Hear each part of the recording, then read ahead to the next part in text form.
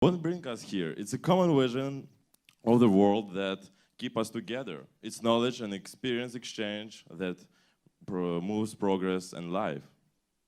2 years have passed since our last meeting. Every time, the International Field Congress becomes event #1, created by Ivano-Frankivsk student chapter. And every time, it brings only the best memories to its delegates. We are incredibly happy that, despite the difficult situation in the world, we managed to get together in this beautiful place here in Hilton, in Kyiv. And we appreciate everyone who came here today and present at our event. So, let us introduce the guests of the Congress. We are very glad that such a person as SPE Europe Regional Director is present at our event today. So, please welcome Laura Ioannou-Prekoupanou.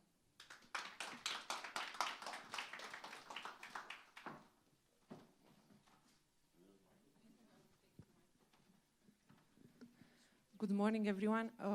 I do not have a piece of paper or something, so I don't need to stay behind that. Good morning, everyone, and thank you for having me here in the beautiful city of Kyiv. Thank you to our amazing students for putting this together. Thank you, Anton, for taking care of them and for your leadership. And what can I say? Last year, when my term started, I was not believing that we will be after 1 year and this pandemic will still be around. Or last year in March, when we were sent back home, because for me that was the moment, March 19, 2020, our employer said, okay, you just go home and try to work from home, which we did, and it worked. But I'm still at home, so being part of an in-person event, for me, it's extraordinary. And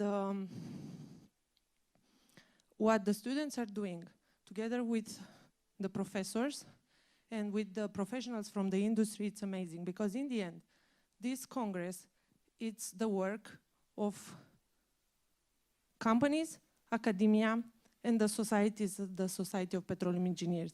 And this shows that when people get together and they want to drive change and they want to do better for their future and for the future of our industry, these events happen.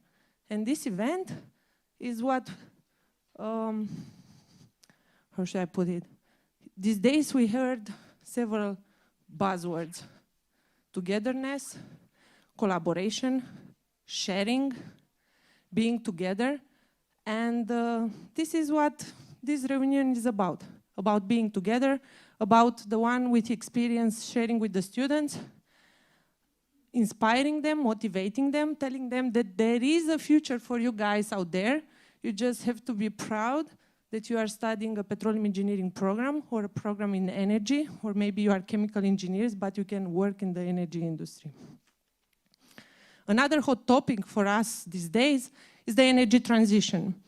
And if you think a bit, in the last 200 years, what we've done, we really tried to decarbonize our energy system.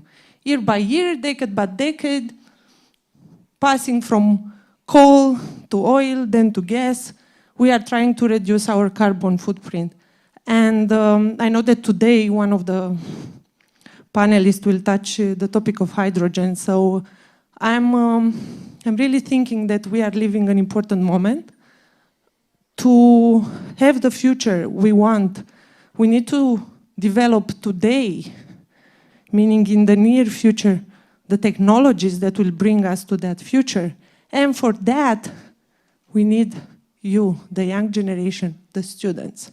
You have a critical role in what it will be our future, because the industry needs people like you, bright minds, fresh blood, new ideas, thinking out of the box, being educated or educated in a different way than my generation was, or the ones which are with 10, 15 years, 20 years older than me. So you have a crucial role in our future, and think about your parents, about the ones who invested in your education. Think of them, think of their future, and get ready. Do not lose the days, do not lose the time. Use these years at the university at the best of your capabilities, because are unique years. They will never come back. Because when you finish, you will start a job, you will be busy proving that, yeah, I'm there and I will do my part. So invest in yourself, invest in your skills, because they are the ones which will help you to get a job. And what else should I tell you? SPE, it's also part of this education process. So the Society of Petroleum Engineers is here to support you. Get involved in the life of your student chapter. Get involved with your local section. Now we have 2 SPE sections in Ukraine. We have the Ivano-Frankivsk section and the newly formed Kiev section. Participate at their events. Try to get involved. Try to get involved with the professionals, with the engineers. And you'll see the benefits. So, get out there, get involved, do something for yourself and for your community, and for sure you will see the results. Thank you to your professors for supporting you in this effort. Thank you to Naftogaz, our host organization, and I will be with you the entire day, so thank you again.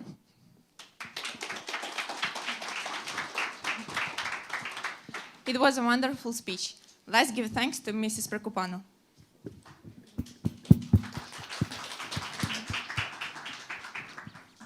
So, it's a pleasure for us to give the word to the member of Executive Board, head of the upstream in Naftogaz, Mr. Mavriky Kalugin.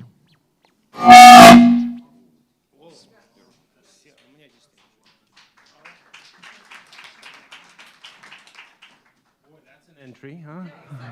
Wake you all up. Okay. Testing, testing. Добрий день, добрий ранок всім. Гарно вас бачити здесь с нами. And that's about the extent of my Ukrainian.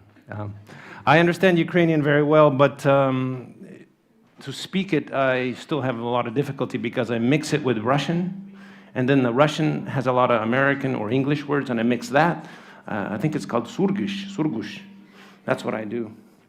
All right, so welcome. It's a great pleasure to be here. Very thankful for inviting me. And I look at you guys out there. I remember when I was sitting there, scared, saying, "Oh man, this is great." But I'm also, I said I could never come up here in the front and speak. And like I was saying yesterday, this is one of the biggest fears that people have is public speaking. So one of the old salties that we had in Alaska says, "Mav, here's a trick. Just imagine everybody's wearing a clown suit or naked." So I don't recommend doing that, but it helps kind of liven things up. It is stressful, but it's this skill set, the fact that you can come up in front and communicate your technical stuff to the various people of different disciplines. That's key, and that's collaboration. That's what you need to learn how to do regularly. A lot of times when people come up for executive board doing a presentation, they want to justify, look, this is the right thing to do. I need to drill a well here, for example. But you need to justify it. You might have the justification all done properly, calculations are just spot on, but if you can't communicate and convince the management this is the right thing to do, you won't be able to get the funding you require. So always understand that participate in these events, participate in presentations, always try to engage in the communication and collaboration with your fellow engineers and geophysicists and petrophysicists and all that. The disciplines are many in this sphere, and I think the opportunities are even greater. I have to reference my cheat sheet a little bit. The future, the whole idea about these events is that in the two days prior to today, we were talking about the technical presentations, and these people know their stuff. They know their business or their section of the business in great detail. But they are going to retire soon. I'm going to retire soon in 10, 15 years. The next generation is you guys. You all need to be engaged in delivering your new ideas. You're a lot more adept or skilled in the digitalization of our economy, of our profession. When I was first joining, I told you guys yesterday I was a chemical engineer. I'm not a petroleum engineer. See, it is a different domain, but it's so many similarities. We can cross-train, and we need to educate ourselves and become whatever the needs are or the requirements are at that time. One of the things that, I guess, the lessons or recommendations that I would give to you as students, and then as you get into your careers, never stop learning. I think it's called critical thinking. Always look at some presentation and somebody says, well, this is the way it is. Do a critical evaluation yourself and just say, well, why is that so? Let me learn why that person is saying that. Let me understand that person's point of view and see if I can help. Maybe I'll learn, or maybe I could teach that person that, well, this is not right, this is why. That kind of critical thinking, that kind of challenge, that intellectual curiosity should always stay with you throughout your careers. One of the things that, on another presentation many years ago in an SPE conference, one of these older gentlemen says, this is how I kind of help keep myself sharp, is that SPE has the One Petro now. It's an incredible resource of technical papers. I understand it's in English. I really urge you to learn English and master that language. It is indeed a world language. So if you do that, and he says, take that, each one of these, like take each day or once a week, download a paper, an SPE paper, that, especially students, I think you have a very cheap or free access, in a discipline that you're not familiar with. Say geophysics. It is 5-10 pages maximum. Read it, understand it, read the executive summary and say, okay, what is the essence of this paper? What are they trying to teach me? And can I actually understand it? Each week you do something like that, just read one paper, and it broadens your mind, because you're like, I'm focused in reservoir engineering, for example. There's somebody who's really focused in geophysics or 3D seismic. That kind of cross-discipline, now I understand his or her challenges, he or she understands my challenges, and that kind of collaboration is critical for the future of this company and of our industry itself. That collaboration is key. Now, we have a big focus on decarbonization. Right? So I come from the oil industry, right? So in the oil, the dark side. Everybody says, oh, that's bad, bad, bad. But look, economy, the economics drive that. We as humans, we consume a lot of energy. We need to focus on ourselves and try to minimize our energy consumption. Turn off the water, turn off the lights. It starts with all of us. And then eventually we will transition into better energy sources and more clean energy sources. Now, gas, one could say, well, as part of this decarbonization, for sure, we're not going to have a future as petroleum engineers or chemical engineers or the energy industry. We will. We will continue to be energy consumers in the in 10, 20 years from now. We're still going to be consuming a lot of fuel because not all economies are the same level. For example, America consumes a lot per capita.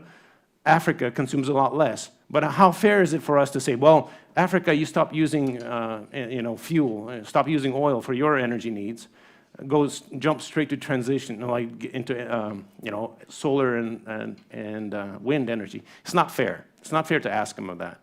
So we will continue to be employed. I think we will continue to have lots of jobs. Decarbonization is real. It is going to happen, and we should support it, but we can also be part of the solution. And I urge you, the young generation, to be part of that solution. Now, some of the things that just kind of as Naftogaz, I'd like to say that we do have a future to grow production here in Ukraine, particularly the blue fuel, gas production. We have multiple projects in the play, and in the near future, we'll try to realize them. We have opportunities in the Carpathians, exploration opportunities.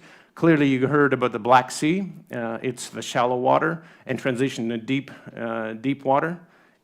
Our friends, our neighbors there in Romania had a recent discovery, and Turkey. So we have a lot of potential. And it's, from a geological perspective, it actually looks even more promising. So now we just need to understand how we can acquire the seismic data set and develop these as fast as practical or possible. Now we also have quite a few PSAs in the Dnipro-Donetsk basin, which is a super basin. It's a large, productive basin, and we have We have discovered a lot of conventional plays, but I believe that we have other unconventional plays that could be a game changer for all of us here. So we could be drilling many, many, many more wells if we deliver on commercial success of the horizontal multi-stage frac wells. In Ukraine, we don't have the capability, so I would hope that many of you would go abroad, go international. It'll open a lot of doors. You get more experience, and then you can actually bring that experience home and implement it here to increase production. I realize I've taken a lot of time, but I thank you for your attention, and I hope that you continue to collaborate and never forget the intellectual curiosity. Always, always continue to learn. Thank you.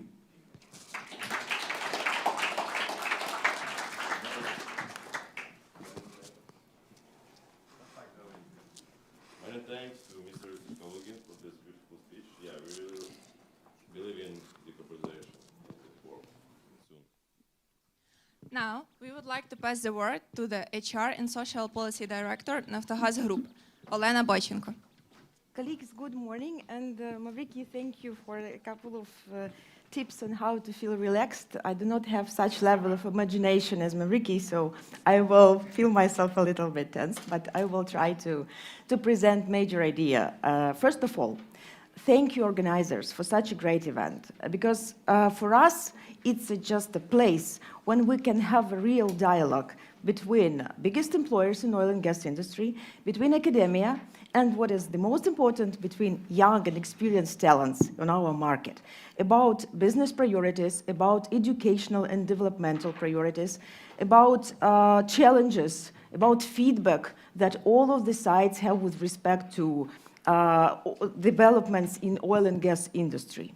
So I really very much grateful for this event and for opportunity for us to discuss the hottest topics, the most challenging and maybe difficult topics between all of us.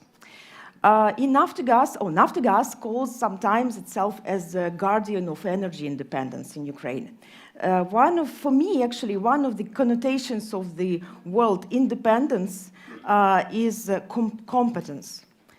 Competence is about what you know, what you learn, what you do, and what you really want to do. Yes, if you know how to do things, if you learn them, if you do them, actually practice them every day, and if you really want to do that and you want to develop yourself in this area, this make you competent, and as a result, this make you independent.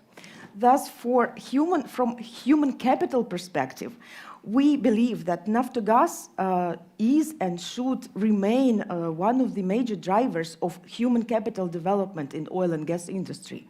We provide quite a lot of programs, developmental programs for both young and experienced specialists. Today we will focus mostly on programs for young talents, which we really do believe that we have opportunities, developmental opportunities in our company. And my colleagues will share with you more information about these programs, about these ideas, and we would be very much grateful for your feedback. But at the same time, we also have, I think, we have good career opportunities. We are working on that, but we still have good career opportunities for young generations. We have a good motivational system and performance management system. We are trying and working on improvement of it, but we have it in place, which allows people understand what are the perspectives, what are the opportunities. We, young generations, have possibility to work with such global level of professionals, just like Mavriky, to learn from them. And I think such opportunity cannot be missed by everybody who wants to develop her or himself in this industry. So in short, thank you very much for having such a discussion and open dialogue. Thank you for your interest in developing human capital in Ukraine, and as such, developing and protecting Ukrainian independence. And thank you very much for your feedback with respect to all the programs, all the discussions that we will have during the day today. So thank you very much. I do hope that young talents, I see a lot of young faces here, will be interested in joining our new talents program, which we launched a couple of weeks ago. Please join it. We have case challenge with best professionals in oil and gas industry in Ukraine. And I do hope that we will continue such great events. It's not just one event, but we will have a series of such events, and we are very happy to have this productive day. Thank you very much. Thanks to Mrs. Washington for this speech. Now, we would like to give the floor to the Director of Institute of Petroleum Engineering in Ivano-Frankivsk University of Oil and Gas, Oleg Vityas.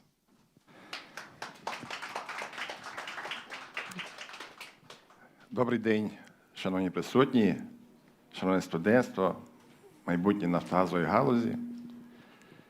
Мені як директор інституту, в якому започатковано проведення нафтогазових конгресів, дуже приємно, що 5-й символічно нафтогазовий конгрес студентів, молодих науковців проходить в Києві.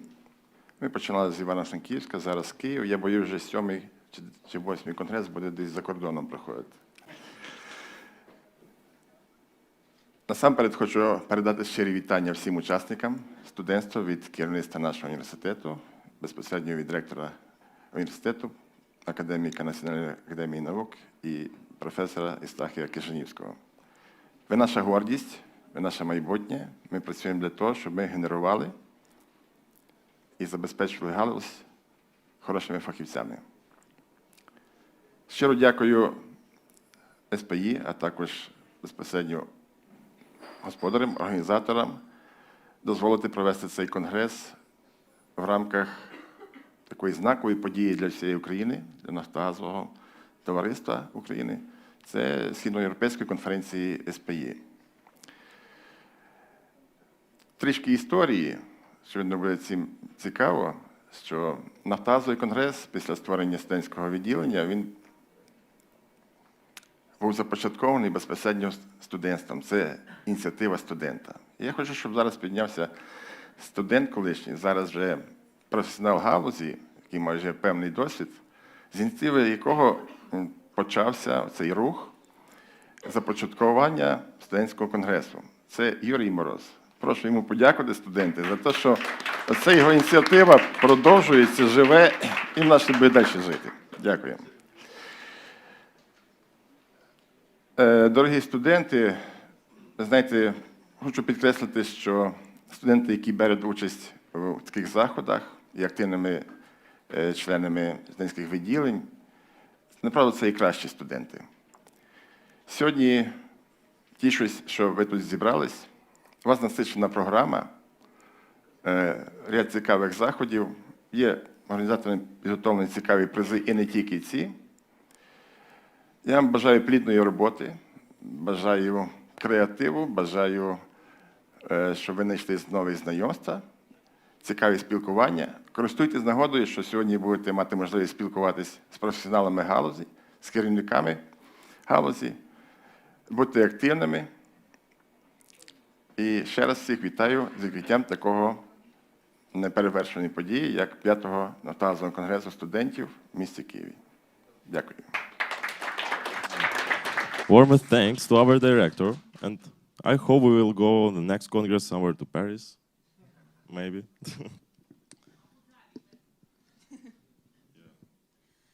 We are pleased to give the floor to the Anton Brazhnik, the president of Ivano-Frankivsk SPE student chapter.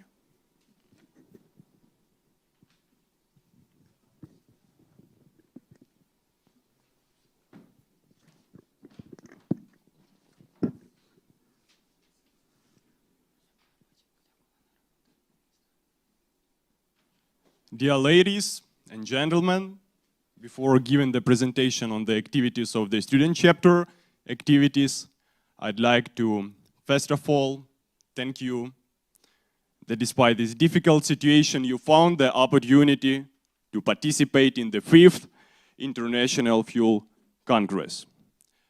And our event would not have been possible without the support of the companies that are our sponsors. So,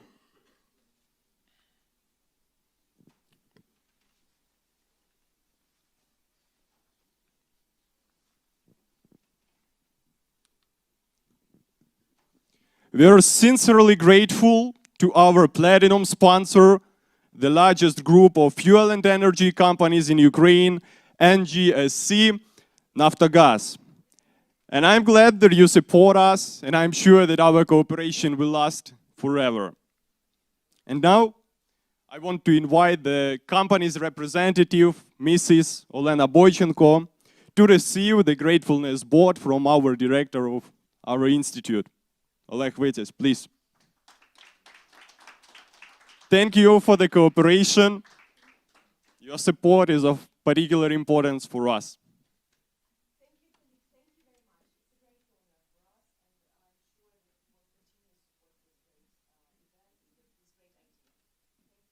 Thanks a lot. I'm also pleased to welcome our golden sponsor, Solar Turbines, a Caterpillar company. It's great that such a progressive energy company has supported our Congress, and I want to invite the company's representative, Mr. Eric Babcock, to the stage. Please.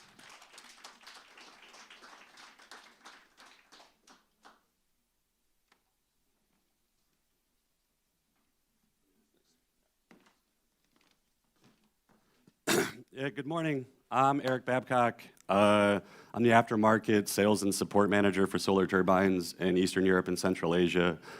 I guess I want to start out by just thanking everybody for letting me be involved in the event. I'm a mechanical engineer by trade, so not a lot of involvement with petroleum. Solar Turbines is the largest manufacturer of gas turbines. So we're basically involved with customers like UGV in gas production and gas transmission. So after you've found the oil and gas, we're the ones that help you provide it to the rest of the world, basically. I guess at Solar, we believe in recruitment of university graduates is a key to maintaining the long-term success of our company. Not only is it essential to backfill the aging knowledge base of a workforce that is retiring with new minds that push for innovation, but it's also a way for us to basically solve new problems that are coming into the market. So things like carbon reduction, carbon capture, hydrogen, all these things, the minds like yours are the ones that are going to be key to finding solutions for those. So Solar continues to make recruitment of new graduates a priority and has so for many years. I myself am a graduate recruit for Solar, and I've grown from a mechanical engineer into a position like this where I've got to travel the world. And it's events like these, basically, that are setting yourself up for success when you enter the workforce. So use it to your advantage and enjoy it. And that's all I got. Thank you. Thank you. We are infinitely grateful to our next golden sponsor, Geo Alliance Group. It's one of the largest producers of gas and gas condensate in Ukraine. We're happy for this cooperation and will rapidly develop it. So, the DEC Oil and Gas is the silver company of our Congress. This is the company that supports us constantly for 5 Congresses. And please, I want to invite the company's representative, Mr. Dmytro Trochimets, to the stage.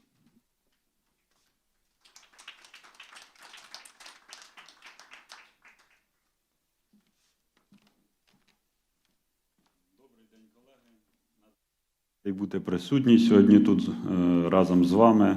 І що хотілося б сказати, що в цій промисловості я знаю, що було в минулому і багатьох людей, що є в теперішньому і хто над цим працює.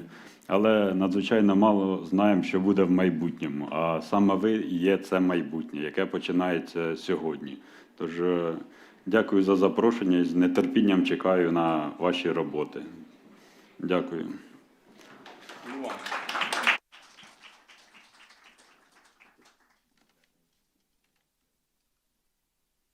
The next silver sponsor of our Congress is the world-famous service company Schlumberger.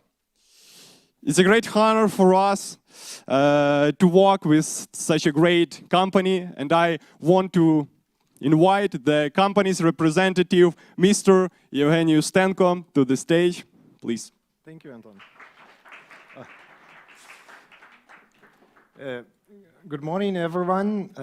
Not so far ago, I was also a student sitting in the event like you do now. And today I'm really pleased to be here on the stage and greet you during this event.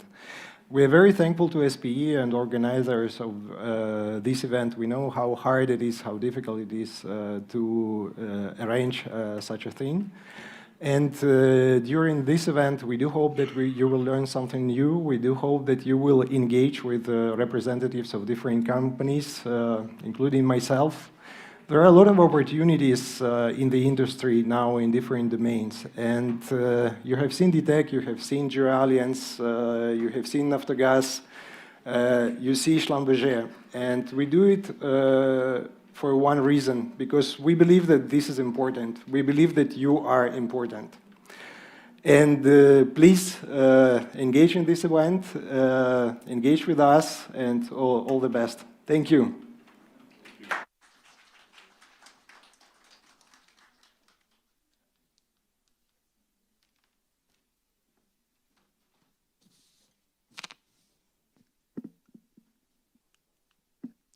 So, I'd like to point out that for the first time, our student chapter was supported by Ivano-Frankivsk City Council, which agreed to be our student sponsor.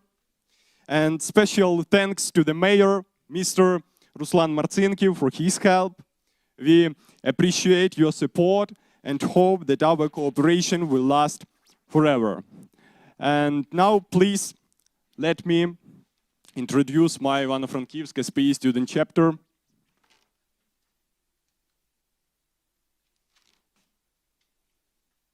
Please open my presentation.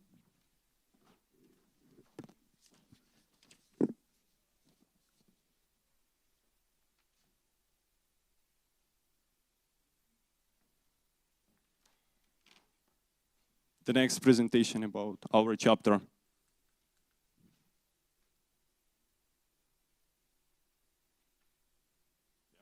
Thanks.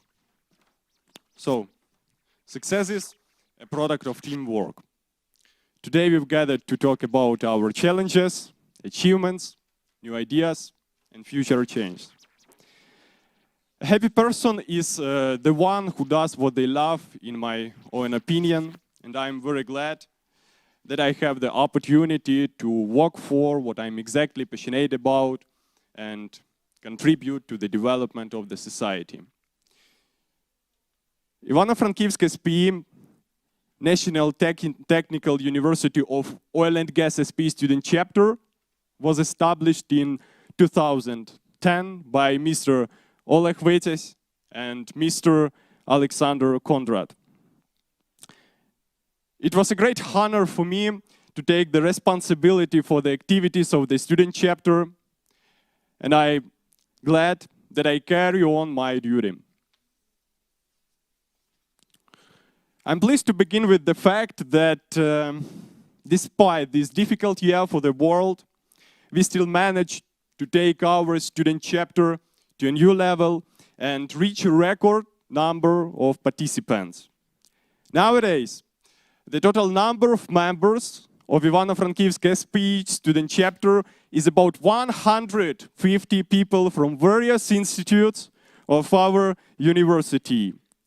We tried to attract the maximum number of students from different specialties, and I'm sure that we succeed because we were able to unite people with such educational programs as petroleum engineering, oil and gas transportation, drilling engineering, IT, geology, geophysics, ecology, and environmental protection. I'm sincerely grateful to my officers for the help in introducing our student chapter and registering new members. Thank you a lot. I'm really proud that our student chapter has been awarded many prizes. Among them, Gold Standard Chapter 2014, Outstanding Student Chapter 2017 and 2018, Student Chapter Excellence Award 2019, and we have no intention of slowing down. With the help of the rector of the university, Professor Евстахий Крижанівський, the student chapter has an opportunity to have plans and ideas be made in convenient and comfortable office. Thanks to this, the students are able to have some leisure time and communicate together without any difficulties. For sure, I'd like to share some main achievements of our SPE student chapter, Ivano-Frankivsk SPE student chapter. I'll start with the fact that the most significant event of our chapter, which is symbolically organized by our SPE team, is the International Fuel Congress. It's an international scientific event aimed at exchanging knowledge and experience between students, industry professionals, and scholars by conducting public speeches, debates, discussions, and quizzes. The event will lead to the formation of new ideas and the creation of alternative solutions to certain technical problems. The International Fuel Congress brings professionals and students together to discuss trending questions in oil and gas industry. And now we're symbolically holding the 5th International Fuel Congress, and we are sure that this tradition of our university will last forever. As a part of our activities, we also had the opportunity to participate in the Ukrainian-Polish project called International Cooperation in Oil and Gas Education as an excellent training in entrepreneurship and professional skills. The project allowed to 36 young people to visit the neighboring country for a week to share experiences. We highly appreciate the Ukrainian-Polish cooperation and will rapidly develop it. Freshman dedication ceremony is traditional for our university. This day is the starting point of the future professional growth of young specialists. A good solemnity that has survived to this day is the handshaking with the professionals who dip his hand into the Carpathian oil. This year, the ceremony was special because the maximum number of students from different institutes was involved. So, for SPE members, our student chapter runs an English-speaking club. Its main focus to encourage students to learn English or to improve their speaking skills. During this meeting, they are taught how not to be afraid to speak in a public or to improve their speaking skills. There is only one rule: to use English as means of communication. The next one. 3D modeling course. I'm very grateful to professionals from UGV company for giving students knowledge in the field of 3D modeling. And Ukraine's oil and gas industry, of course, needs the introduction of digital technologies in all of its sectors. During this training, students had the opportunity not only to attend the online lecture, but also have practical classes with the professionals. And here, I'd like to thank Mr. Vyacheslav Filatov for organizing such an unforgettable educational event. Writing research papers is a crucial part of successful professional career, and scientific articles are written by famous professionals, experts, and of course students. The publication of scientific articles is a mandatory component of the dissertation. the lecture on fundamentals of writing a scientific publication was given by PhD Andrei Hrytsanchuk. In our opinion, we have to involve students to work on involvement in the scientific activities, as this is the foundation for the stable future development of the Union and the industry itself. We're lucky to attend the Energy for Me training, where we were taught how to conduct experiments and learned about the physics of oil formation processes. We were shown several experiments to teach us how to properly show and to explain them to the students. Experiments such as oil leakage through the rock of the bottom of the sea, sampling and perforation of well casing were performed. It was also explained why some operations are especially important to perform correctly. And after that, our student chapter decided to conduct laboratory work online for students despite this difficult situation, and the work was devoted to determining the carbonates content of rocks. Technical and motivational lectures have become one of the most important formats of events in 2021.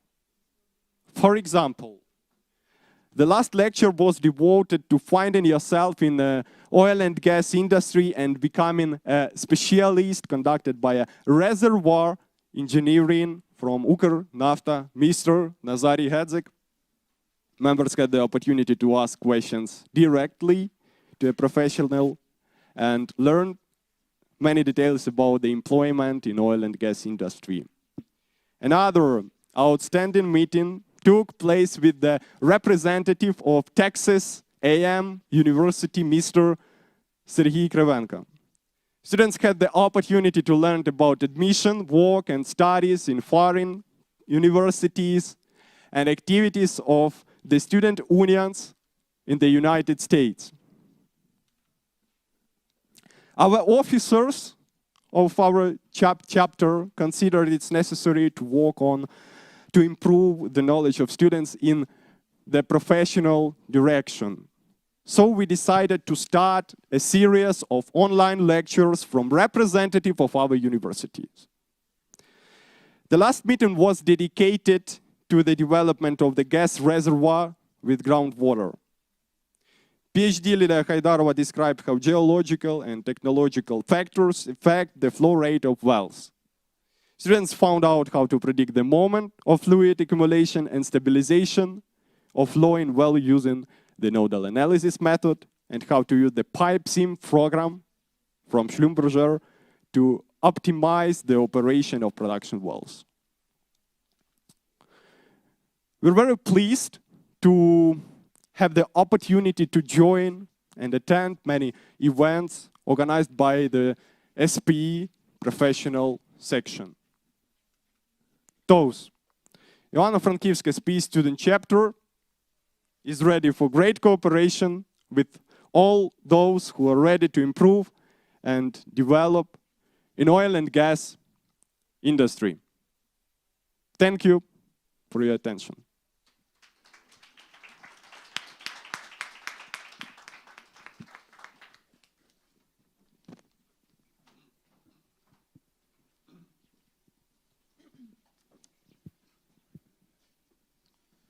Thank you, Anton, for this very interesting presentation. And let's start with the competition of student research papers now. And dear participants, it's a high time for you to present the results of your work today. We will listen to the first 5 presenters on this session and the last 5 at the second one. And following presentations will be rated by present experts based on selection criteria. All presenters should be prepared. Remember that the time limit for presentation is 8 minutes and the 2-3 minutes for questions. And we kindly ask you to follow the given time limits. And the first presenter is Roman Bukatyuk from National Taras Shevchenko University in Kiev. And the next one will be Natalia Galushko. Please be ready.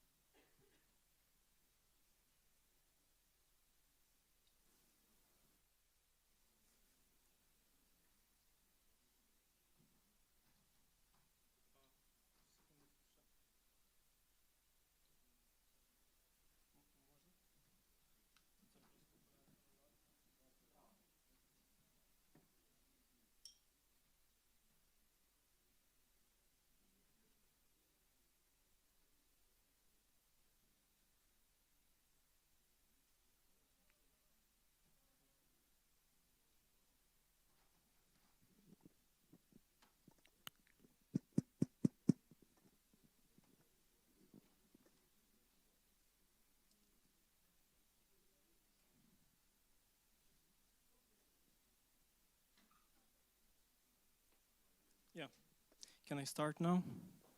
Does it work? Okay, great. So, good morning, ladies and gentlemen. Today, I will present my work on the application of MRI for integration of oil displacement in porous media. It was done at Université de Lorraine in France with my supervisor, Professor Irina Panfilova. So just a little bit about the experimental equipment because of the lack of time. For this work, an MRI machine was used, a vertical one, not horizontal as in the medicine. And our experimental sample, it was a PVC tube like this on the screen. And the tube was filled with sand as porous medium, and after that it was filled with oil, and our task was to displace the oil with water. So here are results of our experiment. Here you see the results of 3 experiments. It's the oil saturation evolution in time. And here you can see big differences between 3 experiments. So, for instance, for the first one, you can see that the process is the most powerful in the upper part of our tube. Whereas, for instance, for the third experiment, just in like 2 hours, you can see that the bottom part of our tube was filled with water and there was almost no oil there.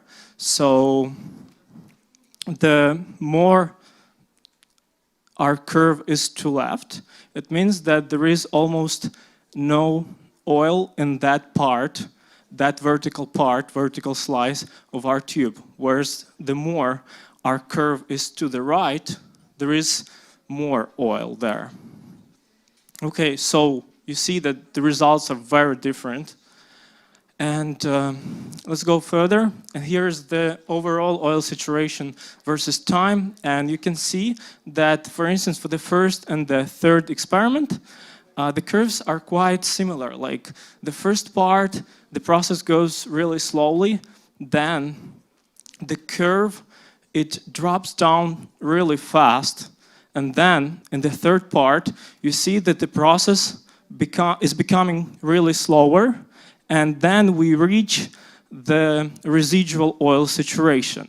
And yeah, it's approximately the same for all the three experiments, but anyway, there is difference of the difference by like 2 to 4%. And for the second experiment, you can see that our third part, it has approximately the same rate. So the rate of the displacement does not change during the process. Now, the oil displacement process, I will represent it in videos. So this is the first one. You can see how it works. For the second experiment, it looks like this. Okay. And for the third one, it's like follows. So you can see that the processes are very different, although our conditions are almost the same. We did not change anything in our experiments. So you can see that for first experiment, it's going from the central part, and first, a piston-like process is the most important, and a fingering process, it's really weak there. It works just in the final phase. And like for the second experiment, we can see that there is a channel in the left part of our tube. And after this channel is here, you can see that there is a fingering process, which is like very slow process, and it's going like, you know, like fingers, like small parts are developing in different directions. And for the third experiment, you can see that we have here two channels in the left and the right part, and then they are going to the central part, and you can see that depending on when the fingering process starts and where it is developing, we have the residual oil in different parts. Like you see here, it is the central part, there it was the bottom part, etc. So here is our residual oil distribution within our tube, and you can see that for the first experiment, there is a zone in the bottom part. In the second experiment, it is over there in the upper part, and in the third experiments throughout our tube. And also there are distribution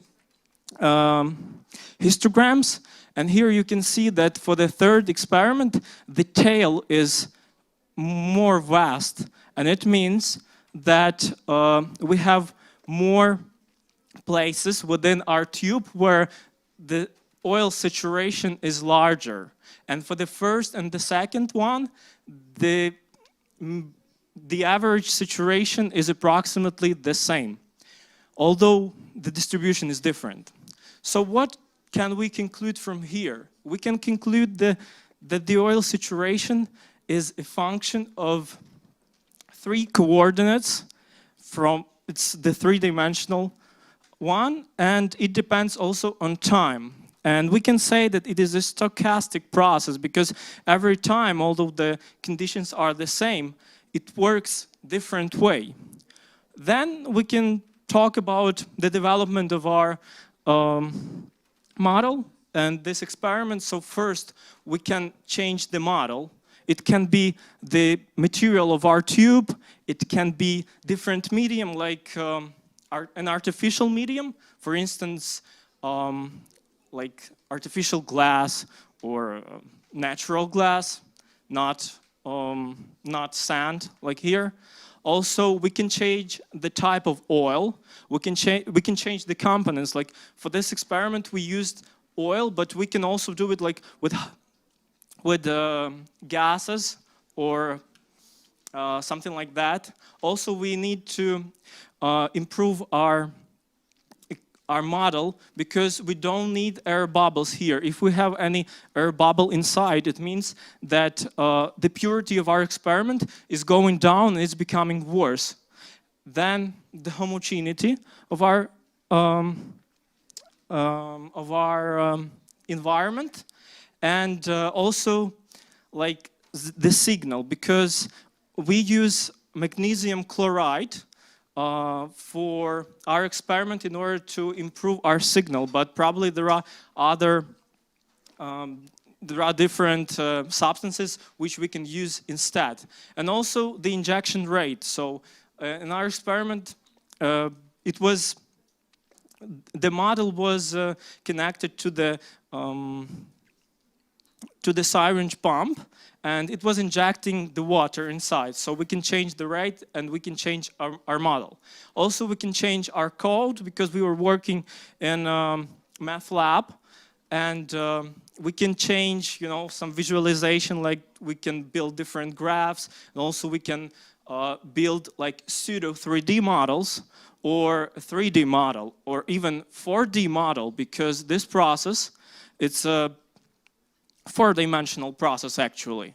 So there is also like an ambitious task, like we can use this for gas hydrates, which some scientists actually in China do, and we can use it with high pressures and temperatures, because like for gases, the thermodynamic conditions, they are really important. Not that much for oil, but for gas or gas hydrates, it really plays. So thank you for your attention.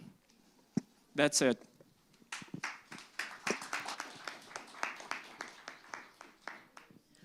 Thank you, Roman, for your work. Does anybody have some questions about this presentation?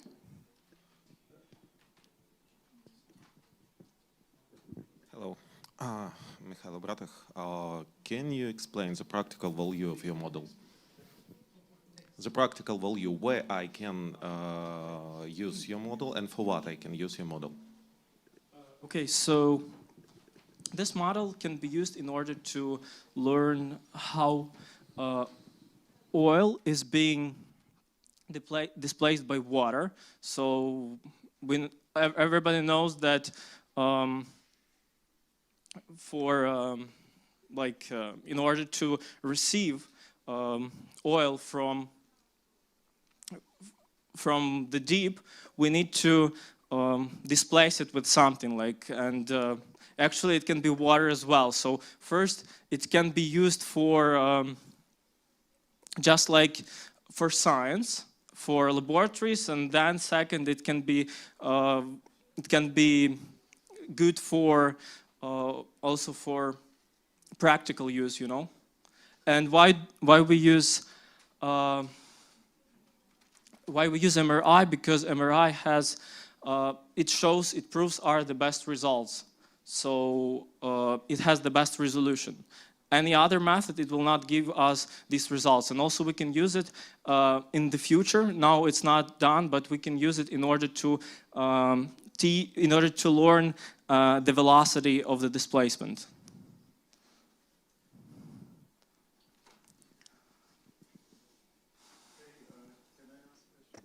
I would like to kindly ask, it's excellent work. And personally, I know university because I worked for 7 years as a professor there. And I know Panfilova very well. So my question to you is, did you try to model what you are doing? That would be interesting. To show some kind of the simple model, mathematical model, analytical, which can help you to find the recovery of that. Okay, so my question is no. Why? Because the process, you see, it's quite difficult, and so far, for instance, myself, I'm not like that good in this kind of oil and gas science. And actually, you can see that all the processes, they are like stochastic. So yeah, probably we can do it with some like stochastic programs, but using some physical formulas like that, we cannot do it so far because the process is too difficult to understand. to describe. Not trying to, I want to honor you because that can be my proposal for your future, you know. Because when I was, before I came to UGV, I was in Maersk Oil, and we have a project with Whitson Curtis, when we have a core, and then we have to investigate by injecting water or gas, what is the recovery. And my role was to make some analytical solution. So it is possible before you put the stimulation to do that. But that would be my proposal for your, I think you did excellent work. That was University de Lorraine? Yes. Okay, it's nice on the hill. Thank you. Thanks. Time? We have some time for other questions. Yeah, thank you very much. Really interesting work, extremely cool, and definitely it can be practically used, especially if we want to have some kind of water displacement in oil systems. Especially it will be really useful in naturally fractured reservoir when you can really see in which direction the placement is much more effective. I love the job. What if you will displace water with gas? Have you tried that? Does MRI work here? It's one question. And the second question, residual oil saturation is extremely important parameter for reservoir engineering. Have you think to use this for relative permeability curves analysis in the core? Thank you for your questions. I forgot the first. Can you just shortly repeat? Yeah, shortly. Yeah, yeah, yeah. Thanks. Yeah, we can use the MRI for this purpose. Of course. It's because we did not do it in the University of Lorraine. Why? Because actually there is no enough funding for this. So our model, it must be much more difficult. So it will include instruments for controlling our pressure, for controlling the temperature, because they will be beneficial in this experiment. And actually, right now, we don't. There is no you know, even some instruments to improve our model, like to close it, you know, that nothing like air bubbles can go inside like that. So the problem is there is no enough funding there, so we have not done it. But it can be done because I was learning some papers, like, and especially Chinese scientists, they do it. They work with gas hydrates because it's really interesting thing, especially for the future. And yeah, the second question. I think it can be done. What I said before, that we can improve like our code with adding another visualization, but we had not did it before. So, but it can be done.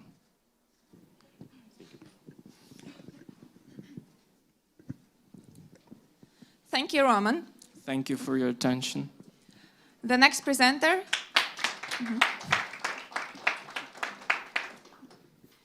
The next presenter is Natalia Galushko from Ivano-Frankivsk National Technical University of Oil and Gas.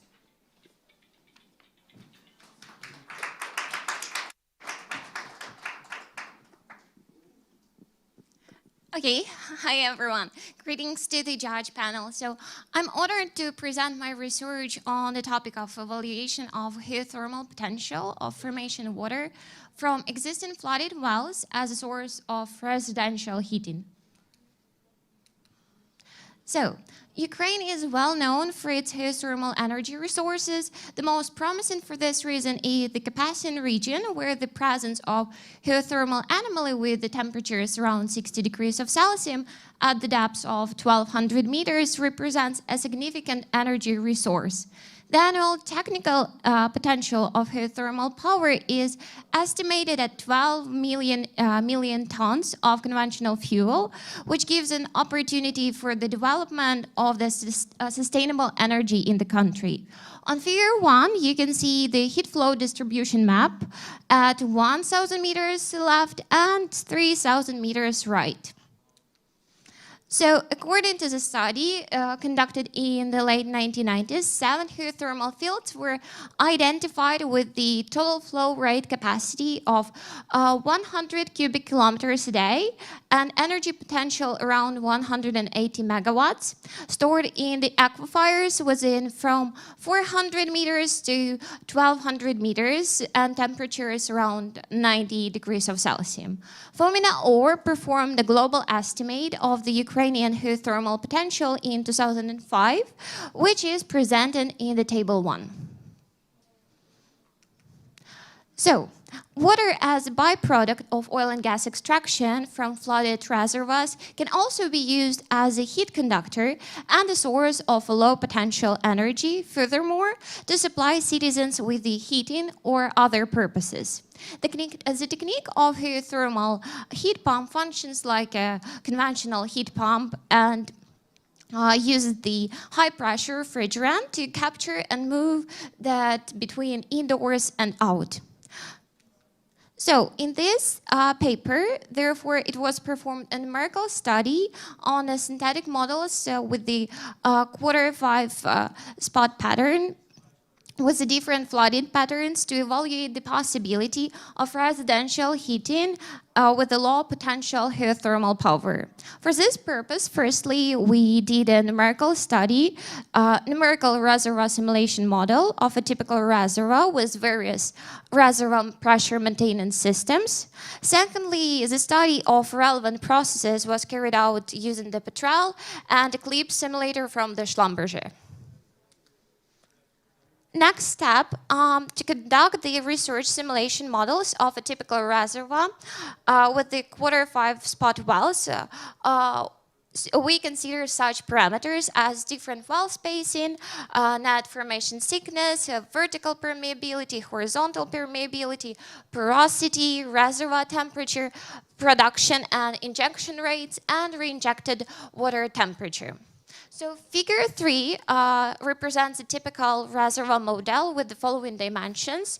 As you can see, laterally 10 to 10 meters, spacing is 180 meters, the thickness of a cell 2 meters, and the next net thickness 20 meters. Grid was populated with the porosity and permeability taking into account the stationarity of permeability and porosity for the mostly phased values. Energy production sustainability was evaluated for the influence of the reinjected water temperature, injection rates, the initial reservoir temperatures on energy production sustainability. So energy production sustainability was evaluated for the influence of the reinjected water temperature, injection rates, the initial reservoir temperature on on energy production sustainability. They were analyzed and they were recorded on the table 2. The first step of the conducted research was to analyze the response of the production temperature and the water breakthrough from injection to the production well. The goal of the second stage was to evaluate the effect which is caused by changing of well spacing and injection rates on the water breakthrough time and produced fluid temperature for the following parameters. So we consider permeability 50 milliliters C, which was our maximum, and formation thickness 20 meters, which was our minimum. According to the figure 4, it can be stated that the temperature of the water is only affected by the smallest spacing, even though small spacing and injection rate can have a significant effect on the water breakthrough. So the key point of this research is the evaluation of the energy production from the produced water, which is considered to be a byproduct during the well flooding. In oil production, the long-lasting non-water production period is desired when, for a maximum energy production, perfect case is early water breakthrough with the delayed arrival of a cool front. Figure 5 represents the dependence of energy production rate from the water when complete heat extraction occurs. On figure 6, we can see the progression of a cooling front in time when the re-injected water temperature is equal 20 degrees of Celsius. The economic analysis was based on the determination of the NPV. According to the economic research, the main disadvantages of these projects are the high consumption of electricity and the necessity to purchase additional equipment. With that in mind, the greatest effect can be achieved with the combined thermal sources usage as a heat carrier for residential heating and electricity production in binary power plants. It cuts down the price of fossil fuels and increases the efficiency of a low potential conversion. Such a combined technique allows us to take an advantage of heat releasing fluids with the initial temperature around 70 to 80 degrees of Celsius to generate the electricity. So, to conclude everything what was mentioned above, it should be stated that solid production of energy in case when the cool front doesn't reach the producing well is between 7 to 25 years, which varies for the different parameters of reservoirs. To achieve productive energy generation, the reservoirs are supposed to possess such parameters as minimum well spacing, high permeability, and maximum net thickness. So now I'm open for all of the questions. Who would like to ask some questions?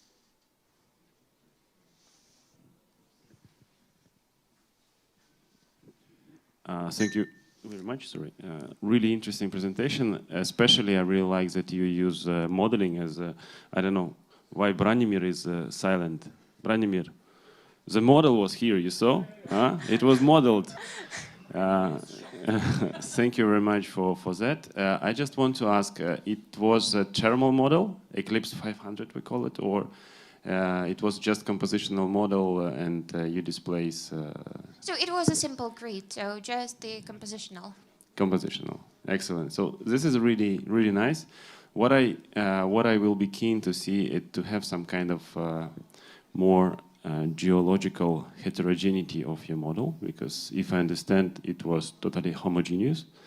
So the same properties in each cell make it a little bit more close to reality, because we understand that in reality, heterogeneity is really important. Yeah. Anyway, the work is really nice, interesting, and interesting that it's not related to oil and gas industry. We understand that this knowledge and this modeling skills we can apply to other industry, and it can be used in everybody home actually. And this is great. This is really great. Thank you. I appreciate your comment. Thank you. We have a time for one more question. If it's okay, we'll move to the next presenter. Let's greet Natalia.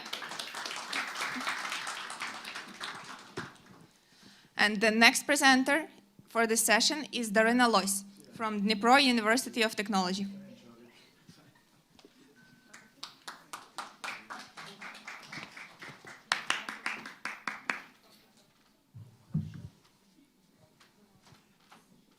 Good afternoon, everyone. My name is Darina. I'm student University of Dnipro Polytechnic. The main technological measures for the effective development of oil fields by thermal method.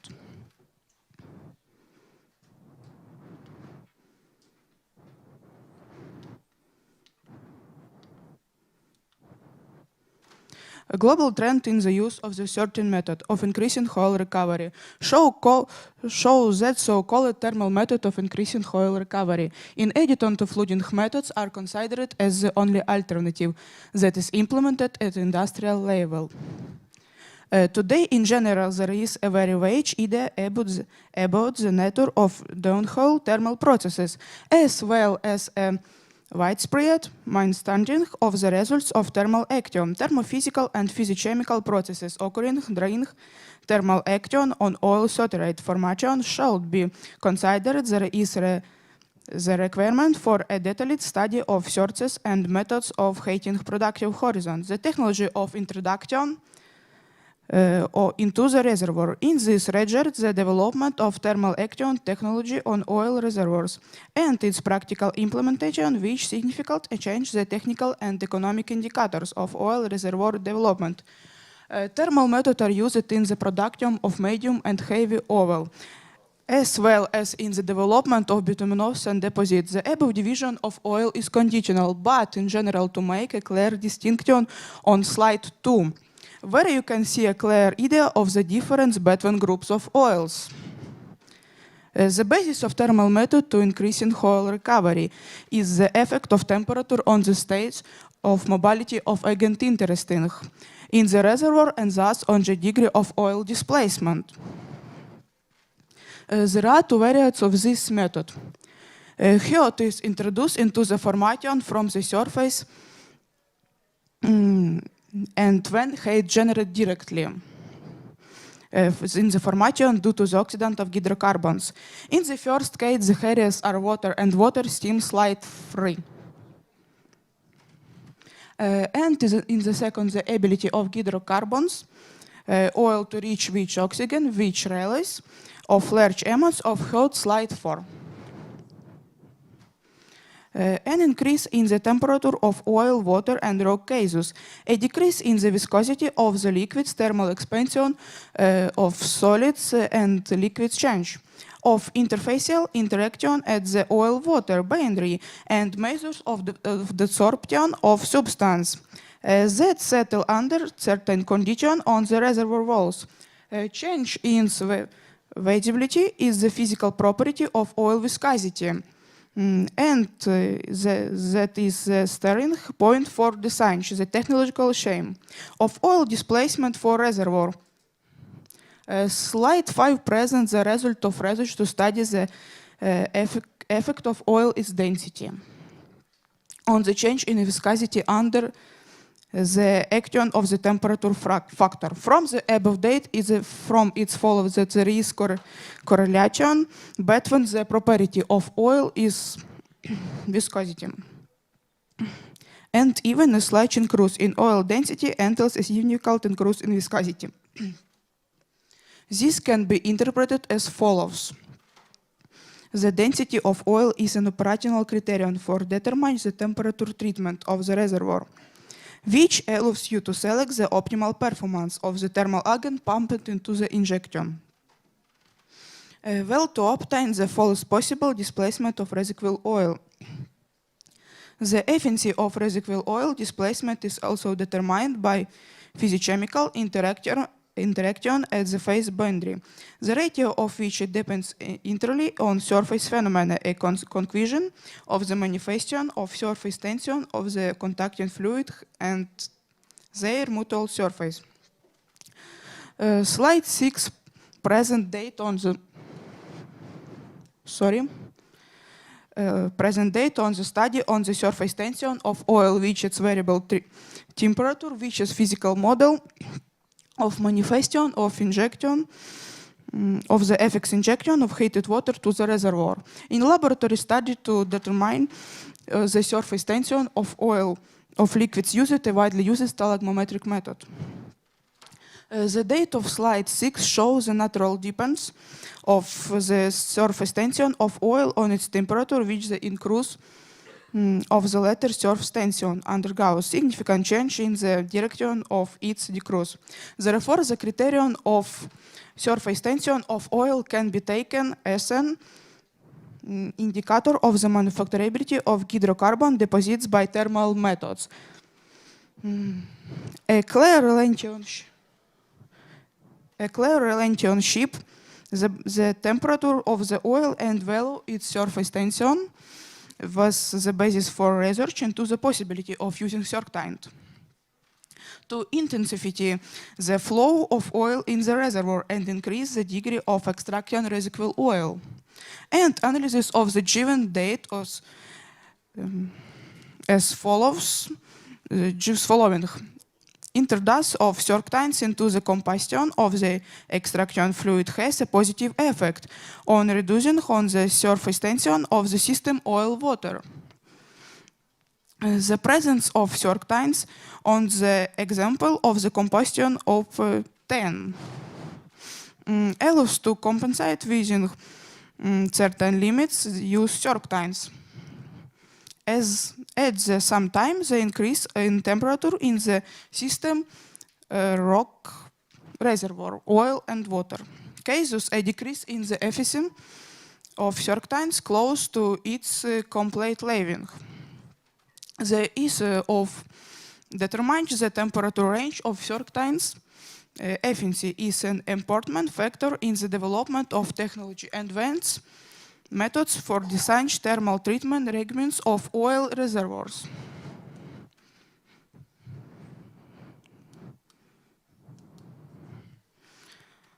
Slide 8 shows data on the effect of the temperature on surface activity and absorption rates of aqua solution of the most commonly used in oil and gas drilling. Analysis of the obtained data properties of the inverse surface which increase temperature, there is a natural decrease in the surface tension of working liquid thermoagents, which eliminates the phenomena of separate motion of water and oil flows. Together with the above the amount of surfactant adsorption on the thermal agent, this is cases of incomplete displacement of oil from the reservoir rock surface. The date of slide 9 also allows you to formulate the following. For any surfactant, there is a well-defined thermoconcentration range in which there are optimal conditions for effective depletion of oils when using thermal method. In other words, when applying liquid thermal agents, a balance must be maintained between the limit temperature of the liquid agent and its maximum surface activity.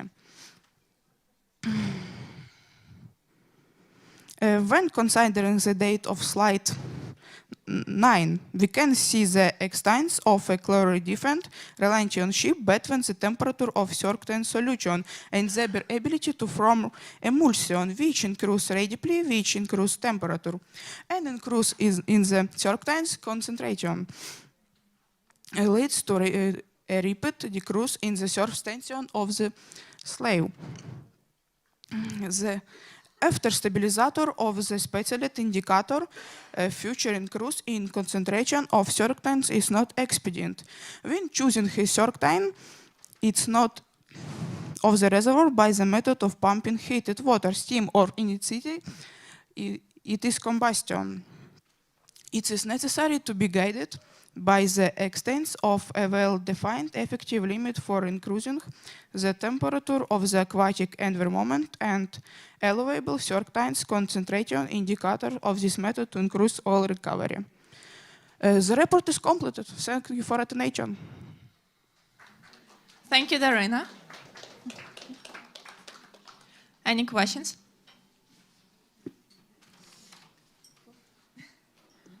So am I right? You're going to burn out a half of reservoir in order to get from the second half of reservoir some residual oil?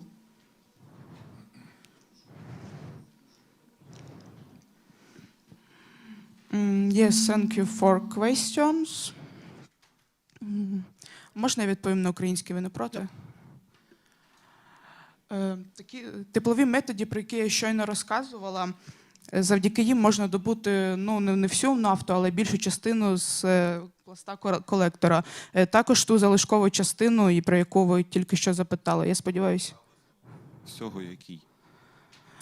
Те, що теплові методи, поки що це майже одна лише єдина альтернатива до добутку залишкової нафти, яку ми не можемо добути. В залишковій нафті? От на які характеристики ви нафти будете впливати власне термічними методами? Що ви будете намагатися зробити? Нав'язкість нафти. Потрібно її зменшити. Яка б не була в'язкість нафти, ви її не зішкребете з резервуару, в якому дуже маленькі пори. Ви ще маєте і на поверхневий натяг також впливати. говорити про термічний метод, я говорю з вами як з майбутнім спеціалістом. Якщо ви спалите половину нафти в резервуарі, отримуєте якусь пару для того, щоб вона виштовхувала, для того, щоб вона насичувала іншу нафту. Ви сподіваєтеся, що це буде працювати? Останній з таких методів був імплементований взагалі в Україні десь ще в 60-х роках, і далі він не пішов. Я думаю, що це спрацює, адже це один із самих популярних методів добутку нафти залишку. Критичних.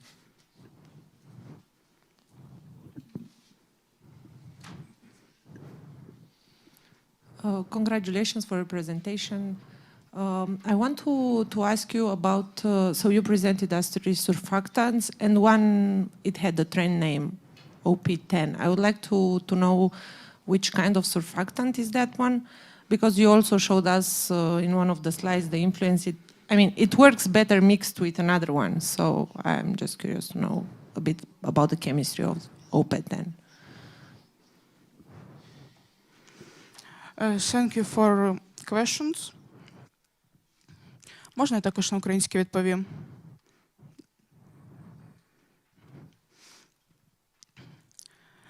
Для добутку, для нафтовіддачі тепловими методами потрібно використовувати суміш парів різних хімічних концентрацій, щоб це ефективніше було, щоб ефективніше була нафтовіддача. Я сподіваюся, я відповіла на ваше питання.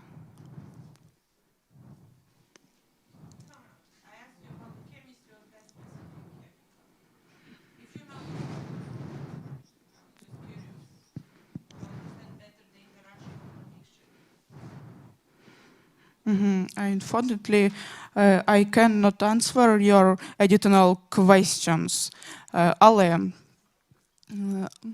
Але можна також, я розказувала в своїй доповіді, що не тільки внутрішніми факторами, але й зовнішніми факторами добути цю нафту завдяки нафтовіддачі, тобто завдяки власним термоагентам нафти можна добути цю нафту.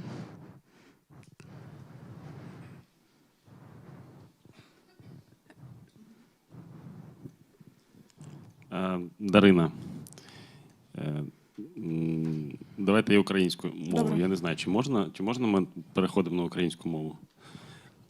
Перше, у вас дуже серйозна тема. Термічні методи нафтовидобутку, в'язка нафта, важка тема. Вона технічно важка, треба бути готовим.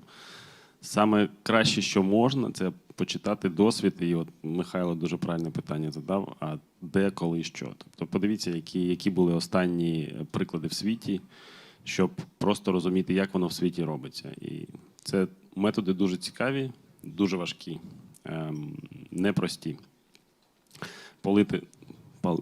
Нема Михайла Івановича? Палити половину нафти, звісно, не треба, але добре. З приводу того, я хочу вас підбадьорити і в принципі, заохотити. Це якраз таки ви показник того, про що говорив Маврікій. Да? Коли я теж пам'ятаю свої перші доповіді, я дуже сильно хвилювався, дуже переживав. Я би, мабуть, в свій час не вийшов доповідати англійською мовою, да? Але ви цього не боїтеся. Це вже це дуже гарна якість, дуже гарна риса. Підтягніть англійську. Знову ж таки, референс до Маврікій – це світова мова зараз. І ви, вже ви вийшли. Огонь. Вийшли, підготувалися, видно, у вас є текст, ви робили. Я до всіх. Успіх – це підготовка. Це все від вашої підготовки залежить. Значить, Дарино, вам треба, по вашій статті, продивитися, а що в світі робиться, і підтягнути англійську мову трошки. І буде все, огонь. Чекаємо вас на наступному форумі, таку, щоб показати всім, що за 2 роки можна і англійську освоїти, і методи термічного видобутку високов'язких нафт теж так, щоб відлітало. Михайло Іванович прийде, і ми з ним ще подискутуємо. Окей? Дуже вам дякую. Добре, дякую. Thanks to Darina. The next presenter is Roman Luceshin, Ivano-Frankivsk National Technical University of Oil and Gas.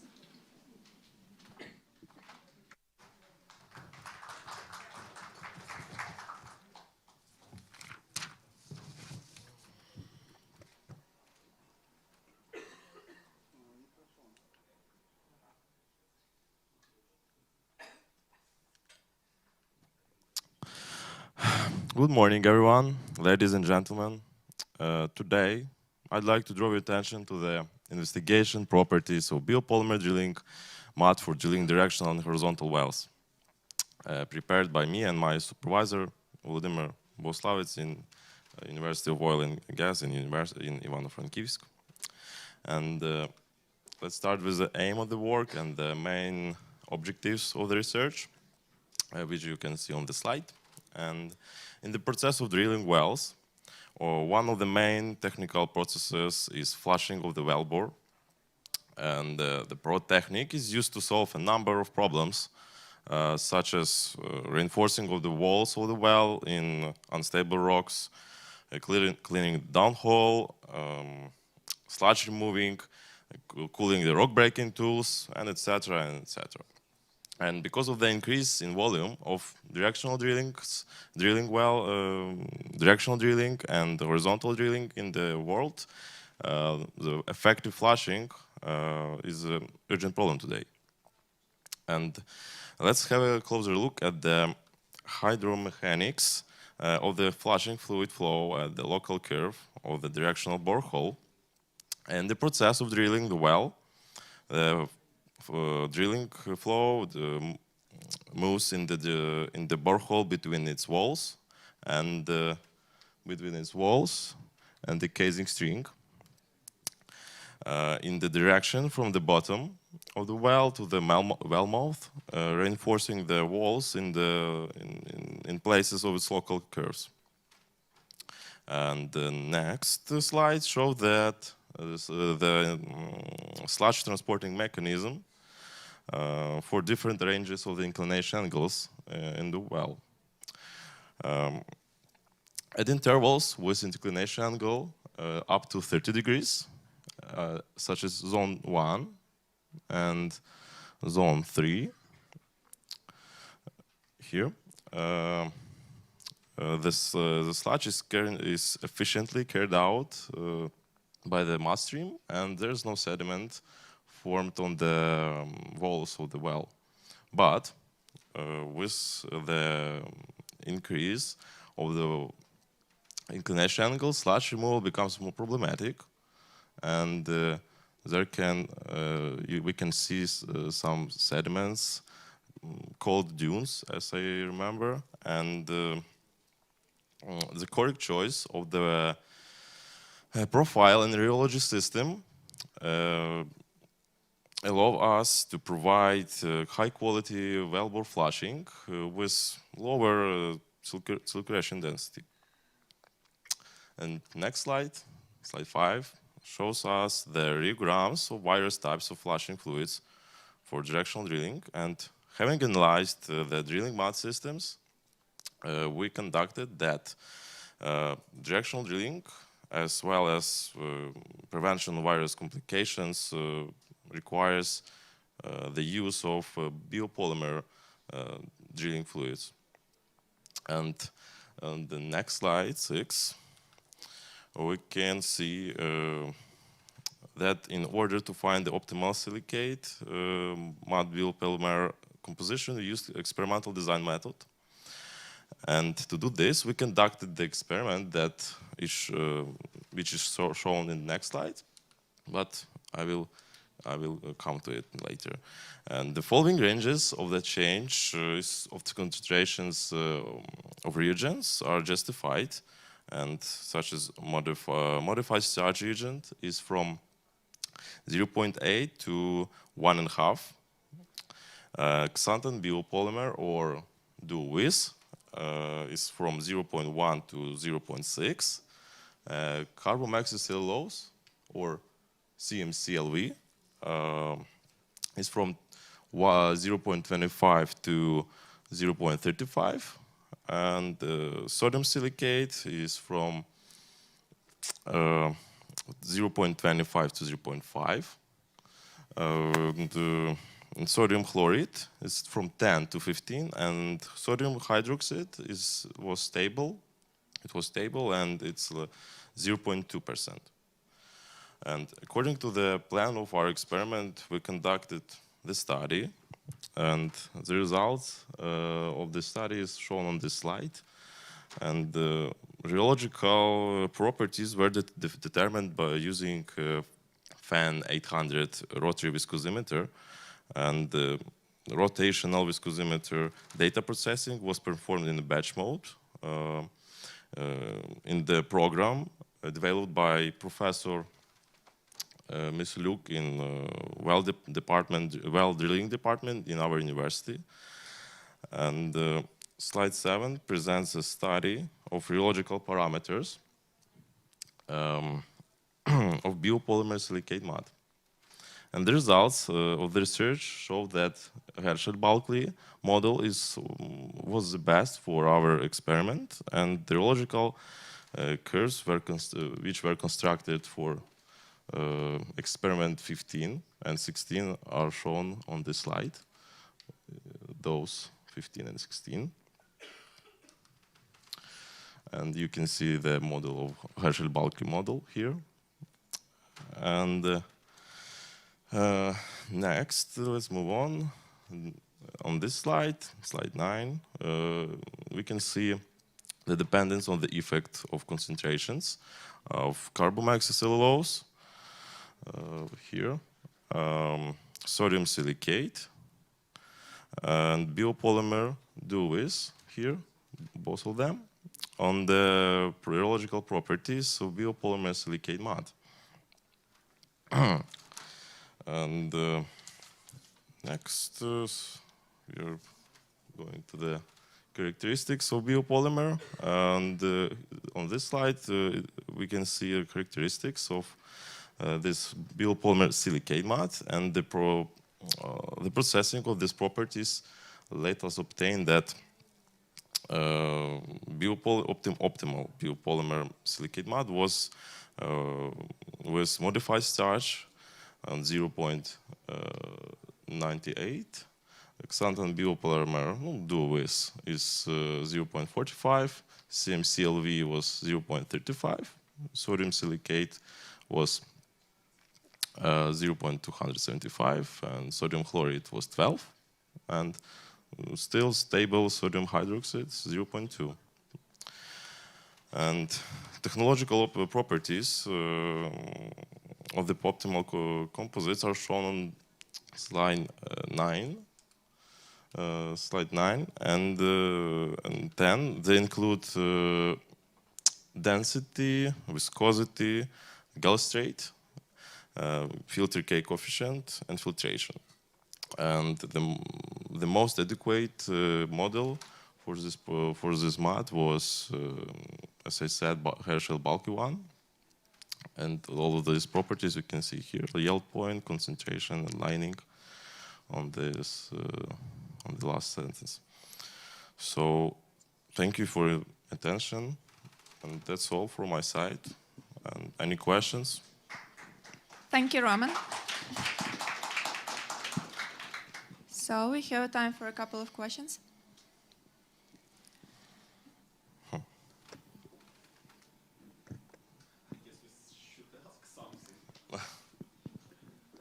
Okay, and finally, the implementation of biopolymer as the drilling mud and involvement, taking some composition of this drilling mud. What's the main idea now? What we will get as a production company or a drilling company, what we will get due to the implementation of this biopolymer? Oh, yeah, thank you for your question. And by implementation, as we conducted that, this exactly the mud fluid that we produced in the laboratory, it's like it works better with directional drilling wells, because it carries out mud better on big inclination angles of directional and horizontal wells. And of course, as we conducted that, we can do even deformation exposing with this mud, even in horizontal wells. Okay, so I will drill more direct, you mean? Direct? You said that it will work better with the directional drilling. So, and I asked you, how do you think, from my point of view, if I'm driller, if I use your drilling mod, what will I get, my benefit from implementation? Not only laboratory, it's a big drawback of all the students. Oh, come on, it's laboratory condition. Oh, come on, it's only labs. We are only on improvement. You should concentrate on what you, how this product could be sold in the market and what the seller, what this drilling company will get due this procurement. Did you get? Yeah. Okay, so what will I get? I know that some companies use emulsion with oil for this for some directional drilling, and from this side, this biopolymer is more ecological and a cheaper variant for drilling. What? Sorry? Yeah, it's like from one side, yeah.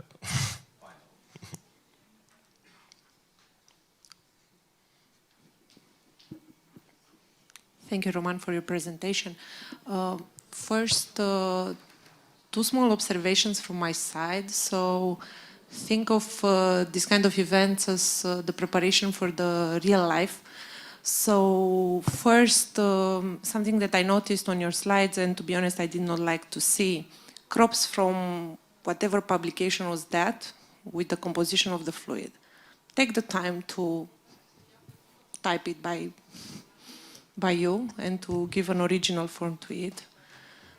This is one, and also very important, and it's always part of reporting, the conclusion slide. Maybe I missed it, but I mean, it should be the last slide of your presentation. Tell us, so I liked very much at the beginning that you had the goal, the importance, and at the end, you might even repeat what you put on the first slide, telling us which are the conclusions of your work. So these are my observations. As a question for you, I would like to better understand in few words from your side, which was your personal contribution as a student in this work? Thank you. Thank you, Laura, for this very kind comment and question. And my conclusion was, for this work, it was technical properties of the fluid, because I was doing this only for this, like to make the better fluid for directional valves and to find the optimal properties for this. And it was the properties, it was like my conclusion. Maybe, yes, sorry, I had to do, maybe it's more beautiful.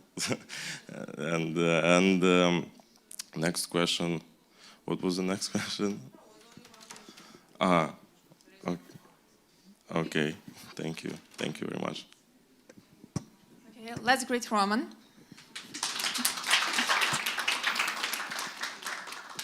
And we can move to the last presentation for this session. And the presenter is Alish Karir, National Technical University, Kharkiv Polytechnic Institute.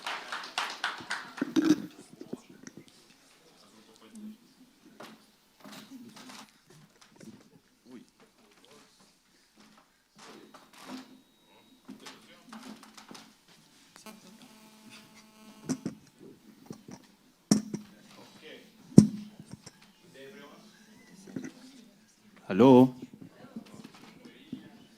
Good day, everyone. My name is Ali Sher, and I will be presenting the development of Turner's model for choosing the optimal method for liquid removal from the bottom hole of the mature field.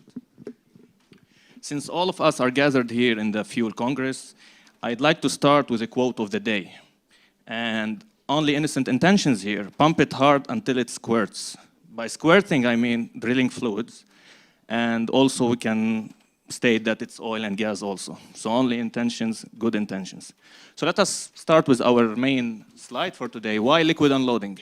It's well known that over the life of a gas, typical gas and gas flow rate, it will eventually decrease. So since the gas from conventional gas and gas fields is usually accompanied with water and liquid hydrocarbons, when it's lifted up, the dropping of the gas liquid rate will corresponding declination in the gas velocity below the level needed to hold the drop. So at this point, guys, we can consider it's a starting point when we will witness some creation of liquid accumulation at the bottom hole. So at the final stage, this accumulation, it will influence significantly on the gas production from the reservoir. It creates an additional hydrostatic pressure at the bottom hole by raising its nodal point, hence decreasing the drawdown, and finally, the production ceases to produce. So therefore, such well will have to be submitted to liquid unloading methods in order to overcome this problem. Since we are discussing about liquid loading, we cannot talk about liquid loading without mentioning Turner's. Turner's model, what he stated, he was a co-founder when it comes to the prediction model, and he investigated a meaning of a critical gas velocity. What does it mean? Above this critical meaning, the gas velocity, the droplet of the gas will be able to lift itself, while below this critical value of the gas, it will settle down and create an accumulation. And he also investigated some formulas and PVT diagrams, and he derived some formulas, as you can see, the pointer like this. Yes, as you can see here, we have the velocity of the condensate, the water, and the Q critical. This Q critical, it's the flow rate critical. And it is a function of P, pressure, volume, and area, and of course, the temperature. So from this point, guys, we can say that any well is unique. What do I mean by that, any well is unique?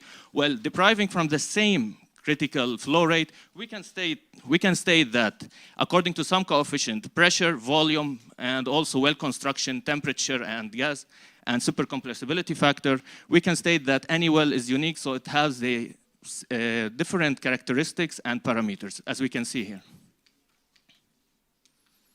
So this is the flow rate, this is well construction. Also, we're talking about the fluid models, contents and completion, and also with the temperature. So not only Turner, he was discussing about the prediction of model prediction for the liquid droplets.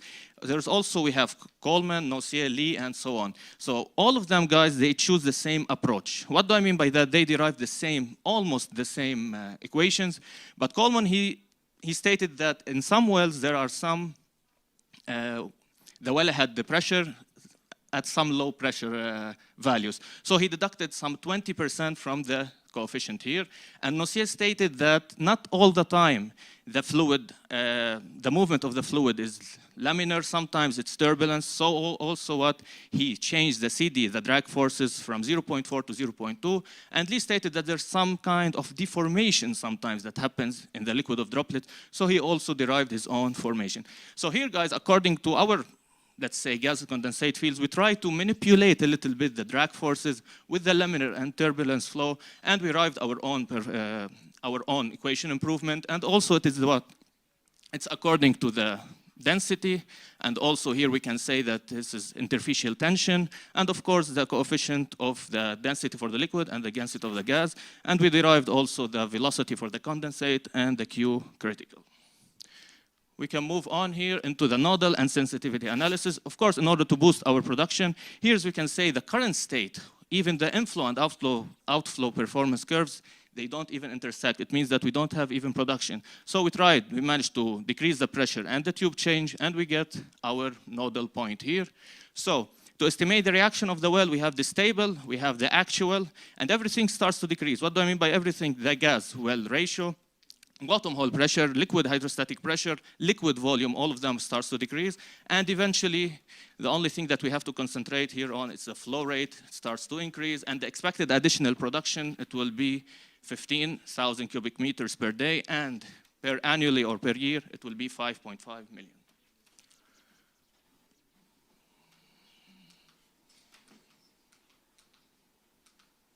Bilin, where did I go?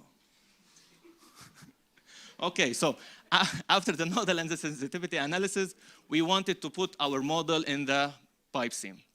So it's like a sophisticated software from Schlumberger, and according to our model here, we have to concentrate on one thing here, actual and the critical gas velocity. If you remember, guys, any value above the critical gas velocity, the liquid will not be able enough to be unloaded, while any value that it is actually above the critical value, the liquid will be enough for itself to.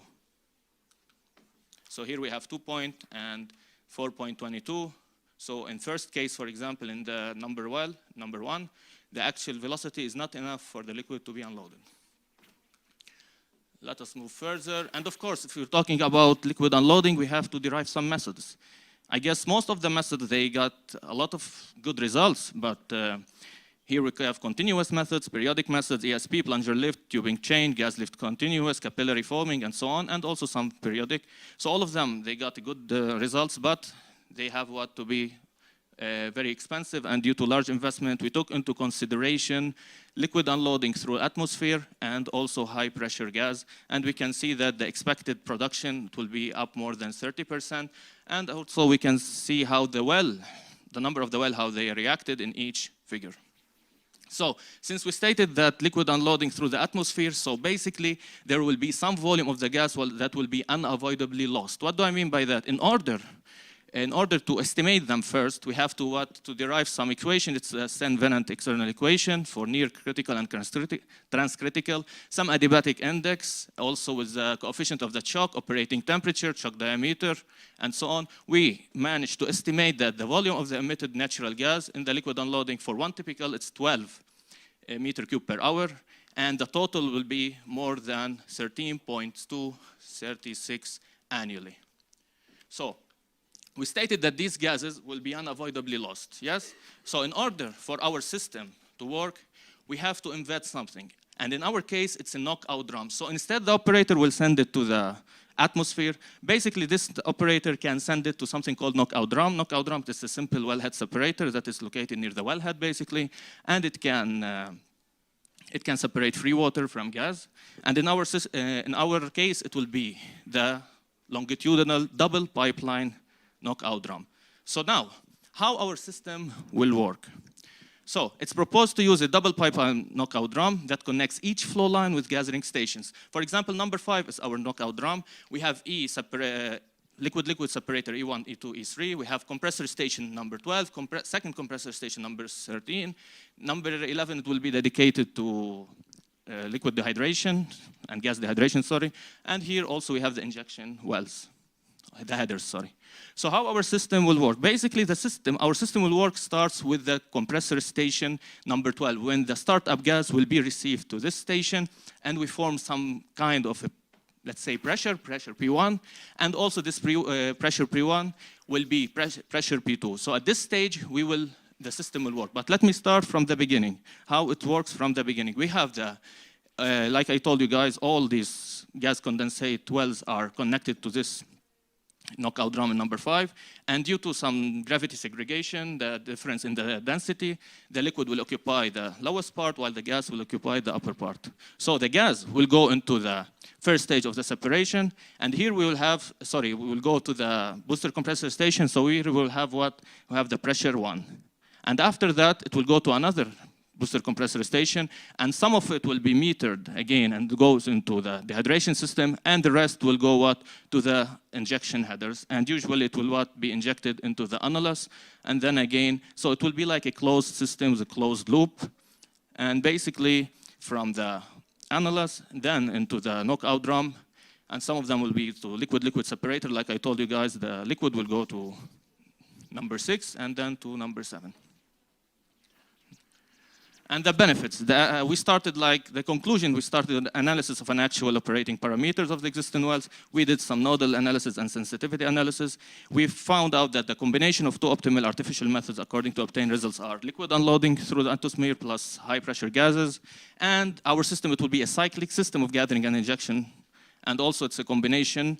It will be connected to a longitudinal knockout drum, injection and production flow lines, and the annual volume of the natural gas that can be saved during the production was estimated to 13.2 million standard cubic meter, which is 4% of the total production. What is next? We can work on a lot of brownfields, since Most of the fields in Ukraine are brown fields. They have more than 4,000 wells, gas depletion drive mechanism. We have no pigging, skim factor, and so on. So we can work with each well to choose optimal method, liquid unloading methods to estimate the impact of site tracking, new drilling, and also which will ensure 95% of UGV production and additional from 5 to 7%. And at the end, acknowledgement, I would like to thank Mr. Mikhailo, who's not here, unfortunately. He's here, yes. Special thanks for Mr. Mikhailo for being my mentor for the last, I don't know how many years in Ukraine. I guess he somehow tried to carry me on his shoulders for a long, long time. So I would like to thank you for your help. Don't look at me like this. And like I said, special thanks to Mr. Mikhailo. And in case, guys, you don't believe that he was somehow carrying me on his shoulder, I have evidence. And in this, yes, in this photo, it wasn't like something academic, it was Race Nation. So thank you, Mr. Mikhailo. Yes, I chose the most photogenic photo for you. Thank you very much. So at the end, guys, any questions?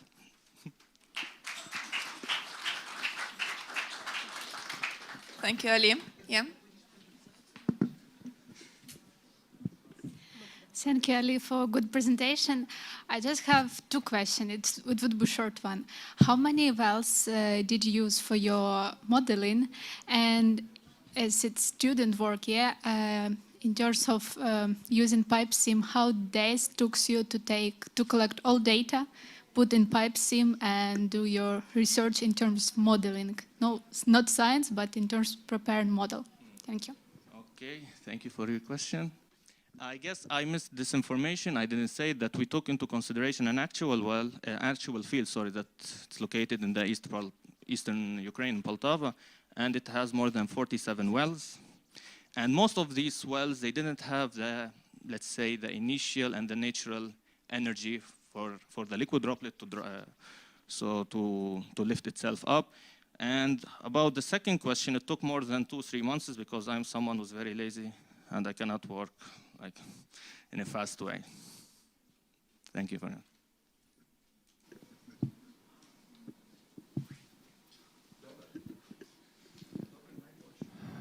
Ali, thank you very much. I really like the really end of your presentation. It's really cool. Could you please show the title? Is it technically possible to visualize the title, please? Technical support. We need technical support here. Technical support. Okay, then I will go to my second question. While do you want the title? Yeah, the development of Turner's model for choosing. I want to see it. The second question, if I understand right, your proposition is this knockout drum. It's some kind of enhancement of first stage separation. Yes. Mm-hmm. Where it will be actually technically, you will put it on the gathering station. You will put it exactly in the beginning of the flow line to the first stage separator, or maybe it's much more easier than implement some physical thing to put there, somehow adjust the work of first stage separation. So why we need this knockout drum?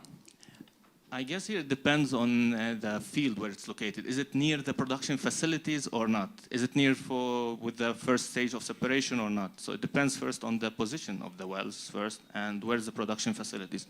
So if I understood your question, according to your question, we don't need this knockout drum or what? Yeah. Do we really need it? And if it's economically reasonable to take it, because I mean, it's something physically that you need to prepare, to make, to install, to support. It's some kind of separate part, and definitely it's not cheap thing. I guess also, again, depends on the production facilities. So if inside the production facilities, if it's near the production wells, so I don't think that we need it. So only we need some place for that we can connect all the sprout of flow lines into this. And in this case, it can be also the first stage of separation. Yeah, what I want to say is that it will be good to calculate economics. I mean, yes, of course. It will be nice addition. At the end of the day, no matter how your idea is amazing, it has to be economically feasible. Yeah. And actually, the question, first of all, it's really long one. really long. Yeah. And I want to understand, where is it, the bottom hole of the mature field? Bottom of the mature fields. Yeah, where is this place? Bottom hole of the mature field. I guess here, bottom hole of the wells, it would be better.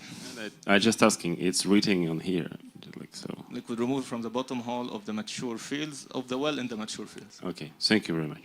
Okay, no problem. Also, you want to ask? Uh-huh. You're the co-author. Your turn to cry.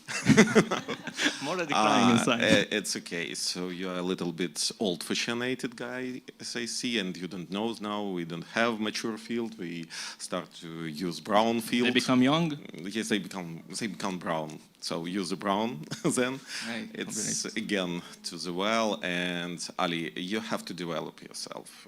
It's like something that as my advice for you, because after the time when you started this, being my PhD student, you missed some time, and now we rather will concentrate on artificial lift system, and everything depends on economic. And for all the field, we cannot apply the one unique thing. So what is good for one field could not be so very good for the other field. And as you, as all the other students, they should look at the field as a unique one and to propose the optimal method for them.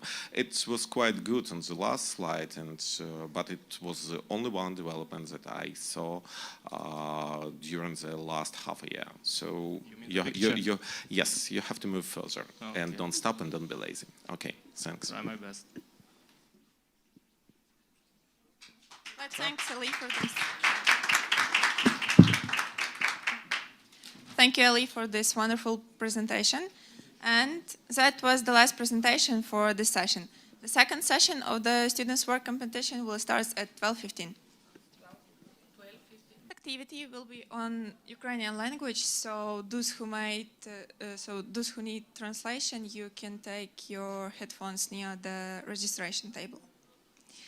So, due to the agenda, the panel discussion starts. So, let us get to work. The topic is the new challenges in the energy sector of Ukraine, hydrogen, synthetic gases, and carbon-free policy versus conventional sources of energy production. And today, the moderator for the panel discussion will be well qualified and charming. So, please welcome Mikhailo Bratach, the head of the Surface Facilities Department, Укргазвидобування, JSC. Дякую, колеги. Всім доброго дня. Крім того, що я є начальником департаменту, я відповідаю за розвиток студентів в СПІ. І цей розвиток студентів, з одного боку, я відповідаю і в Івано-Франківському чаптері, В'ячеслав в Київському чаптері. В будь-якому випадку ми націлені на те, щоб сформувати у вас візію, а куди ми рухаємося далі. Власне, для цього ми і започаткували цю панельну дискусію. Ця панельна дискусія – те, що я вам рекомендував, коли ми дуже довго обговорювали підготовку до цього конгресу. Панельна дискусія, яка направлена на те, щоб сформувати і у викладачів, і у студентів, до чого їм слід готуватися в майбутньому. Ми її фактично поділили на 5 основних тем, які будуть у нас обговорені. Я вас прошу правильно зрозуміти, що у нас доволі таки часто в НАК «Нафтогазі» або взагалі в нафтогазовій галузі змінюються спікери. Це через те, що всі задіяні в якомусь технологічному процесі. Власне, тому деяких спікерів ми замінили, але основні теми залишаться тими самими. У нас серед спікерів ми розпочнемо з Максима Вітика по грінфілдам і по викликам, які ми будемо мати по нафтогазоносним провінціям України. Яким чином приростити ресурсну базу України, і що ми плануємо робити, і на що треба звернути увагу академії при підготовці цих фахівців. Продовжить за ним В'ячеслав Філатов. Він уже покаже, що таке браунфілд, вже родовище, яке є в розробці, і що ніхто не відміняє правила розробки нафтових розробки газових родовищ і класичну розробку. А потім ми перейдемо фактично уже до обговорення новітніх подій і новітніх проблем в нафтогазовій галузі. Давайте назвемо їх викликами. Це декарбонізація фактично і нові джерела енергії. Яким чином їх поєднати між собою? Тут ми будемо апелювати фактично колегами, я і Олександр Кондрат, якого ви дуже добре знаєте, представник Івано-Франківського нафтогазового університету. З нами на зв'язку остання доповідь буде Олексій Рябчин, який зараз якраз і керує в НАК «Нафтогазі» за напрямком декарбонізації і нової енергії зеленого водня. Це буде дуже цікаво і це, напевно, зміна вашої візії, що ми будемо робити в майбутньому. Я ще 2 хвилини займу, чому ми це робимо.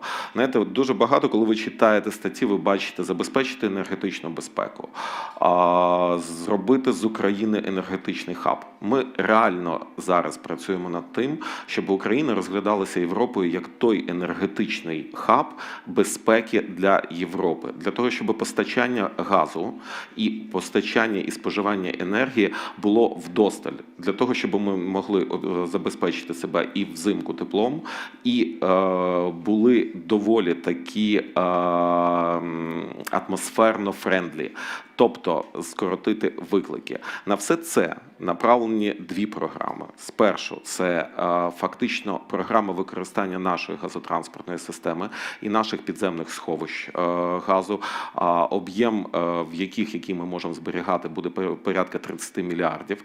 А другий момент – це все ж таки дозволити зберігати європейський газ в цих сховищах. І третій момент – а яким чином нам наростити власний видобуток таким чином, щоб ми змогли забезпечити усі потреби України і не залежати від зовнішніх джерел постачання газу. Давайте почнемо з основного, що ми маємо, і те наші перспективи, які у нас відкриваються завдяки роботи геологічної команди НАК «Нафтогаз України». І слово Максиму Вітику, директору зі стратегічних проєктів.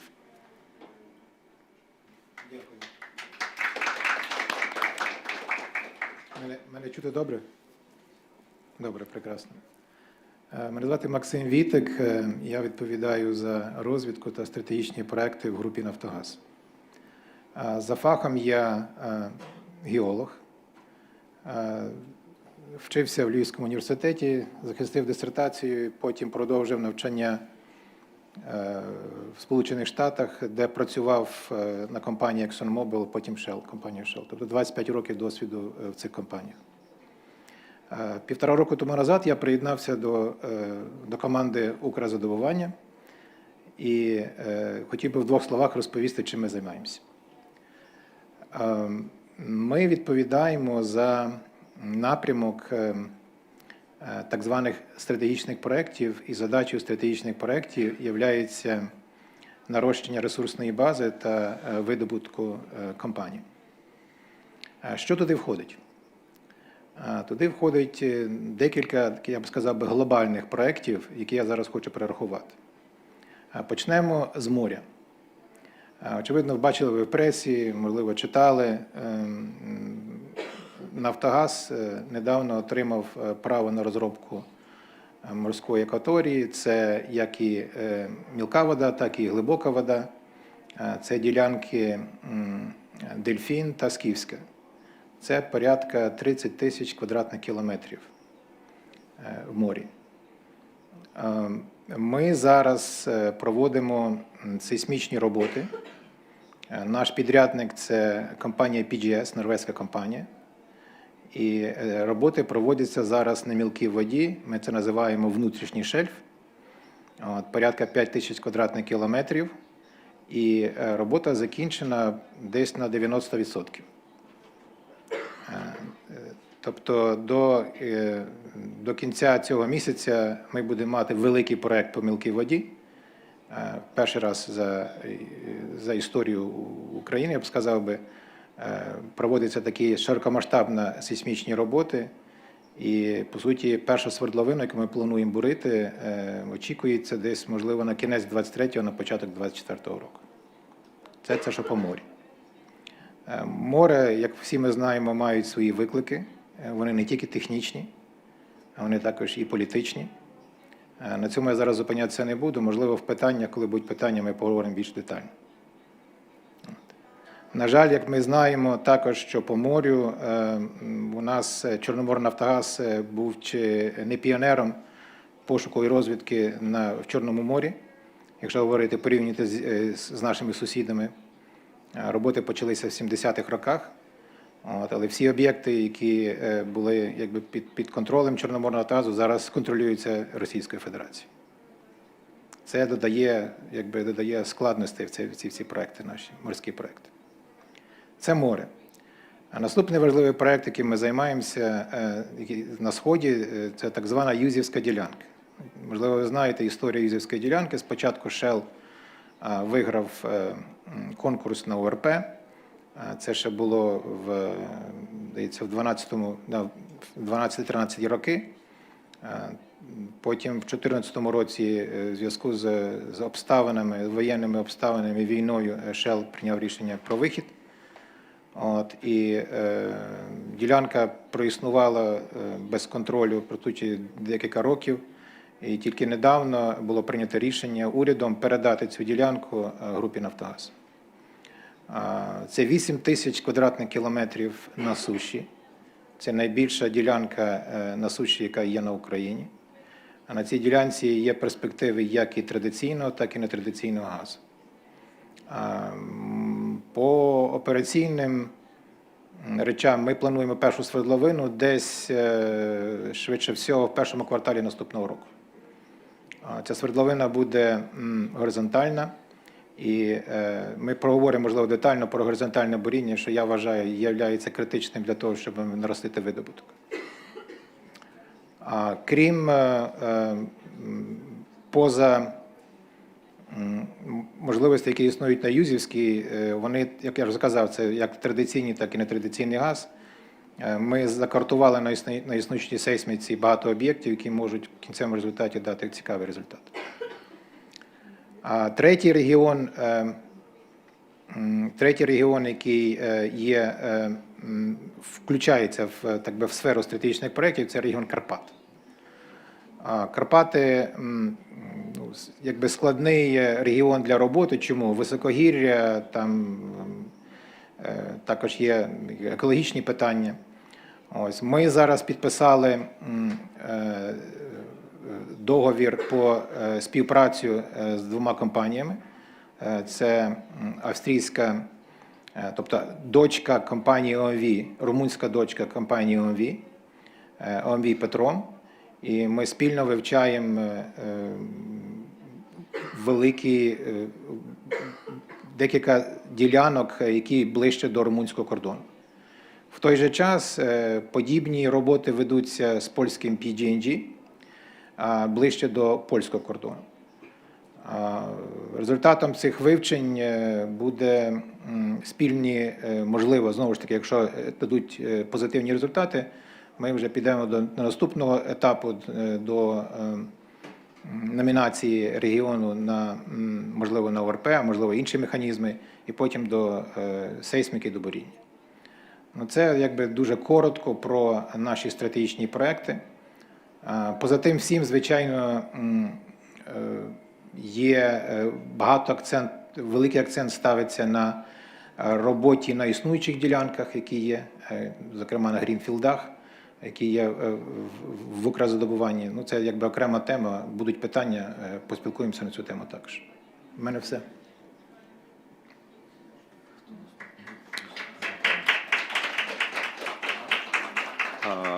Колеги, в мене, напевно, все ж таки питання. От дивіться, фактично ми маємо офшор і ми маємо оншор.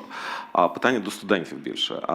Скільки з вас, можете підняти руки, хоче працювати на платформі, і скільки все ж таки за класично, на те, щоб працювати на суші? Давайте за платформу проголосуємо, хто хоче. Ти знаєш, що таке платформа?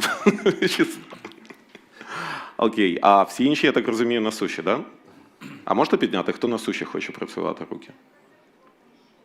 Та, хто хоче працювати. Ні, ну вони всі хочуть працювати, якщо вони сюди прийшли. Колеги, а є питання до Максима? Власне, ми маємо 3 основних напрямки. Це офшор, Юзівка, Карпати. Звісно, ну, в Карпатах так доволі таки непогано також би було десь біля Буковелю. Гарно, особливо взимку. А все ж таки, ідея цього була в тому, щоб показати, що ми маємо. Олександр, напевно, до вас все ж таки питання.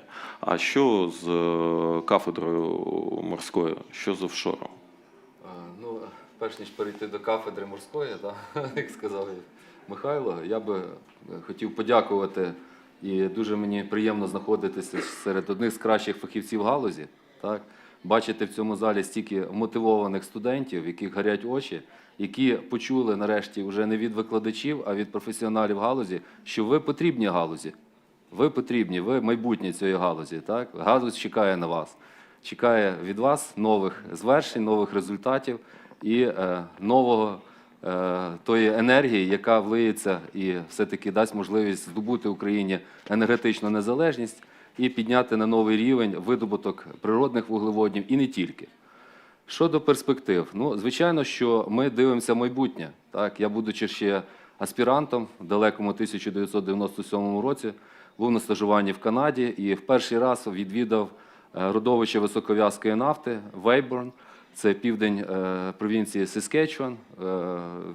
Тоді ми були в університеті University of Regina і побачили, як закачують в виснажені нафтові поклади вуглекислий газ. Так? Це мені як аспіранту вже так сприймалося, знаєте, о, цікаво, там, як це все відбувається, дивіться, що вони тут роблять, як намагаються підвищити нафтовилучення. І десь там тільки трошки глибоко розумів, що це якось впливає на екологічну ситуацію, на загальні світові тренди, тенденцію по збереженню нашої екології і так далі. Так? Ну, на сьогоднішній день це все сприймається по-інакшому, вже з певного досвіду, з певних рівня знань. І я розумію, що без цього ми далі рухатись не можемо. Аналогічно і університети. Ви бачите, сьогодні перша робота була представлена Наталією Галушко. Це тільки була перша спроба. А що ж ми можемо зробити з тими нафтовими родовищами, так, виснаженими? Є системи заводнень, як їх можна ще використати? Давайте щось придумаємо. Давайте генерувати нові ідеї. Давайте їх пробувати втілювати в життя. Так, ми бачимо досвід скрізь і в Канаді на сьогоднішній день знову ж таки вони попереду. Так? Вони вже почали видобувати водень з виснажених нафтових родовищ. Вони навчилися отримувати водень безпосередньо в надрах землі, розвантажувати оту надлишкову нафтонасиченість, водонасиченість і таким чином отримувати енергію майбутнього. Адже сьогодні пов'язують багато країн, багато економік світових, Німеччина, США, інші країни, з водним. Так? Є різні шляхи, там зелений водень, інший водень, але це наше майбутнє. Щодо морських нафтогазових технологій, так, звичайно, був у нас цей напрям, він був досить потужний, очолював його в свій час професор Єремійчук Роман Семенович. У нас є персонал відповідний, є науково-методичне забезпечення, і ми готові цим напрямком займатися. Я думаю, що інші університети підхоплюють так. Якщо ми підемо в море, ми будемо над цим працювати, ми будемо втілювати це в життя. І думаю, що ті студенти, які підняли руку, вони десь віддалено, десь бачили в фільмах, так, Deep Horizon, що це таке платформа. Насправді, ну, я особисто пощасливився бути на платформі. Це щось таке, знаєте, щось рухається під ногами, щось воно таке нестійке, порівняно, так, як з сушею. Це є відповідні кліматичні умови, це є складності. Але це цікаво. Це є в кінці кінців великі гроші і цікава робота. Так? Тому я думаю, що з цим невідривно пов'язане наше майбутнє. Отже, генеруйте нові ідеї і все буде у вас добре. Можливо, я добавлю. Ви сказали, якщо ми підемо в море, я скажу так, ми йдемо в море. Ми вже закінчили, практично в процесі закінчення сейсмічних робіт. Я думаю, до середини наступного року ми вже згенеруємо об'єкти для буріння на основі інтерпретації 3D-сейсміки. І, до речі, от на рахунок інтерпретації я хотів би сказати два слова. Що до недавнього часу вся інтерпретація проводилася не, як кажуть, in-house, так, в Укрзадобуванні, а було аутсорс. Ми зараз в процесі формування нової команди, і вся інтерпретація буде відбуватися всередині компанії. І якраз от, нам потрібно молоді таланти, тому що роботи, я вам скажу, от я описав в 2 словах проект, який є, так, і які будуть в перспективі. От, молоді таланти для нас це суперкритичні. І тому ми зараз вибудовуємо нову інтегровану команду, і це не буде так, що тут геолог сидить в одній кімнаті, там геофізик в другій кімнаті, і вони між собою не спілкуються, а там ще десь петрофізик сидить, а там ще десь бурильщик і так далі. Ми всіх якби об'єднуємо в одну інтегровану команду і намагаємося, щоб вони навіть сиділи в одному спейс. Так? Ось. І тоді вже відбувається дійсно правильна робота, тому що дуже багато залежить від комунікації, від постійної комунікації. А як це відбувається часто, ця комунікація відсутня. Ось. Так от, вертаючись до моря, що цей напрямок буде, він є, нам треба фахівці, нам треба молоді таланти. Ми зараз створили новий департамент по морю в Укрзадобування. От, там ми збираємо кращі таланти, які є в Україні. Зокрема, це фахівці з Чорноморнафтогазу, ті, хто залишились, так.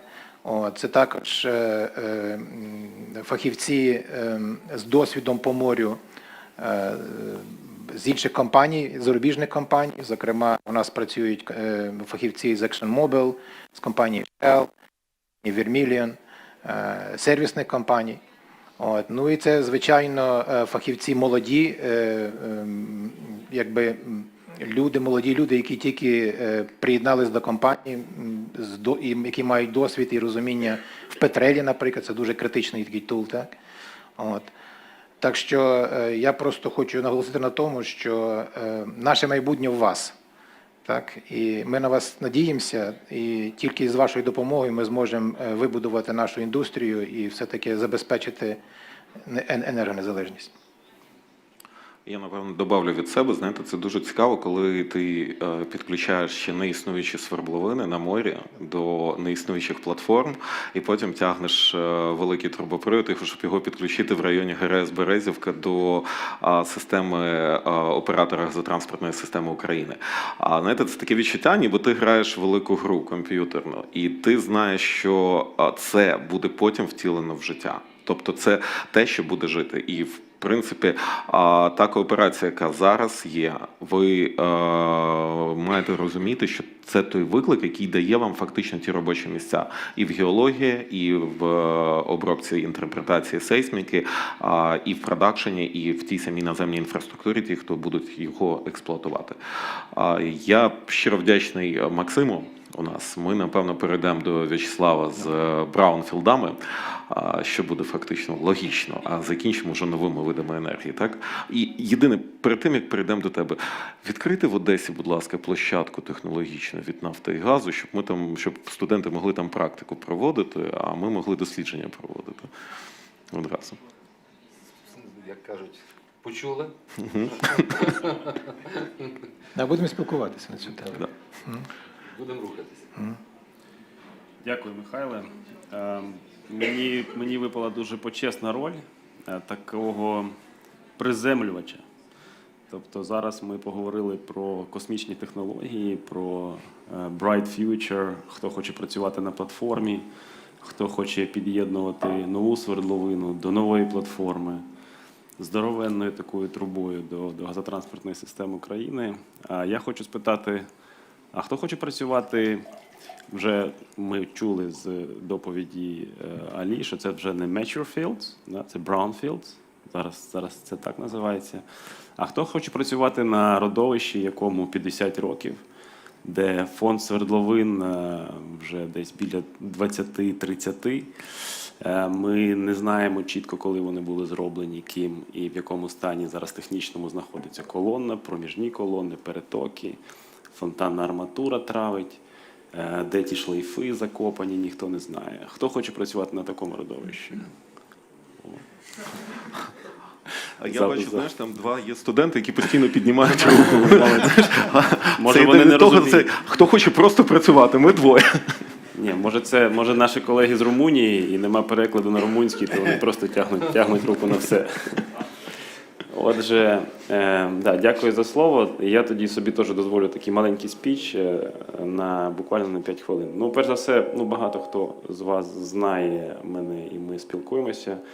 Як Михайло, я також дуже багато часу приділяю студентам, і в новій секції СПІ, яку ми відкрили в Києві нещодавно, я займаю позицію Young Professional Chair. Young Professional – це не тільки студенти, це і молоді професіонали, і, в принципі, це ваше майбутнє. За новою класифікацією Європейського Союзу, мені здається, там вони юність продовжили до 45. Тому, Михайло, ми з тобою все ще юні спеціалісти, ще Young Professionals. Да. Дивіться, насправді нові технології, нові виклики, вони є всюди. Але зараз ми розуміємо, що в нашому портфелі ліцензій і філдів зараз біля 130 старих родовищ. Давайте я буду називати речі своїми іменами. Правильно перекладати слово brownfield на українську мову – це родовища вже, які на пізній стадії розробки. Зокрема, в Укргазвидобуванні фонд експлуатаційних свердловин зараз близько 2,5 тисяч. Це багато, просто для вас, щоб зрозуміти, це ті свердловини, які, в принципі, в експлуатаційному фонді у нас ще є дуже багато спостережних свердловин, пізометричних свердловин, які покинуті, закинуті, і ми не знаємо, де вони. Тому зараз ведеться дуже велика робота по переведенню цього всього господарства в цифру. То, що ми говоримо, цифровізація. Цифровізація, діджиталізація – це дуже такі нові сучасні слова, навіть там були змоги відкрити міністерство в цього напрямку. Але ви бачите, що навіть сьогодні ми побачили 5 робіт, і всі вони засновані на моделюванні. Перша робота була без моделювання, і зразу професура питає, а де моделі, коли вона буде. Тому це все цифра. І дуже багато цікавого. Навіть на старих родовищах у нас дуже багато цікавих викликів. Про це, в принципі, в 2 словах я хочу вам сказати для чого. Тому що зрозумійте, що фронт робіт величезний. Да? І є дуже багато романтичних таких справ, як платформа. Коли там не був, то це здається реально романтичною штукою, дуже класною. В свій час я також мав змогу і пройти, по-перше, місяць сейфті-тренінгів до того, як ти допустишся до роботи на платформі. З тебе будуть виймати просто треті жили, з'ясовуючи, чи ти розумієш, куди бігти в разі чого. Тобто, що таке сейфті на таких важких умовах технічних, техногенних і погодних – це дуже серйозна справа. Тому хто бажає такої романтики, просто будьте готові, що це надзвичайно важко. І деколи мені здається, я маю фідбек від студентів, і коли говориш, слухайте, а браунфілди, на них треба, основний наш виклик, який зараз є, це робота з нашими браунфілдами. Всі 90% нашого видобутку ми отримуємо з браунфілдів. Це ті родовища, які ми вже розробляємо, і дехто скаже, ми їх вже там по 30, по 40 років, вже все відомо. Ми знаємо що, ми знаємо як, ми вже розборили ту шибелинку, далі нема куди. Але повірте, дуже багато технічних викликів, технологічних викликів, і нові технології там є де застосовувати. І в цьому також ваша задача, як майбутніх інженерів, я маю надію, що ви вже багато хто вважає себе вже інженерами, тому що інженер – це перш за все склад розуму. І треба розуміти, як користуватися тим, що у нас є. Мало розвивати перспективні напрямки. Це абсолютно необхідно, без цього ми нікуди не дінемося. Але також ми не можемо закинути те, що ми маємо. Тому дивіться, от сьогодні була дуже гарна, цікава доповідь у Дарини про це вторинні методи видобутку нафти, високов'язкі нафти, закачка якихось реагентів, внутрішньопластове горіння. важливо. Це те, що нам цікаво. Да, в Укргазвидобуванні мало нафтових покладів, але вони є. Якщо ми говоримо про деліквіфікацію вибою свердловини, вода в наших газових свердловинах, старих свердловинах, які вже доволі такі серйозні, це дуже велика проблема. Одна з самих великих проблем. Тому що ми маємо розуміти, що таке виснажене родовище. Воно реально виснажене. Енергії пластової вже нема, а води пластової все більше і більше. І немає цієї енергії для того, щоб свердловина могла спокійно сама виносити воду. Тому для нас дуже важливі такі роботи, як веде Алі. Нам дуже важливо, по-перше, розуміння цього процесу.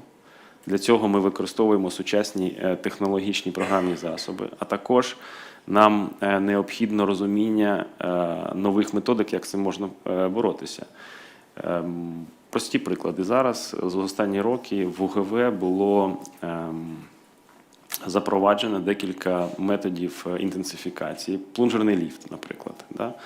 Ну, давайте теж спитаю, хто знає, що таке плунжерний ліфт? Ого, круто, дякую. Це доволі проста технологія. Плунжер, поршень опускається в колонну, і в свердловинах, які мають мало енергії, тобто що відбувається? Накопичується рідина, ну зазвичай це вода, це може бути вода з конденсатом, рідина. Вона накопичується на забої, на вибої свердловини і поступово глушить цю свердловину. Тобто свердловина сама захльобується. Коли у нас є багато енергії, і у нас наша критична швидкість трошки більше. Ця енергія сама, як ви відкорковуєте шампанське, може хтось студенти, ви не тільки пиво п'єте, пиво такий самий гарний приклад. Якщо його дуже різко, у вас піде фонтанування. Тому свердловинка, вона виносить цю воду. Але з часом вона їй все важче і важче, води все більше і більше, вона захлинається. Тому плунжер простий поршень, який опускається на вибій свердловини, він чекає свого часу, коли відкриється, свердловина працює в такому маленькому режимі накопичення енергії, і в якийсь момент відкривається устя, і плунжер просто за рахунок енергії, яка є, він сам виносить цю воду і він виштовхує її на поверхню. Ця технологія нова. Теж багато чого можна вдосконалити в цій технології. Повірте, кількість варіацій по плунжерах дуже великий.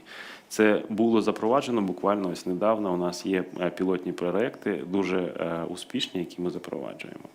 Якщо ми говоримо про інші методи, є хімічні методи, тобто можна подавати хімікати, які вспінюють цю рідину і, відповідно, як піна, вона піднімається на поверхню і виноситься із свердловини. Знову ж таки, ви скажете, так що ж тут нового? Ну, просто додавайте мила і все буде гаразд. Все дуже просто, якщо у нас чиста вода, але вже багато з вас розуміють, що у нас не прісна вода там на забої, у нас є дуже складна рідина, це розчин соленої води, різні солі. У нас додається вуглеводні, конденсат, деколи нафта, вона може мати різні властивості. Тому дуже важливі оці лабораторні дослідження унікальної рідини спінення для кожної свердловини, як казав Михайло Іванович. Кожне родовище, воно унікальне, кожна свердловина унікальна, склад рідини в кожній свердловині, він унікальний. Дуже хочеться всім мати magic pill, да, або, як кажуть, там silver bullet, таку рідину, яку ми покладемо, пігулку, і любу рідину буде виносити. Нема такого. Ми зараз дуже активно над цим працюємо. Тому ми, як галузь, дуже сильно потребуємо якісних хіміків, якісних інженерів з розробки, з буріння, для того, щоб оперувати тим, що ми маємо. А потенціал зараз у нас дуже великий. Оці 130 браунфілдів, які ми маємо, фонд свердловини, який більше 2500, він потребує уваги. І до кожної свердловини має бути індивідуальний підхід. Тому, знову ж таки, відповідаючи на питання, які я чув в кулуарах не раз, а наскільки нафти, газу вистачить в Україні? А чи буде робота для нас? А чи правильно ми обрали вуз і спеціальність? Я вам хочу сказати, що спеціальність ви обрали дуже правильно. Да? Це дуже перспективно. І у вас буде багато роботи. І це дуже добре. На вас буде попит. Якщо ви при цьому будете трошки розширювати свій світогляд, технічний перш за все, якщо ви будете приймати участь от в такого роду конференціях, ну ви всі тут, наші, не знаю, як правильно сказати, телеглядачі онлайн, якщо ви будете відкриті до тих можливостей, які у вас є, а їх у вас на порядок більше, ніж у нас, молодих спеціалістів, які були раніше, 10 і 20 років тому. СПЄ дає вам таку можливість. Студентські спілки дають вам таку можливість. У вас є доступ до всесвітньої бази даних, реально, через ваш мобільний телефон. В наші часи нам треба було бігти в бібліотеку, щоб щось зробити. Ви прямо звідси можете отримати любого роду інформацію, абсолютно любого. У кожного з вас є доступ до світової бази даних знань, яку ми накопичили тисячоліттями. Да? Будь ласка, використовуйте її, будьте відкритими, і ми вас чекаємо. Ми чекаємо вас і на старих філдах, називаємо їх так, да? Але з новими свіжими ідеями, зі свіжим підходом. Повірте мені, роботи є для всіх, і ми вас дуже чекаємо, тому велика надія на університети. І це не то, що надія, це велика відповідальність. Ну, в принципі, я впевнений, що наші універи це розуміють. Дякую, трошки, може, довго. Перепрошую. Та ні. Не зупиняй себе. Єдиний момент. Знову питання до студентів. А скажіть, хто знає, що таке операційне планування видобутку?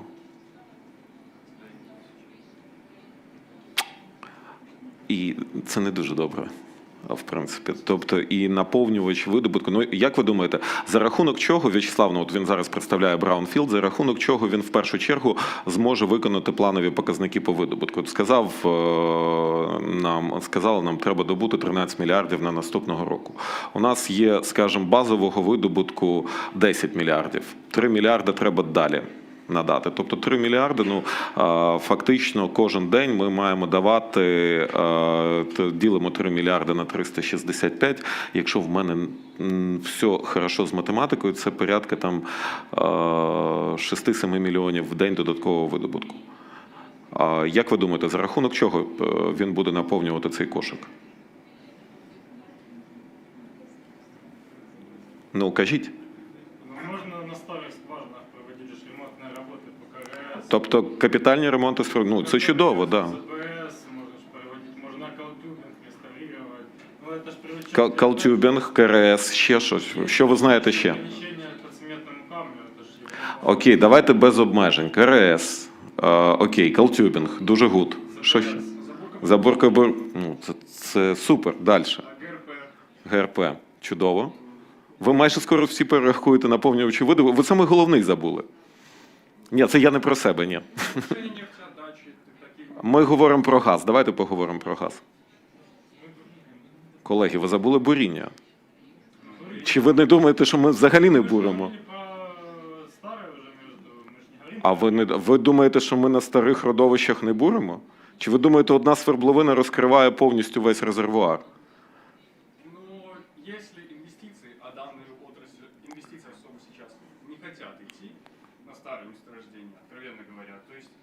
Там более актуально было бы, ну, с моим, скажем так, минимальным опытом на старых месторождениях было бы интересней влаживать деньги в заборку боковых стволов. Да. Ага. Модератор, будь ласка, коментуйте, якщо можна, через мікрофон.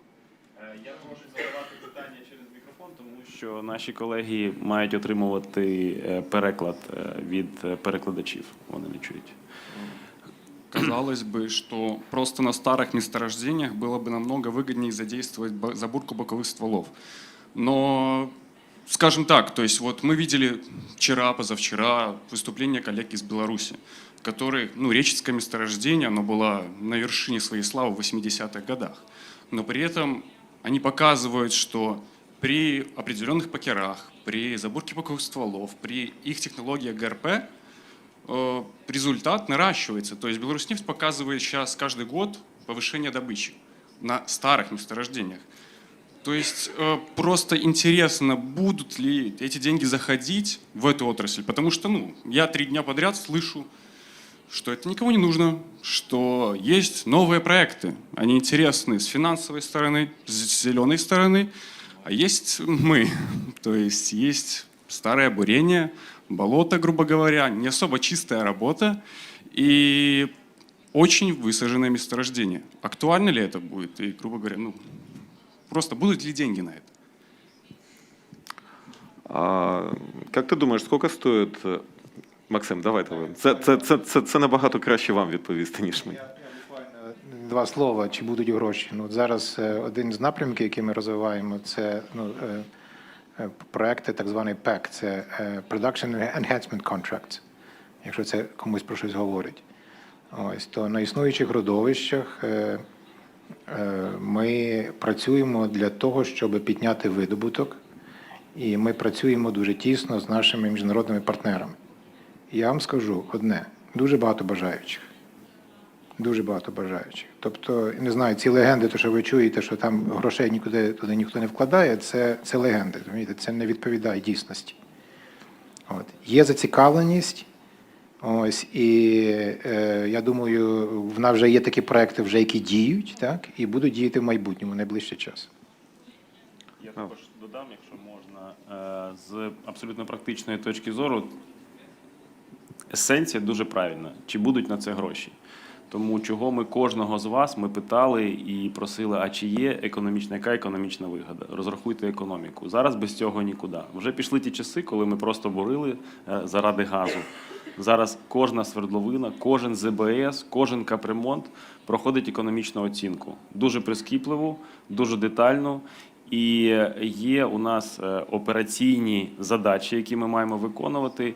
І буріння нових свердловин на виснажених родовищах – це важкий челендж. Але, як правильно Михайло Іванович зауважив, він нам приносить дуже швидкий газ. Попри те, що у нас є близько, в департамент розробки дає десь 200 кандидатів на рік, з яких ми буримо 30. Тобто, щоб ви розуміли, відсіювання, наскільки жорстке проходить. Ми обираємо тільки ті кандидати, які проходять наш термін окупності менше, ніж 3 роки. Це дуже важко, це дуже серйозна задача. Але, знову ж таки, моделювання нам дозволяє, оці сучасні методи розрахунку нам дозволяють кинути оцей пул кандидатів настільки великий, щоб ми вибрали best of the best. І ЗБС, і капремонт, і колтюбінг, і нове буріння, які абсолютно для буріння на виснажених родовищах, це має бути окрема тема, я вважаю. А настільки технічно, інженерно цікаве завдання пробурити свердловину на виснажений родовищі, коли ви знаєте, що є у вас газ, але він з низьким тиском. Спробуйте технічно зайти туди, не закальмутувати пласт. Тут вже знову нові технології, буріння на нафтових розчинах, буріння на повітрі. Да, колись це взагалі була якась фантастика, тепер бурять на повітрі. Це цікаво і це треба розробляти. Тому економіка всюди зараз, всюди. І гроші є і всередині компанії, і, як правильно Максим замітив, у нас черга. Люди приходять і готові вкладати, тому що ці гроші, вони окупаються дуже добре. Додам. Якщо чесно, мені дуже цих 2 хлопці подобаються. От реально, тому що це білоруси, так? Ні, в принципі, є питання з того, що вони знають деякі такі речі, які реально потрібні компанії. Тобто це спеціаліст, який може підключитися і може бути зразу йти в процес. Тобто це той спеціаліст, який вам, пам'ятаєте, я вас збирав і казав, я хочу бачити спеціаліста ready to eat. Тобто як авокадо. Мені треба його розрізати, намастити на хліб і з'їсти потім. В принципі, в хорошому смислі цього слова. Тобто мені не треба його перевчати, довчати, мені треба йому додати дещо. Ви, до речі, забули ще один наповнювач. Потім підійдете, я вам розкажу так скромно на наступний рік. Це наземна інфраструктура, оскільки ви все ж таки працюєте з старими родовищами. І якщо ви порівняєте, у нас колись був з В'ячеславом доволі такі активне сперечання, так скільки ж у нас родовищ розробляється в газовому режимі на виснаження в Україні? Знову ж питання до студентів. Як ви думаєте, скільки у нас відсоток таких родовищ? І який відсоток в водонапорному режимі у нас? Приблизно хтось може сказати? Хто не боїться взяти мікрофон і відповісти на це питання? Напевно, я буду сам відповідати, їх фактично 98%. Якщо 98% наших родовищ і резервуарів розробляється в газовому режимі на виснаження, це означає, чим нижчий тиск у тебе на поверхні, тим більше газу ти можеш звідти виштовхнути. Тим далі в тебе буде цей abandonment pressure, і тим більше і довше ти можеш розробляти це родовище. Власне, це останній наповнювач видобутку, який ми маємо, і ви забули про мехліфт, якому В'ячеслав присвятив доволі таки довгий спіч. Так, це наше майбутнє. І ще один момент, мав бути Олег Толмачов, чому це має бути зроблено, і який етап, і яка доля в цьому диджиталізації. Ми всі говоримо, диджиталізація, автоматизація процесу, тобто, в принципі, як ви думаєте, в принципі, можливо, знову ж до тих самих хлопців звернуся, а для чого нам потрібно автоматизувати процес? Реальное время отслеживания. Быстро. Скорость это... Ну, ти вже сказав то слово, яке потрібно. Бистро. Реальне время. Тобто це швидкість реакції. Дивіться, останню модель, яку ми робили, там є В'ячеслав Голубенко, головний пайпсімщик країни фактично, тепер на даний момент. А коли ми робили останню модель для родовищ, ми виявили унікальну відповідність, коли у нас тиск на гирлі свердловини підвищився всього-навсього на 0,15 атмосфер. Знаєте, наскільки у нас за рахунок 0,15 атмосфер зріс тиск на вибої свердловини? Приблизно. Можете собі уявити? Формула Адамова. Да, здавалось би, формула Адамова, але швидкість настільки попадала, що тиск на гирлі свердловини, на вибої свердловини зріс на 30 атмосфер. І свердловина перейшла перед цим, якщо вона пачками викидувала воду, то замість того, щоб пачками викидувати воду, газ почав барботувати через товщі рідини. Тобто, якщо у тебе газ давить, в тебе один тиск. Якщо в тебе рідина давить, в тебе зовсім інший тиск. Відповідно, і продуктивність цієї свердловини одразу падає. І те, що В'ячеслав розказував, да, це є дуже багато методів artificial ліфта. І те, що доповідався Алі, да, це добре. Якщо ми зробимо якийсь метод на емісію в певний резервуар, який буде знаходитись на поверхні, це гуд, тому що емісія, скидування тиску до нуля дозволяє збільшити швидкість його викиду. Але ніхто не відміняє той самий плунжер-ліфт, ніхто не відміняє погружний насос, якщо у тебе вже обводнилося настільки, що тобі просто постійно треба відводити воду. І ніхто не відміняє газліфт для того, щоб видувати цю воду. Єдине, що газліфт в Україні ми називаємо трохи диким, я вам потім в кулуарах поясню, чому він, власне, дикий. Да? У нас дискусія, да, будь ласка. Да, у нас... Artem Kornienko, can I speak in English, right? Yeah, for sure. Artem Kornienko, Taras Shevchenko National University of Kyiv. Thanks to organizers, it's my first question in this presentation. There are many friends here.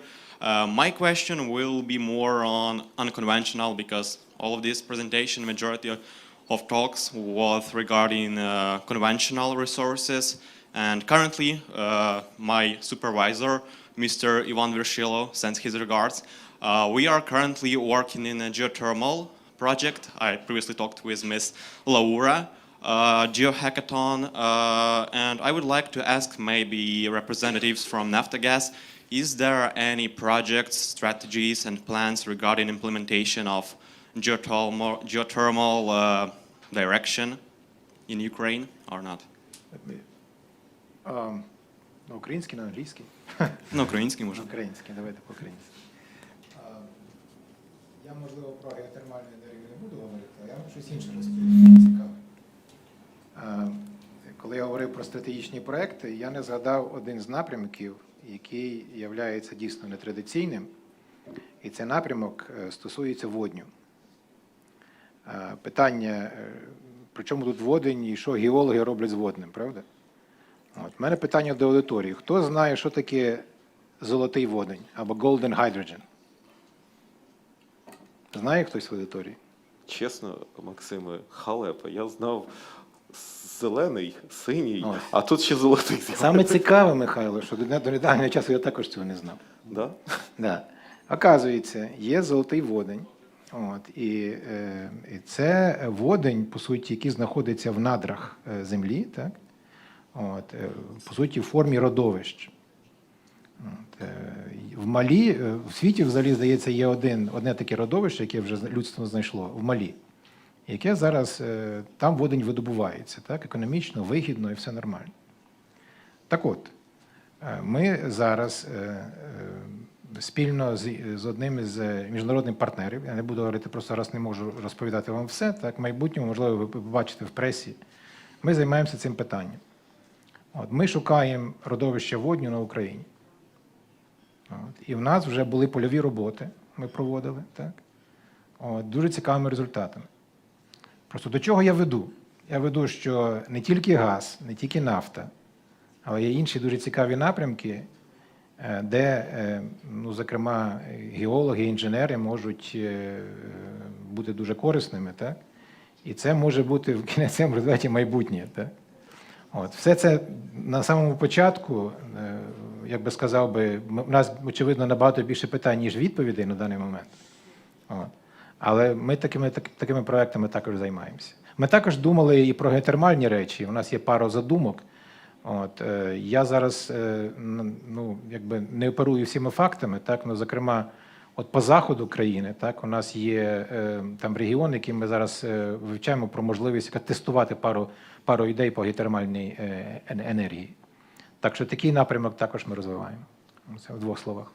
Колеги, давайте QA-сесію ми чуть пізніше продовжимо. У нас на зв'язку є Олексій Рябчин, керівник якраз проєктів по всім видам водню на даний момент, крім золотого, я так розумію. Але не ровен час. Також туди перейдемо. Олексій, ви нас чуєте? Вас не чути, напевно, на м'юті поки що на даний момент. Чути, але треба голосніше. Чути трохи голосніше, якщо можна. Буду ще голосніше тоді говорити. Добре, дякую. Олексій, раді тебе бачити. Як погода у Львові? Погода супер. Прям, я сподіваюся, привезу таку ж саму в Київ у зворотньому напрямку. Сюди якраз прилетів. Дуже органічно якраз те, що колеги казали. На водневу сесію тут місцеві бізнесмени придумали дуже цікавий бізнес, який пов'язаний з воднем. І приїжджають системний оператор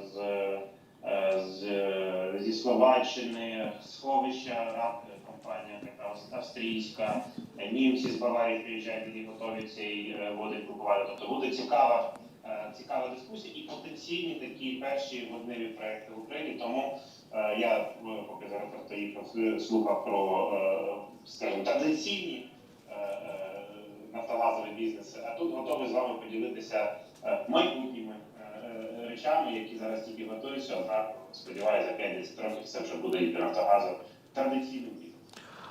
Окей, Олексій, ну тоді дивись, у нас фактично назва цієї панелі – це нові виклики для студентів нафтогазової галузі. Тобі слово, я наскільки розумію, зараз ти поєднаєш те, що казав перед цим Маврикій, і розкриєш секрет декарбонізації зеленого, жовтого і блакитного водню, і що нас очікує в майбутньому, яких спеціалістів ми будемо потребувати. Добре, я ще спробую з свого iPad запустити пару слайдів. В літачку нарізав для студентів. Зараз, секундочку. Нормально бачите слайди? Так. Є слайди, так? Бачимо. Зараз трошки підійдемо. Ага, добре. Колеги, про традиційні бізнеси нафтогазової галузі, я думаю, що вам і професора, і профі в галузі розказали. Які є виклики, перше, пов'язані для нафтогазової галузі, виклики пов'язані зі зміною клімату. Я пропоную розділяти екологію і екологічні проблеми з проблемами зміни клімату. Це вже дві різні таких напрямка, два різних треки. Тому що екологія, там, шкода довкіллю від нафтогазової галузі, це і забруднення води, і земля, і там спалювання, і там певне те, що, тобто, мова перша екологія це те, що шкодить тобі конкретно, от в конкретному там місті, цій конкретній країні. А от зміна клімату це більш глобальна річ, яку неможливо вирішити, якщо ти всім світом з нею не почнеш боротися. Тому що мова йде про спалювання вугілля, нафти та газу, тобто від того витворюються вуглецеві сполуки, які якраз впливають на зміну клімату. Тобто з цим борються якраз по всьому світу, і певні регуляції, які йдуть на міжнародному, потім на національному рівні, вони впливають на діяльність нафтогазових компаній. Я тільки що повернувся з Глазго, де я був вже в 6-й раз перемовником кліматичним від України, і можу сказати, що ніколи в житті не бачив такої кількості бізнесу, брудного бізнесу, да, як його називають, традиційного бізнесу, який приїжджає на кліматичні конференції для того, щоб зрозуміти, а що буде далі з бізнесом, яка ще регуляція, які ще такі речі зможуть бути на ці бізнеси покладені. І це з поганих, з гарних, те, що всі нафтогазові бізнеси, я далі покажу, вони планують заробляти на зелених речах і роблять свої трансформаційні моделі.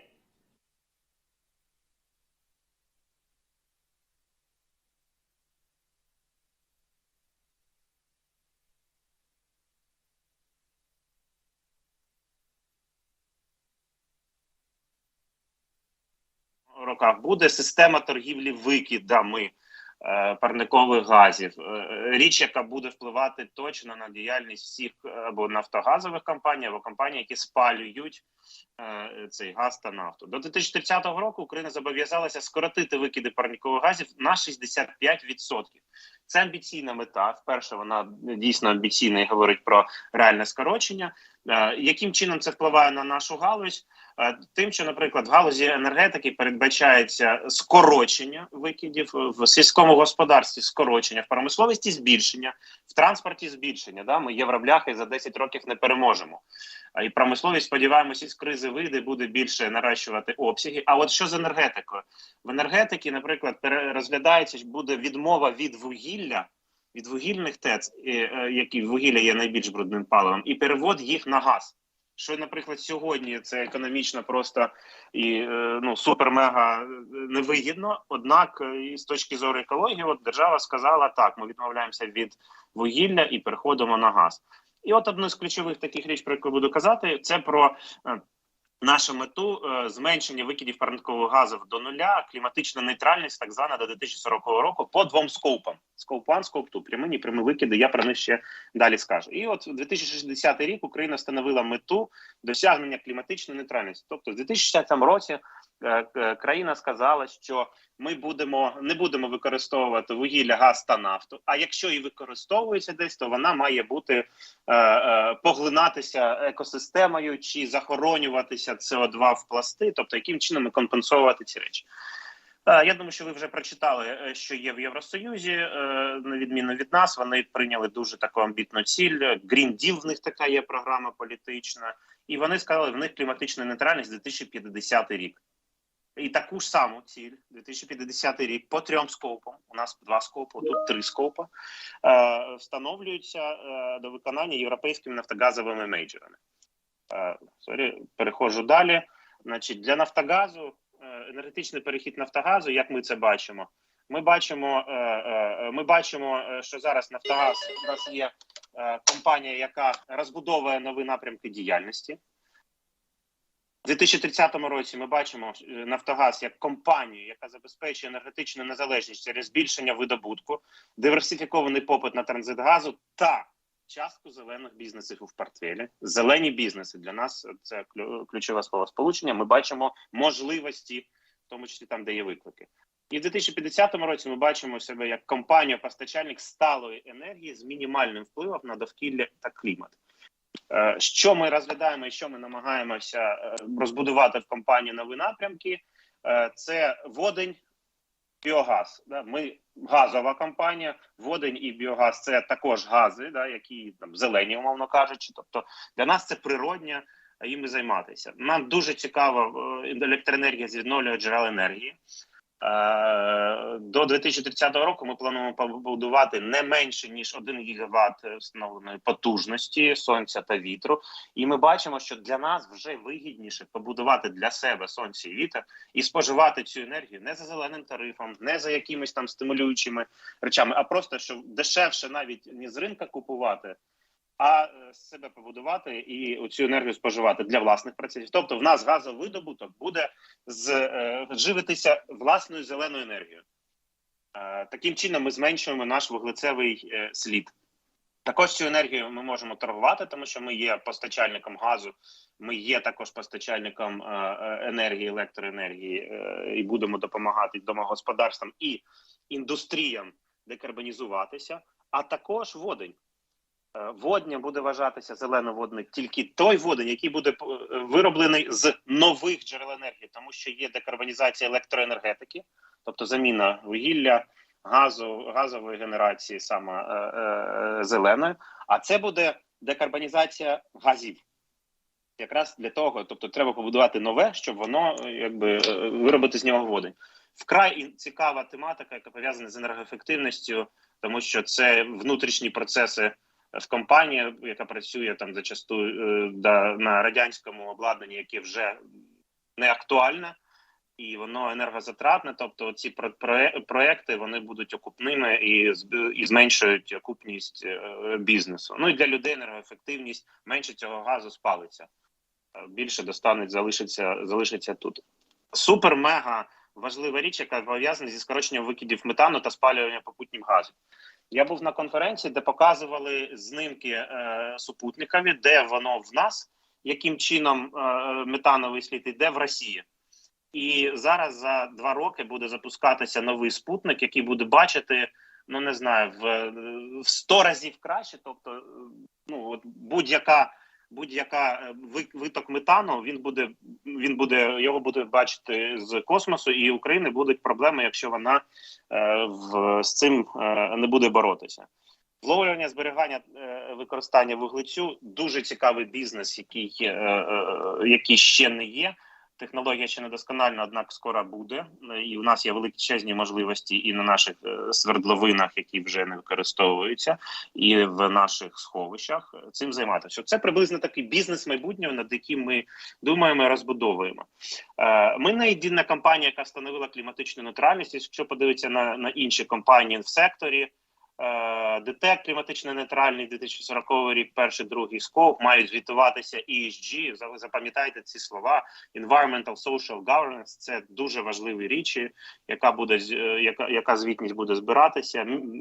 Інтерпайп зараз, я знаю, оголошує цілі кліматичну нейтральність, Мітінвест 2050, МХП 2030 рік, тобто вони будуть відмовлятися від газу, і буде використовувати власний біогаз, біометан, зациклюють ці процеси і вже стають кліматично нейтральною компанією.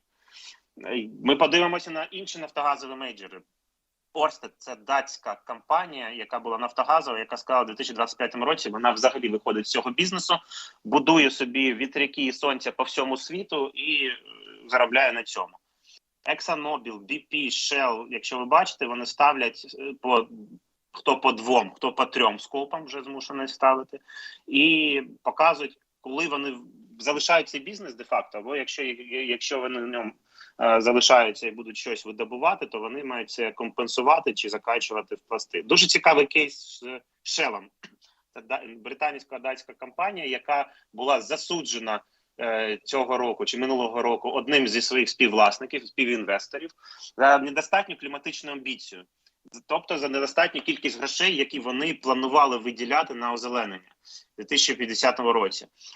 І в результаті цього факту, а також того, що пенсійний фонд Нідерландів вирішив вийти своїми активами з нафтогазового бізнесу і вкладатися в зелене, тобто компанія втрачає гроші, вони вирішили переїхати з Нідерландів до Британії. І величезний зараз скандал, тому що це податки, це робочі місця, це функціонування держави Нідерланди, і це один з найбільших платників податків, вирішив переїхати і тепер будуть платити податки і функціонувати в Британії. Тобто наскільки зараз важливі оці речі, а таким чином ці компанії, які ми також розглядаємо як партнери для наших певних бізнесів, вони будуть враховувати оці всі вуглецеві сліди, оці всі політики в партнерстві з нами або з іншими компаніями. І, напевно, ключовий останній слайд. 3 скопи. Запам'ятайте їх. Це важливо. За цим майбутнє. І це ключове, що всі будуть звітуватися, неважливо в якій стадії нафтогазових процесів ви будете працювати.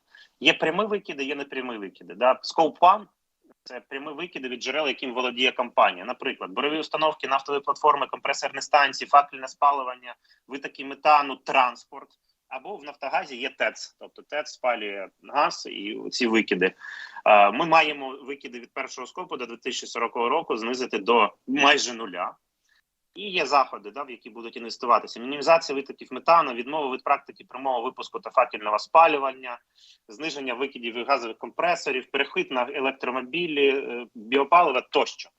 Скоп 2 – це не прямі викиди від енергії, яку ми купуємо на ринку. Як я вам зазначив, ми плануємо замістити її зеленою енергією або атомною енергією, яка екологічно шкідлива, але кліматично нейтральна. А ось третій скоп найбільш складний, найбільш дорогий і важкий для втілення. І ми зараз якраз думаємо, яким чином ми будемо виконувати і третій скоп. Це непрямі викиди, головним чином від використання нафтопродуктів і спалювання газу населенням і промисловістю. І тут збільшення частки низьковуглецевих бізнесів, виробництва біометану, біопалива, послуги зі зберігання вуглецю для Carbon Capture Storage, та зменшення частки викопних палив у портфелі, компенсація викидів, у тому числі через інноваційні технології та висадку лісів. Я, в принципі, залишу цей слайд, щоб він трошечки ви його прочитали. Є різні моделі, яким ти досягаєш цих цілей. І можу зазначити, передаючи слова Юрія Вітренка, тому що зараз ми бачимо за цим бізнес. Електроенергія зеленого – це бізнес для Нафтогазу, це наше завдання.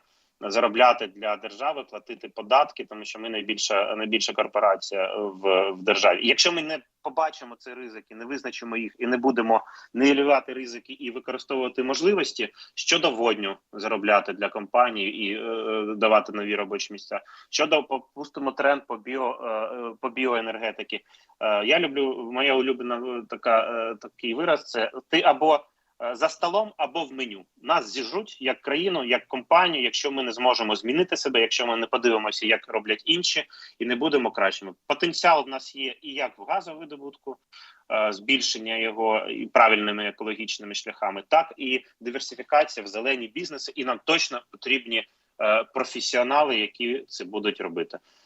Дякую за увагу, готовий відповідати на питання. Олексій, можна мені презентацію? Можна, звісно. Звісно. Ні, це реально челендж. Тобто це те, через що я дуже сильно хотів, щоб Олексій показав і окреслив, як буде змінюватись галузь. Тобто те, що сказав Маврикій Калугін на самому початку своєї доповіді, нам фактично потрібно об'єднати дві необ'єднуваних речі. Це видобуток природного газу і його декарбонізація. І це те, на що ми будемо націлені, і те, що ви будете далі розробляти. Я думаю, що у вас доволі таки дуже багато питань до Олексія, в принципі. Але, Олексій, знаючи, що ми в ліміті часу, я пропоную вихід з цієї ситуації таким чином. Реально, тут ти просто не бачив, як реагували на твою доповідь і як дивилися на твою доповідь. Це реально щось нове для них. Я пропоную все ж таки окремо для студентів зробити такий якийсь влив інформації, який абсолютно змінить їх. Зараз це була тільки проба пера для того, щоб показати, що це таке. Тому що, якщо я попрошу зараз підняти руку, хто хоча б хоч чув, знав про це, я думаю, в аудиторії знайдеться 2-3 людини, не більше. Ми тобі реально щиро вдячні за цей скоп, і давай все ж таки ми якимось чином скооперуємося, і ми якимось чином зберемо ще раз студентів, власне, на таку енергетичну конференцію, в якій будуть реальні виклики. Тим паче, потім я тобі розкажу, як це ми можемо зробити, і ти будеш тим гарним гостем на конференції, який задасть їй тону. Звучить дуже круто, мені дуже цікаво працювати зі студентами. Я сам викладач Донецького національного університету, допомагав цьому університету переїхати, як і іншим донецьким, луганським та кримським вишам на підконтрольну частину. Тому для мене співпраця зі студентами, вона вкрай важлива, я це люблю і готовий. І повірте, от по цим питанням кожного тижня наші студенти або в Україні, або ті, які поїхали навчатися на ці спеціальності за кордон, я консультую або читаю їх магістерські роботи. Тобто дуже багато людей молодих іде в цей напрямок, тому що вони бачать за цим майбутнє їх професії, майбутнє, де вони будуть заробляти. І це не тобто вугільна галузь вже програла. От діти шахтарів не хочуть бути шахтарями, але у газовій галузі, я думаю, що покоління, яке зараз, я їх не бачу, але вони тут сидять, точно на ваше покоління ще роботи вистачить і у газовидобутку, але вже більш таким сталим, екологічно правильним чином. Тому газ – це остання сполука, яка буде декарбонізовуватися і використовуватися буде ще там 20-30 років точно. Тому можете бути відчувати, що ви кар'єру тут зробите і все буде нормально. А іншими питаннями з задоволенням поділюсь. Дякую за можливість. Дякую, Олексію. Колеги, дивіться, ми вже абсолютно не в таймінгу. Щиро дякую, Максиме, В'ячеславе, Олександре. Я дуже сподіваюся, що ви винесли основні уроки з цієї панельної дискусії, що у нас є і звичайні челенджі для браунфілдів, і нова розробка родовищ, і в той самий час є челендж все декарбонізувати і стати кліматично нейтральними. В принципі, на цьому ми дискусію з вами закінчуємо. Я, наскільки розумію, ми переходимо зараз до студентських робіт. В нас буде, напевно, прохання все ж таки скоротити дещо доповіді, це ніяким чином не вплине на оцінки. В мене є ще один анонс, коли у нас буде обідня перерва. Сергій, я тебе попрошу, помахай рукою, так, вон, бачите цього мужчинку, який стоїть? Це наша рекрутингова ланка НАК «Нафтогазу». Студенти, ви маєте можливість підбігти, підійти, розпитатися основні критерії, тому що оце те, що я вам вчора казав, це ваше чистилище там стоїть, коли ви будете проходити, від них залежить в основному, чи ви будете на роботі потім чи ні. Добре, Олексію, також тобі дякую. Ну і ми можемо продовжувати. В'ячеслав хоче ще одну хвилинку. Ну, по-перше, Олексій, дуже дякую за останнє речення. Я просив би тебе сказати, якби ти це не сказав, що ще для цієї молоді роботи вистачить, тому що ти так, я думаю, зараз всі побіжуть на екологію, зразу ж так вийшли і двері туди. Він це сказав, це добре, Олексій, дуже дякую. Я одне хотів зауважити. Дивіться, оці конференції не тільки для того, щоб ви спілкувалися з нами, з роботодавцями, щоб ви спілкувалися між собою. Колеги, ваші колеги з Київського університету приймають участь в хакатоні і поспілкуйтеся з ними. Це мега крутий досвід, цікавий. Я хочу, щоб перша черга була до Сергія, да? А друга черга була до хлопців, які в цьому хакатоні приймають участь. Це СПЄ організовує, це світова забава, серйозна інженерна забава. Тому це теж дуже важливо. Спілкуйтеся між собою. Це дуже важливо. Дякую.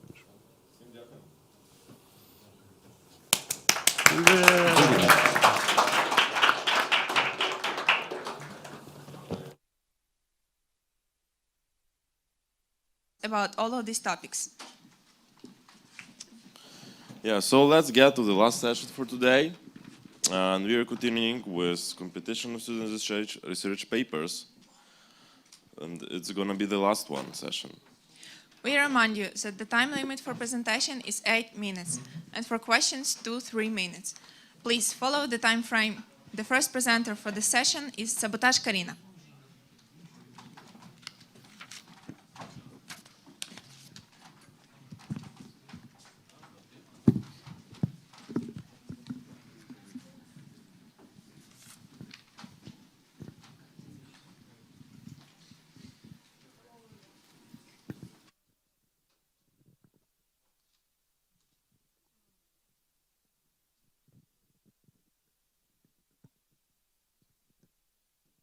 Hello?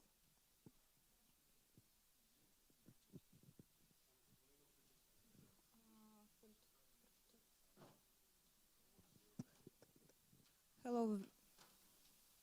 Hello? Hello, everyone. I'm Sabotage Karina, student at National Technical University of Oil and Gas. My supervisor, PhD in Technical Science, Lilia Khaidarova. Topic of today's my presentation: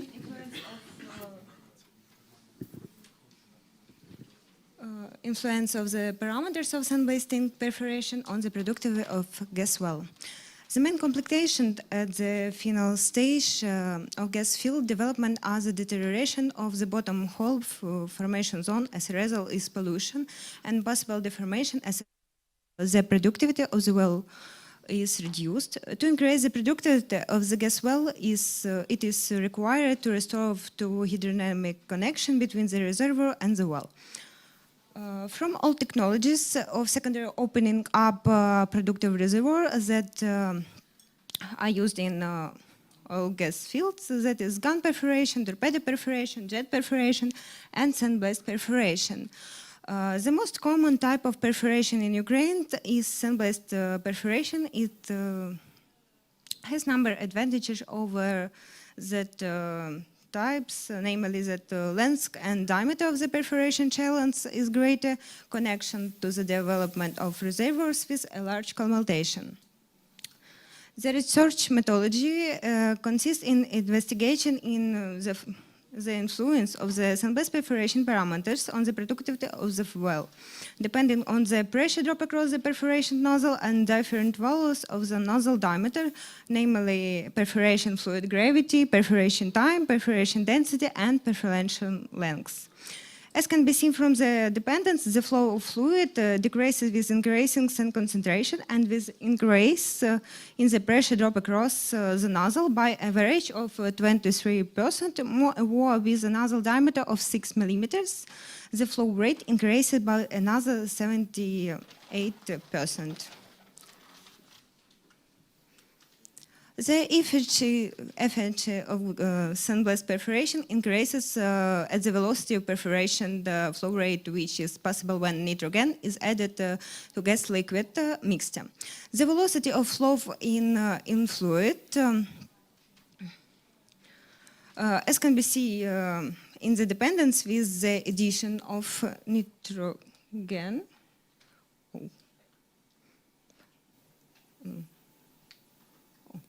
When we added nitrogen, the flow rate increases by 50 meters per second, and with increase in the pressure drop across the nozzle, the velocity of standard flow increase average 34.4 meters per second, with the addition of nitrogen by 49 meters per second.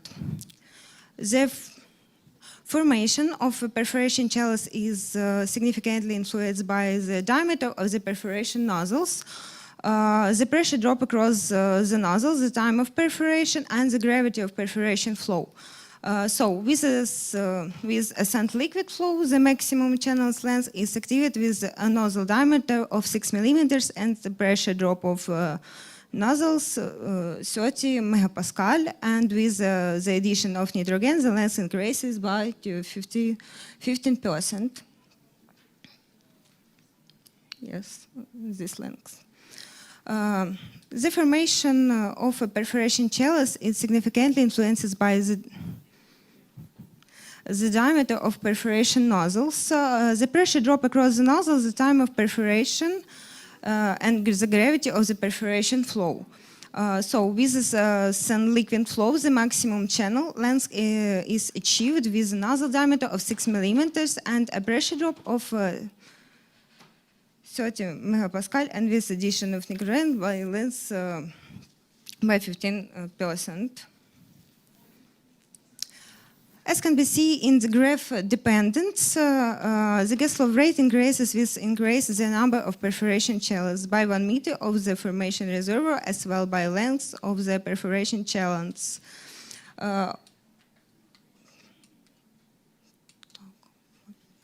The result of all studies were processed by the method of statistical processing and deciding parameters. As a result, the optimal value of the perforation was obtained at 1921 perforation by 1 meter per formation reservoir. Above this value, the gas flow rate increased, but not significantly.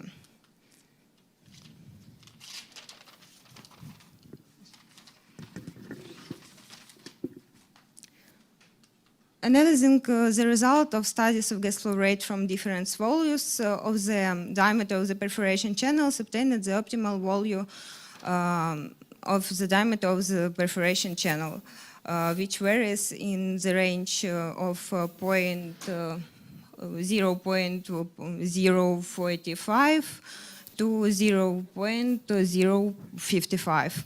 Thus, the result of studies performance show a significant influence of the selection of parameters on the length of perforation and their number on the productivity of gas well. In our conclusion, the concentration of sand in the liquid does not affect the channel length. Gas and blasting perforation increases the channel length by 20%. Sandblasting perforation increases the productivity by 55 to 76%, and with it, each increases in the diameter of the perforation channel by 1 centimeter, the productivity increases by another 70%. The optimal amount of perforation density is 1921 channels by 1 meters formation zone. Optimal value of perforation channel diameter of different volumes, the channel lengths 0.045 to 0.045 meters. Sandblasting perforation is effective for fields at the final stage development. Thank you.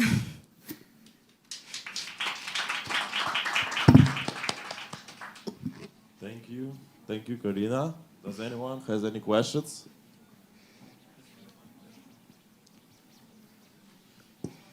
Thank you, Karina, for your research. Maybe I missed information. Have you made any comparison with the perforation, like modern perforation, with a gun perforation?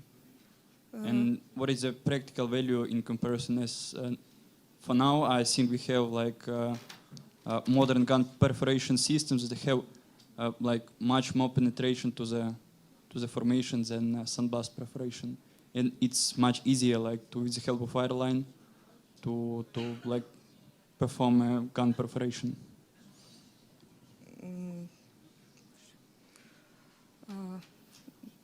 It was like first question: have you made any comparison of the penetration depths in comparison like sandblast perforation, and second is gun perforation? Sandblast perforation length channels,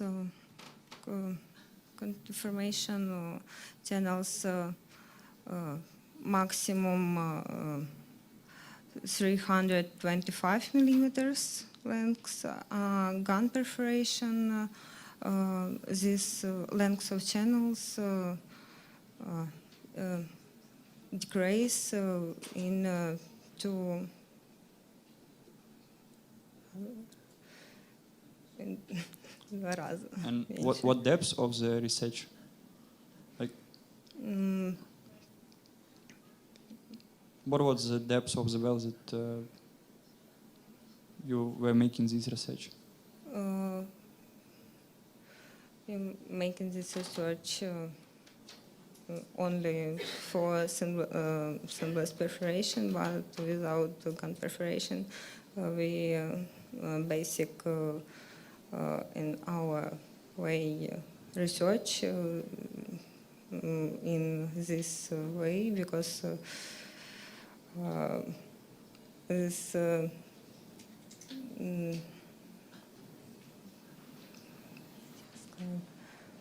На якій глибині проводилися дослідження? Моделювали ви на якій глибині їх?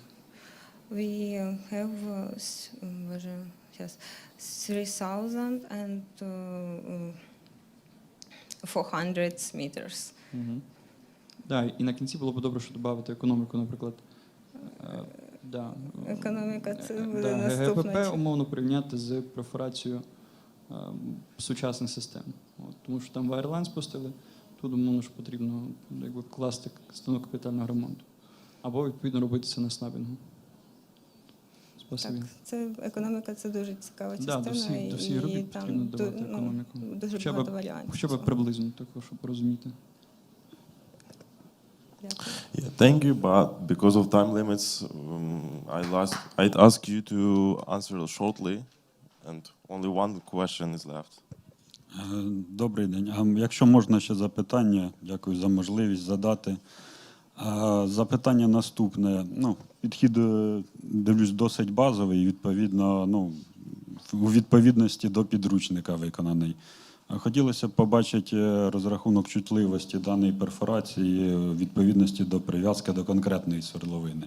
Тому що, наприклад, незрозуміло, для яких параметрів породи відповідний розрахунок. Міцність породи значно впливає на глибину проникнення. Це перше. А друге, хотілося б якоїсь імпровізації. Можливо, знову ж відійти від тої бази і розрахувати, як додавання азоту в суміш впливає на швидкість виходу з насадок і, відповідно, глибину різок. З додаванням азоту швидкість суміші зростає, в принципі, від стандартної при насадках з перепадом тиску на насадках 20 МПа зростає на 49%, точніше на 49 метрів на секунду швидкість, а при 30 при перепаду тиску на насадках 30 також там зростало ще від перепаду тиску на насадках 20 МПа ще на 38,4 метри на секунду. Ну і добавлю знову ж, це базуючись на базовому підході, вміст азоту також буде впливати. І, відповідно, і глибина буде також впливати, тому що глибиною розширення азоту за рахунок більшої гідростатики буде зменшуватися. Відповідно, швидкість виходу також буде зменшуватися, а з глибиною міцність порід зростає. Відповідно до цього досягнення критичної швидкості різання також може бути неможливе. Відповідно, там я бачив на малюнку каверни до 1 метра, вони перетворюються в 12-15 сантиметрів всього-навсього. Того, це, я вважаю, можна було б взяти як іншу тему, або додатково допрацювати. Думаю, це було б цікаво побачити і показати. Дякую. Так, погоджуюсь, що треба працювати ще більше, модифікувати і, в принципі, пробувати моделювати різні варіації і досліджувати, як це буде впливати. Для розрахунків ми брали при міцності породи 80 МПа міцність породи було. Пластовий тиск був 22,4 МПа і вибійний тиск був 11,3 МПа. Ну і було б добре, щоб і ви тут, бачите, як додаткові запитання ви розповідаєте, що це на конкретному прикладі було промодельовано, а з доповіді було зрозуміло, наче це якась досить умовна свердловина, якісь досить середні показники. Дякую. Дякую. Thank you, Karina. Thank you very much. And the next is going to be Olena Krasnikova from National Taras Shevchenko University in Kyiv. Welcome here.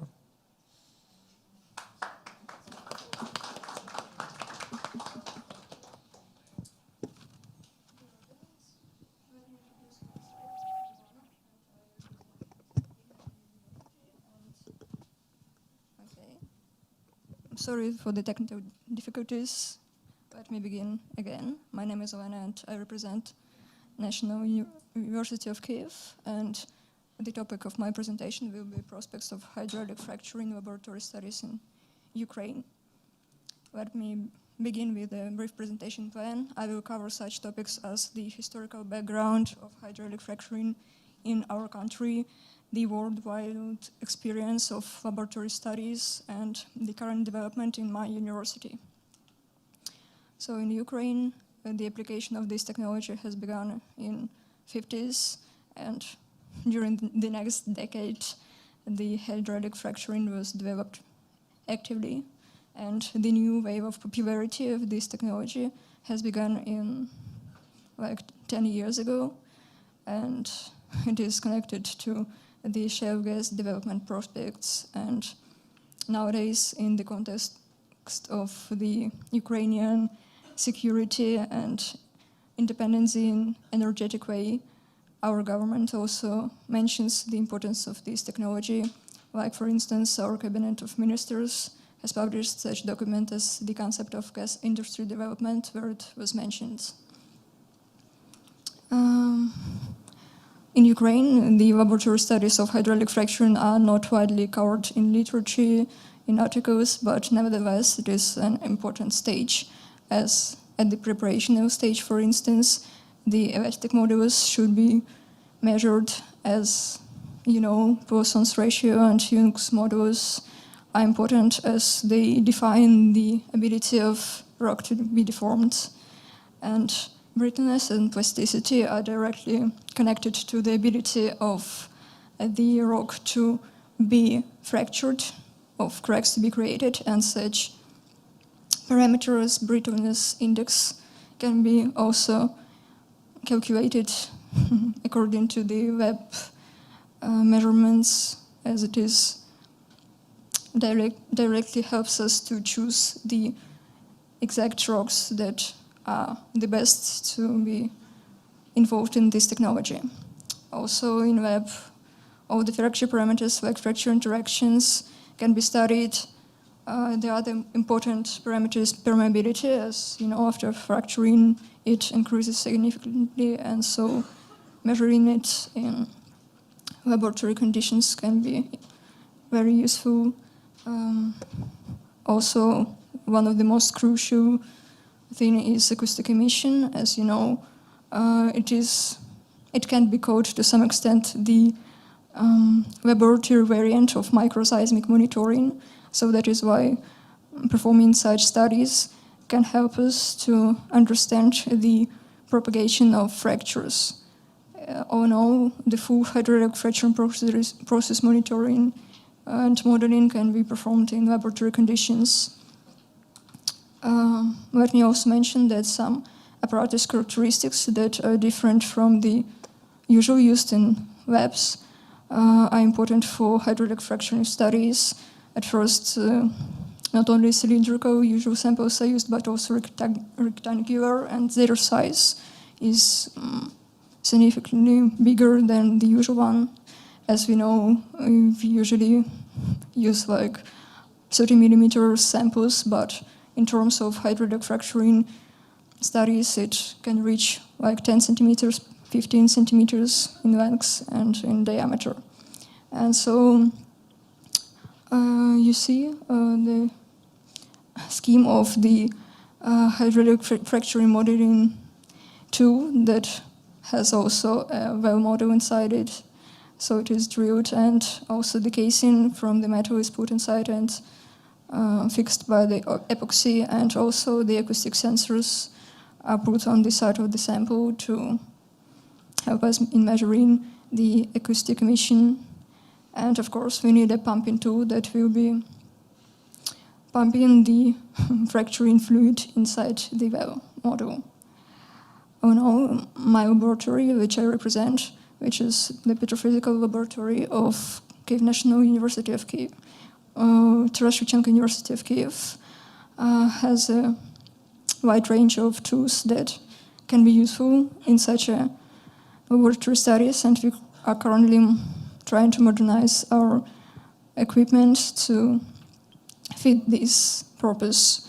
One of the specialization of our lab is acoustic measurements of the reservoir rocks, and so we have the tools that can be used in measurements of of elastic mobility. And as you can see on this slide, and that is the tool called Kern4 that can help us with measuring velocities that we can turn into elastic modulus by simple calculations. Moreover, let me mention that we've got like a big topic that we're currently studying connected to the tight rocks, and so this hydraulic fracturing modification is only one of the branches that we study. Let me present the new tool that is being developed and constructed nowadays. That is a reservoir condition tool that can help us to measure permeability in laboratory conditions. As you can see, there is a metal casing inside which a full core sample can be put, and the pumping tool, and of course it is digitalized, and all the data can be shown on the computer screen in real life mode. And we have already made some testing of this tool. We've got a limestone sample with the well-bore model Druid inside, and we were able to do first permeability tests and we have reached this hard fracture that you can see on the right, and all in all, that is the first preparational test of this tool. Let me also mention that in future, and this is what we're doing now, we are planning to do some acoustic emission modifications that will help these to us to do a more enhanced hydraulic fracturing modeling. So to conclude, I want to mention that laboratory studies are avoided in the literature. Nevertheless, they are important and for the Ukraine, such studies can be really crucial. And nowadays, the laboratory that I represent hosts the studies of possibility of implementation of such a technology.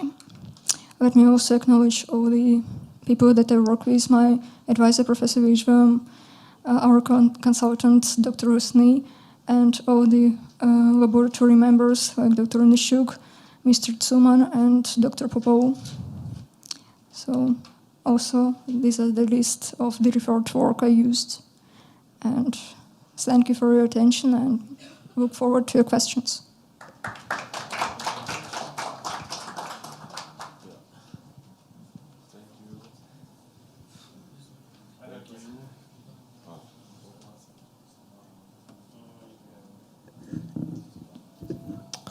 Oh, yeah. Thank you. We have only one question. Like we have time for one question only. Sorry about the time limits.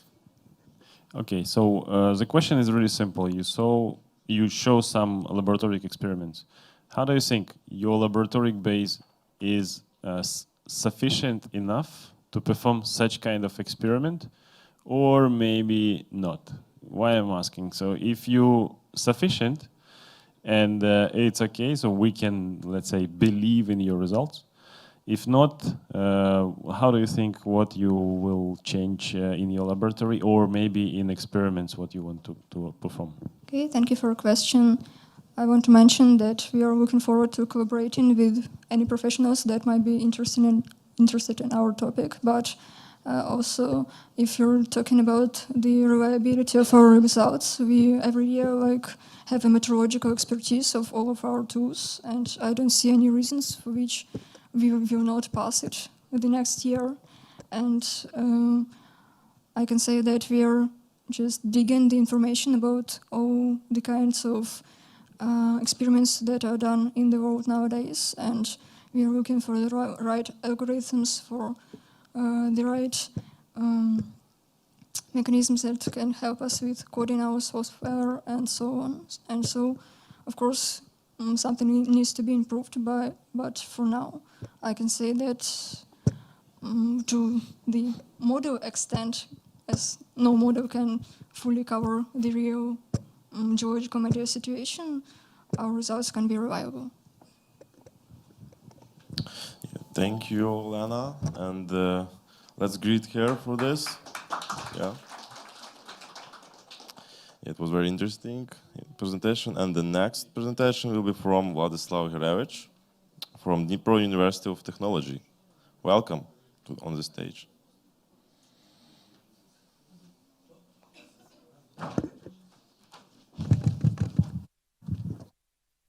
Hello. Greetings, my name is Vladislav Herevich. I am from Dnipro University of Technology. My topic is pulse rotary speed of the drill bits. Can you switch on my presentation?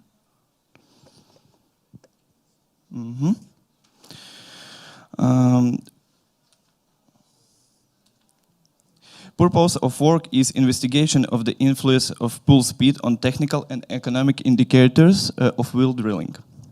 Tasks of work is investigation of the influence of rotary speed or roller cone bits on the depth per revolution and the mechanical drilling speed. To establish the basic laws of the change in the rate of penetration during creation of pulse rotary speed. To develop the construction of near beat shock absorber to create a pulse speed of the rock destroying tool, and to develop methods of adjusting the pulse in the speed of the proposed design of near shock absorber.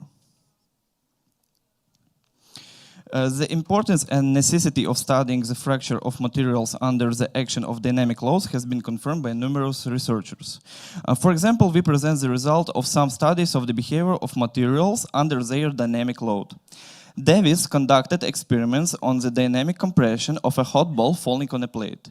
The values of the yield strengths for the two grades of steel established as a result of these experiments are shown on slide 3 above.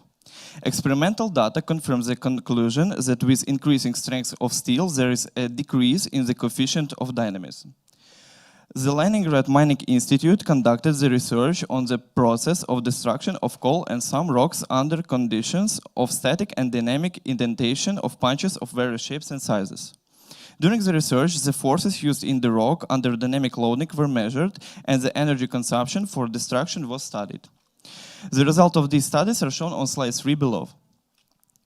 During the research, a significant increase in the energy consumption of the dynamic process of destruction against the static one, namely 4 times or more, was established.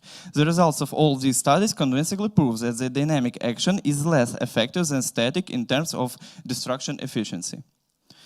With regard to roller cutter drilling, the work of Union should be highlighted, who analyzed the influence of the rotational speed of the bit per 1 revolution and the rate of penetration. It was found that with an increase in the rotational speed when a certain frequency is reached, the mechanical speed increases nonlinearly due to a decrease in the use of the teeth of the roller cone bits. This is due to the fact that with an increase in the rotational speed, the contact time of the cutter teeth with the bottom decreases, and as a consequence, the destruction efficiency. The critical rotary speed is observed at such a speed of movement of the cutter teeth when the flushing fluid does not have time to remove all the destroyed rock from the bottom. Thus, the modern technology of rotating roller cone bits does not allow to develop the maximum rate of penetration. On slide 4, we can observe the theoretical dependence of the depending of the bit in the 1 revolution and the rate of penetration on the rotary speed. The main idea of the work is that at high rotary speeds, the contact time of the bit tooth with the rock is not enough for efficiency, energy transfer, and maximum penetration. And the pulsed rotary speed allows the tooth to penetrate to its full length during a pause, which leads to an increase in rate of penetration. The introduction of the cutter teeth during a pause and without it shows on slide 5. The main idea of the work is that at high rotary speeds, the contact time of the bit tooth, that was the previous slide, I'm sorry. We have carried the theoretical studies of the effect of pulse rotary speed on the rate of penetration. The initial data for calculating the series of dependence of the rate of penetration from the pause time to the cycle time are shown on the 6th slide. For the numerical experiments, the rotary speed was from 50 to 350 RPM, which is most typical when drilling with the roller cone bits. The 7th slide shows a graph of rate of penetration versus the ratio of the pause time to the total cycle time at the bit speed of 2030 RPM. At the point 0.05, there is an indicator of the drilling speed without using a pause that is with a constant rotary speed. With the appearance of a pause, the rate of penetration increases to its own maximum value at which the rock breaking element is introduced into the rock, during which there is a pause for the entire height of the element. Then the rate of penetration begins to decrease, since the rock breaking element, which has a pause, cannot go deeper, and the further increase in the pause leads to a decrease in the use of the other elements. On the 8th slide, you can see a summary graph of the rate of penetration versus pause time to cycle time at different rotary speeds. As can be seen from this graph, at low rotary speeds there is no point in performing impulsive rotation, because all the teeth of the bit depend on a sufficient depth anyway, and pulse rotation only reduces the number of contacts of the rock cutting element with the bottom of the wheel, and hence the rate of penetration. While at higher speeds, the speed increases significantly. Moreover, the effect of increasing the speed is enhanced at high rotary speed. At this slide, we can see the results of numerical experiment in tabular form.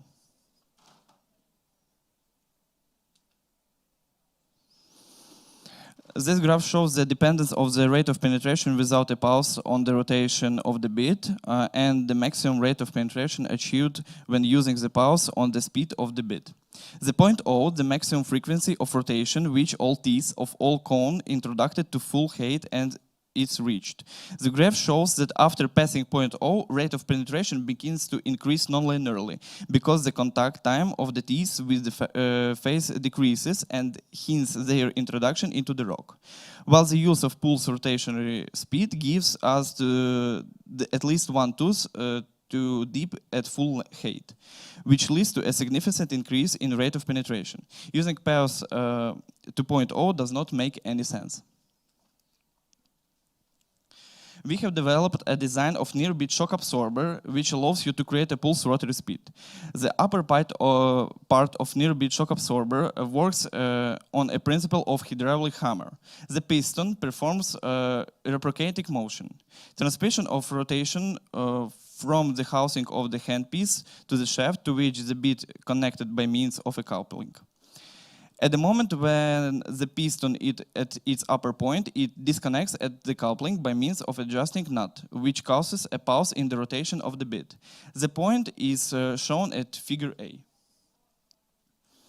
During the time when the piston moves down and up again to the maximum values, there is a constant contact in the clutch, and the bit rotates to its normal mode. By changing the piston of the adjusting nut on the surface, you can change the pause time relatively to the cycle time. We have developed a method for regulating the pause time for this near-bit shock absorber.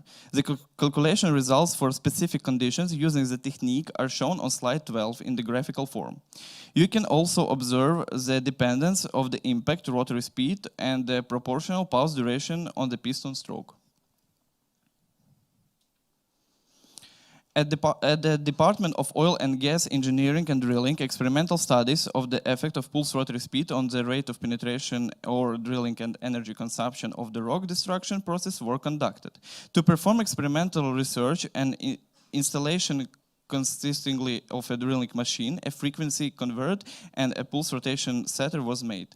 The scheme of the experimental stand and the scheme of its electrical part are shown on slide number 13. Summary table of results of experimental research or drilling technology with pulse rotation of the tool. The result of experimental studies showed an increase in the rate of penetration from 30 to 100% and a decrease in energy consumption from 3 to 17%. These results correlate well with the results of a numerical experiment shown on slide from 7 to 10. We can make such conclusions as a review of literary sources was carried out, which showed the relevance and prospects of the chosen direction of research.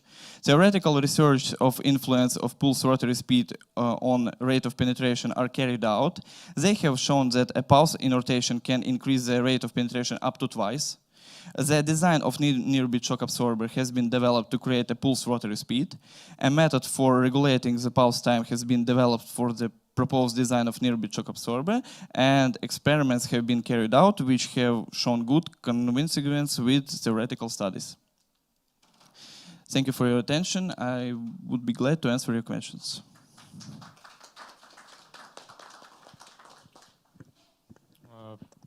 Можно, да? Я на русском буду вопросы. Быстренько, Да, без буквально пару вопросов.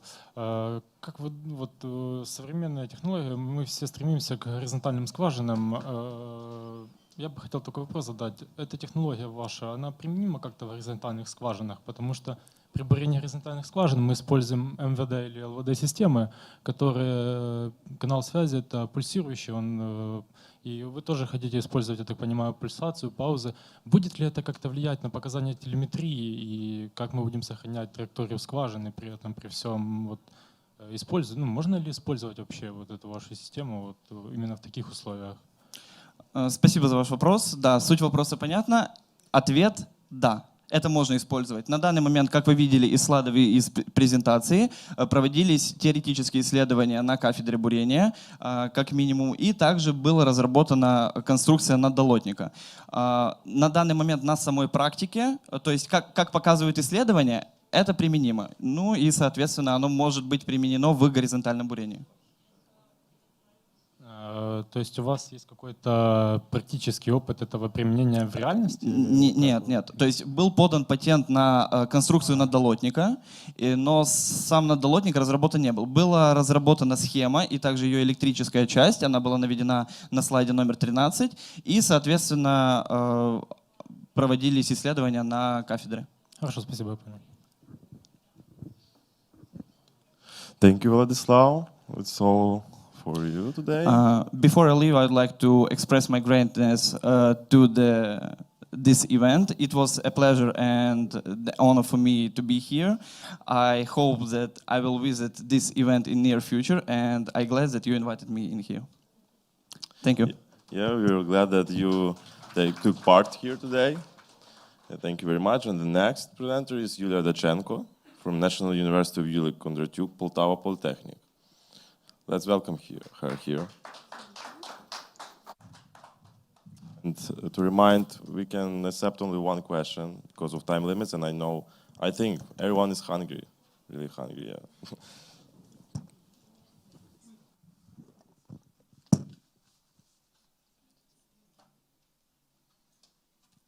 Good afternoon, everyone. We bring to your attention and presentation and a report on the topic development of drilling mud composition of carbonate reservoir drilling using drilling wells in Zagoryanka field of Dnipro-Donetsk basin as an example. I am Yulia Dachenko. I am postgraduate student, National University Yuri Kondratyuk, Poltava Polytechnic. The filtration properties of the productive formation, especially the bottom hole formation zone, do impact on the volume of formation fluids production. However, in the process of well construction, there is a sharp and in most cases irreversible decrease in the reservoir properties. A lot of special fluids have been developed, implemented, and used, the composition of which depends on the condition of occurrence of productive horizon.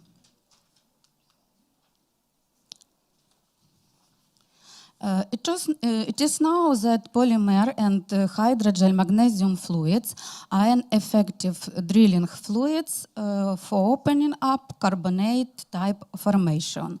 In our research, we investigated such flushing fluids as well as bisulfite solution as a component of such solution.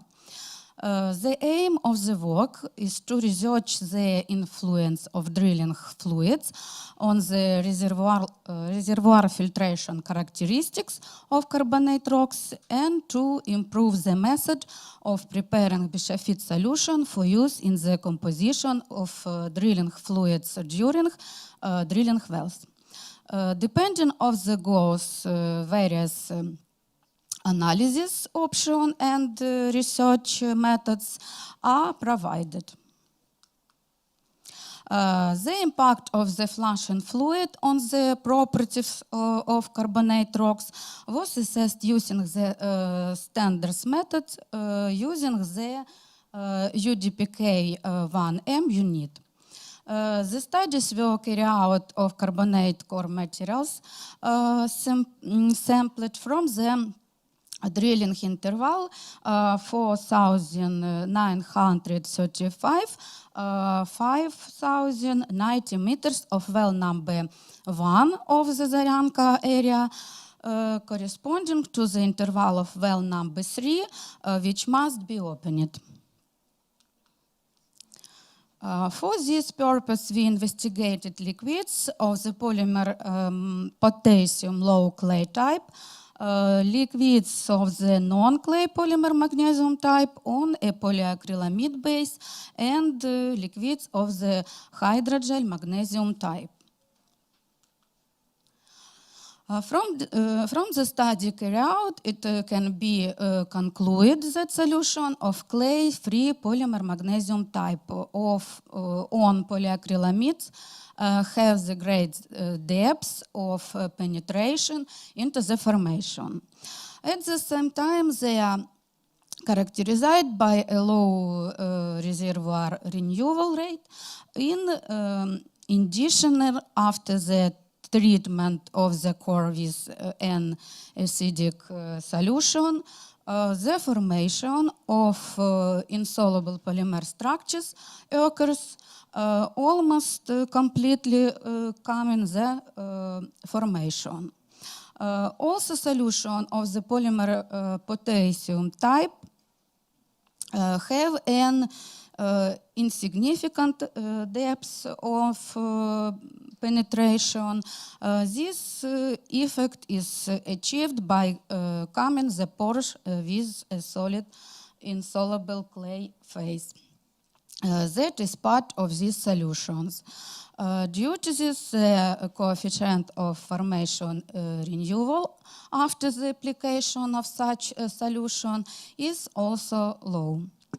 Hydrogel magnesium type solution with a relatively shallow depth of penetration into the formation are distinguished along others by a high permeability recovery factor. After the application to such solution and subsequent acid treatment, the pore space of the formation is almost completely restored. They do not contain in the introduced solid phase, which irreversible colmatized the pore space. Carbonate blockers are formed during the preparation of this drilling fluid and do not calm the pore space. In order to identify the process of blocking pores with chemically formed gypsum, the core is moistened with calcium chloride type formation water. Rho equals 1.18 gram per cubic centimeters. Through the core was passed up to 20 volumes of pore space, cleaned and uncleaned from bisulfite sulfate ions. Studies on core material of the productive horizon of the Zagoryanka field have shown their high sensitivity to the effects of formation waters in the presence of bisulfite containing sulfate ions. It is noted that in the presence of sulfate ions in bisulfite, the permeability in recovery of the reservoir in the presence of on formation water decreased by 11.5 times, and when using pure bisulfite only by 1.30 times.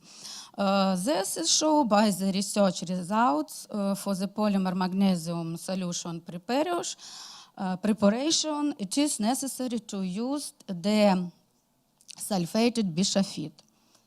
For further studies, Bishafit solution with a mass fraction of magnesium chloride of 24% from well number 1 of the Zaturina area were used. Following studies are aimed at removing sulfates from Bishafit solutions. For this purpose, an effect of surfactants on the desulfation of Bishafit was investigated. Preliminary laboratory studies of more than 30 surfactants in Bishafit solution made it possible to choose 4 of them. The study was carried out in accordance with the standards for determination of sulfate content by gravimetric method. The crystallization process of calcium sulfate in the presence of various surfactants differ significantly. On the slide, you can see filter case unwashed and washed from chlorides. Sediment with the addition of amphoteric surface active reagents have a visually smaller volume compared to the control experiment, and with the addition of cationic surface active reagents, a more fragile structures and large crystals. The degree of calcium sulfate precipitation from an aqueous solution of Bishafit in the presence of surface active reagents decrease in a number of KAPB is greater than EM, is greater than SRK, is greater than ST, is greater than KI1M. And the volume of the sediment on the contrary growth is this order. Excess introduction on the precipitant calcium chloride 2 leads to a decrease in the degree of calcium sulfate ions precipitation, while the volume of the precipitated does not change. The experimental results indicate that among investigated surfactants EM, CAPB, and SCR are effective catalysts for sulfates precipitation and inhibitors of chloride salty out. Based on the research result, it is recommended to use CAPB surfactants as a catalyst for the precipitation of sulfates. On the basis of laboratory studies, an improved method of Bishafit solution preparing for using has been developed based on mechanical mixing of the components in a specific sequence. Number 1, pre-treatment of Bishafit with a catalyst for the precipitation of sulfates. Number 2, treatment of Bishafit with calcium chloride. Number 3, removal of sediment. Number 4, preparation of inhibitor of working concentration. Number 5, introduction of a corrosion inhibitor. The results of Bishafit The result of BiSHAFIT solution preparation by the proposed method at the Skhidno-Poltavsky field of BiSHAFIT deposit showed that in comparison with the traditional method of preparation BiSHAFIT sulfate, the following happened. Number one, reduction of the BiSHAFIT preparation period by 4 times. Number two, increasing the degree of calcium sulfate removal by 5 to 8 times. Number three, prevention of chloride salt out.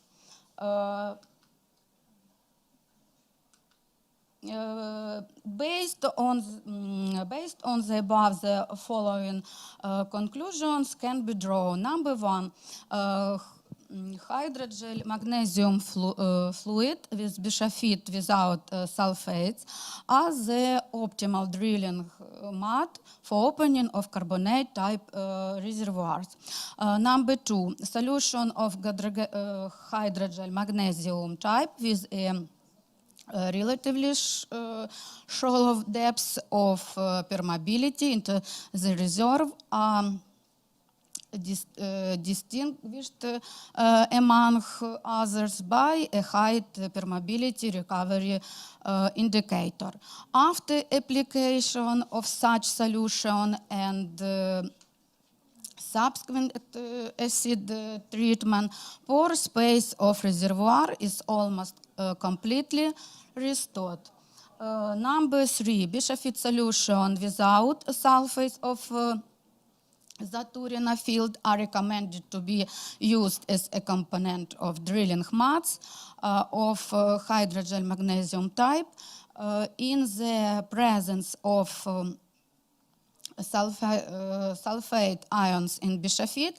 The permeability and reservoir recovery in the presence of formation water decreased by 11.33 times, and when using pure BiSHAFIT only by 1.29 times. Number four, surface which form complex compounds with alkaline earth metal ions improve the calcium sulfate precipitation and prevent the salting out of chloride during elimination of sulfides from BiSHAFIT. Number five, industrial tests show that the preparation of BiSHAFIT solution using CAPB reduce the preparation time of BiSHAFIT by 4 times, increasing the degree of removal of calcium sulfate by 7.5 times, while the volume of sediment decreased by 3 times. Thank you for your attention. Yeah, thank you, Yulia. And anyone has any questions? No? Okay, thank you. And the next will be Sergey Krivenko from Texas A&M. And as I remember, it's gonna be like presentation or video. No. Ah, he's here. Okay.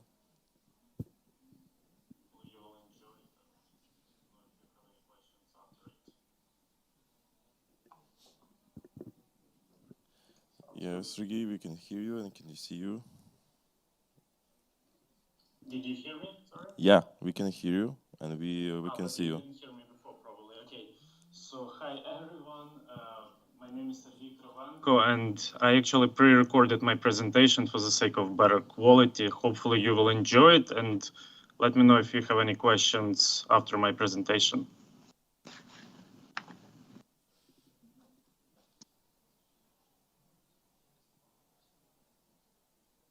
Hello, my name is Sergey Krivenko, And the topic of my presentation is fracture propagation modeling using displacement discontinuity method.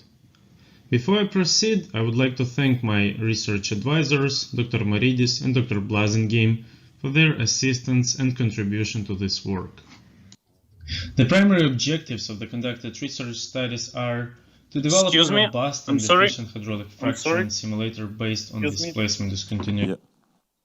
Excuse me, can you hear me? I sent two presentations to you guys. This one is the first one, and this is like the longer one. So can you please put the second one, which is a shorter version, the one that we agreed on? Can you hear me? Yeah. We're doing in process. I will share you an email. That's okay. Нет второй презентации. All right. Let me send you my second presentation then. Oh, this is crazy. Okay. Let me try to find it.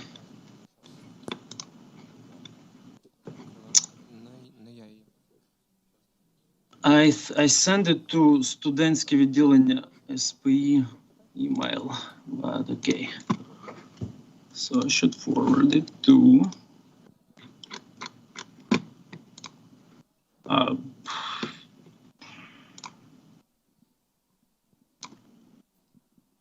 great.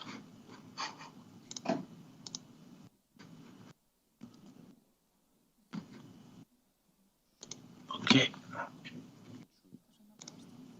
I mean, if you want to listen to 20-minute presentation, that's also fine. Or actually, I have it here. I can share my screen, so that would work as well, if you allow me. Yeah, that's probably the best way to do it. Because we have time limits and we're like half hour late. Yeah, this one is like shorter version, so you'll. Oops, I should start from the beginning. Okay. Can you hear it? We hear you. We can see you. So. But do you see? Do you hear my presentation? Okay. No. Right now. Okay. Okay. Right now we can't hear anything. We don't hear sound. Can you hear me now? We can hear only your voice, but not from the presentation. Or is it video? Yeah, it's video. I'm sharing my screen. Do you see the screen? Yeah, but we don't. We can't hear any sound. You cannot hear. Okay, I think I will just. Well, let me think. What's the best way to go about it? Can you present it by yourself right now? Can you hear me now? Yeah. Can you hear my presentation? Right now, no. Nothing. Only your voice from the call.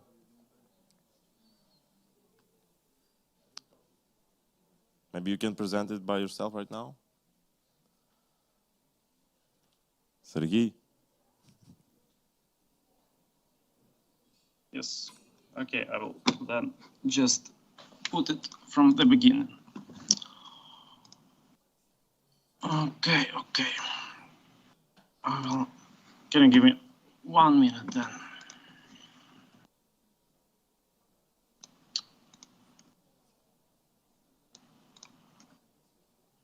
All right.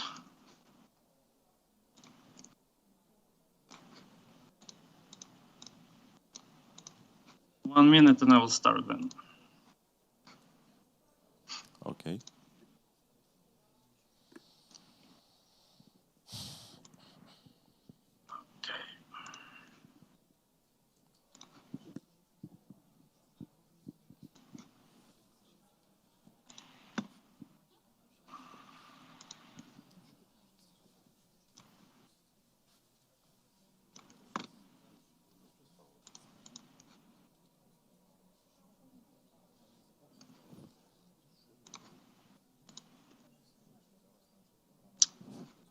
All right. I'm gonna share it. Oops. Can you see my screen now?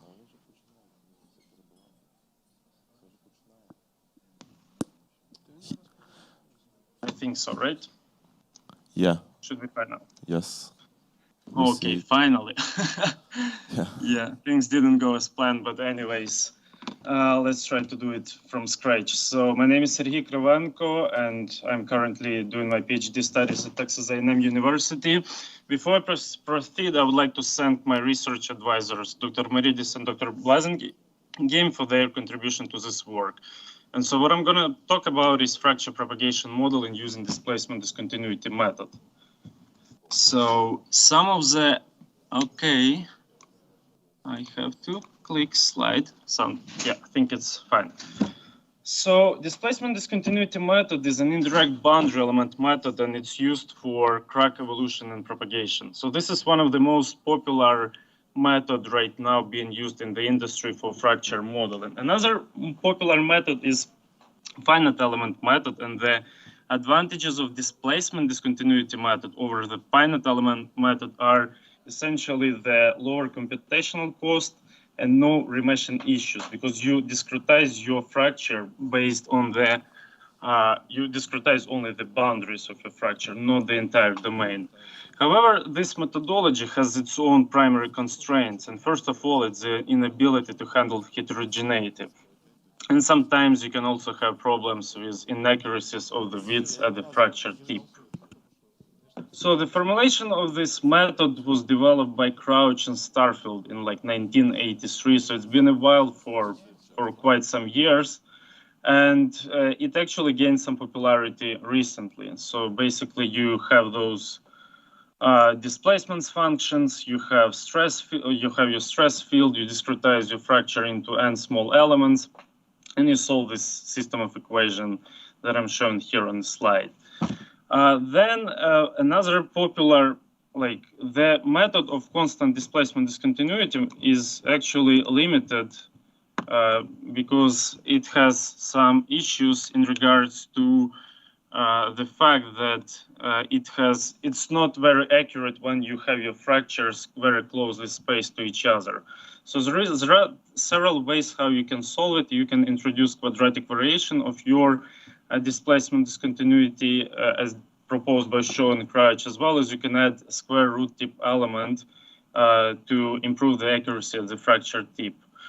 So what I'm showing here essentially is validation of my code for 2D displacement discontinuity method, 2D higher order displacement discontinuity method, and 2D higher order displacement discontinuity method with a special craft tip element. So industry is just using 2D DDM. And so as we can see, it's like 25% not accurate at the fracture tip. And if you go to all of the commercial fracturing simulators, they still use it as a constant. So what I'm trying to develop here is essentially to solve this issue. And so what I'm doing is implementing this like higher order elements as well as fracture tip element. And so my simulator here is essentially like much more accurate than all of those available simulators currently available in the industry. But so 2D higher order displacement discontinuity method is like easy. But if you go to 3D, because that's what we want to model, you know, we don't want to stick within like 2D domain. So we also try to develop this modified higher order 3D displacement discontinuity method for the sake of improving the accuracy at the fracture tip when we are measuring the fracture width specifically. And so in 1997, Shaw developed 3D higher order displacement discontinuity element, but no one actually got after his development and no one revisited this idea. So what I did is essentially went back to 1997 and tried to develop this method, which was quite hard, you know. But so it provided us some better results, as we'll see in later. And so the idea is to propose this to current commercial simulators to develop and implement this methodology. And in addition to that, we slightly simplify this method by reducing some deep slip shear stress components, which is like a reasonable assumption. And so what I'm showing here is essentially the comparison of my simulator with 3D higher order displacement discontinuity as this green line. The red line is like the what current commercial simulators are using, and the black one is like the analytical solutions that I'm comparing my results with. So as you can see, our solution is at least 10% more accurate at the fracture tip, and in addition to that, it doesn't contribute to, you know, to the computational costs, and it's a little bit another topic why it doesn't contribute, but let's just stick with that. It doesn't come at additional computational cost. So, okay, let's do next slide. Next slide. And so, as I mentioned, my method is quite computationally efficient, but in order to even improve furthermore, I'm using Texas A&M Terra supercomputers, and specifically Texas A&M Terra supercomputers. So I'm using OpenMP to parallelize my solver to solve the fully populated 3D displacement discontinuity dense matrices. And so we are getting like a speed up of 10 when we are using 20 processors, so which is pretty good. And it depends on the problem size that you're using. And so in the future, we want to obviously use some more advanced techniques like GPU and MPI to further improve the computational speed of my simulator. So we want to make our simulator dynamic, not just static, you know. So I'm using finite difference method to discretize the domain and approximate fluid flow equations solved by Newton-Raphson method. So what I'm essentially doing is coupling my fracturing simulator with the fluid flow simulator. And so I'm accounting for perforation losses, for losses inside the wellbore and things like that. In addition to that, sometimes when you have, you know, very closely spaced fractures, you may experience non-planar propagation. So essentially, I'm using maximum circumferential stress criterion developed by Erdogan and Sich. And finally, I'm using some fracture height growth model, which was recently developed at UT Austin. And so one of the things that currently our industry in unconventional space is facing is how close we should have our fracs, what's the cluster spacing, what is the stage spacing, and things like that, and our wells are potential for refracs.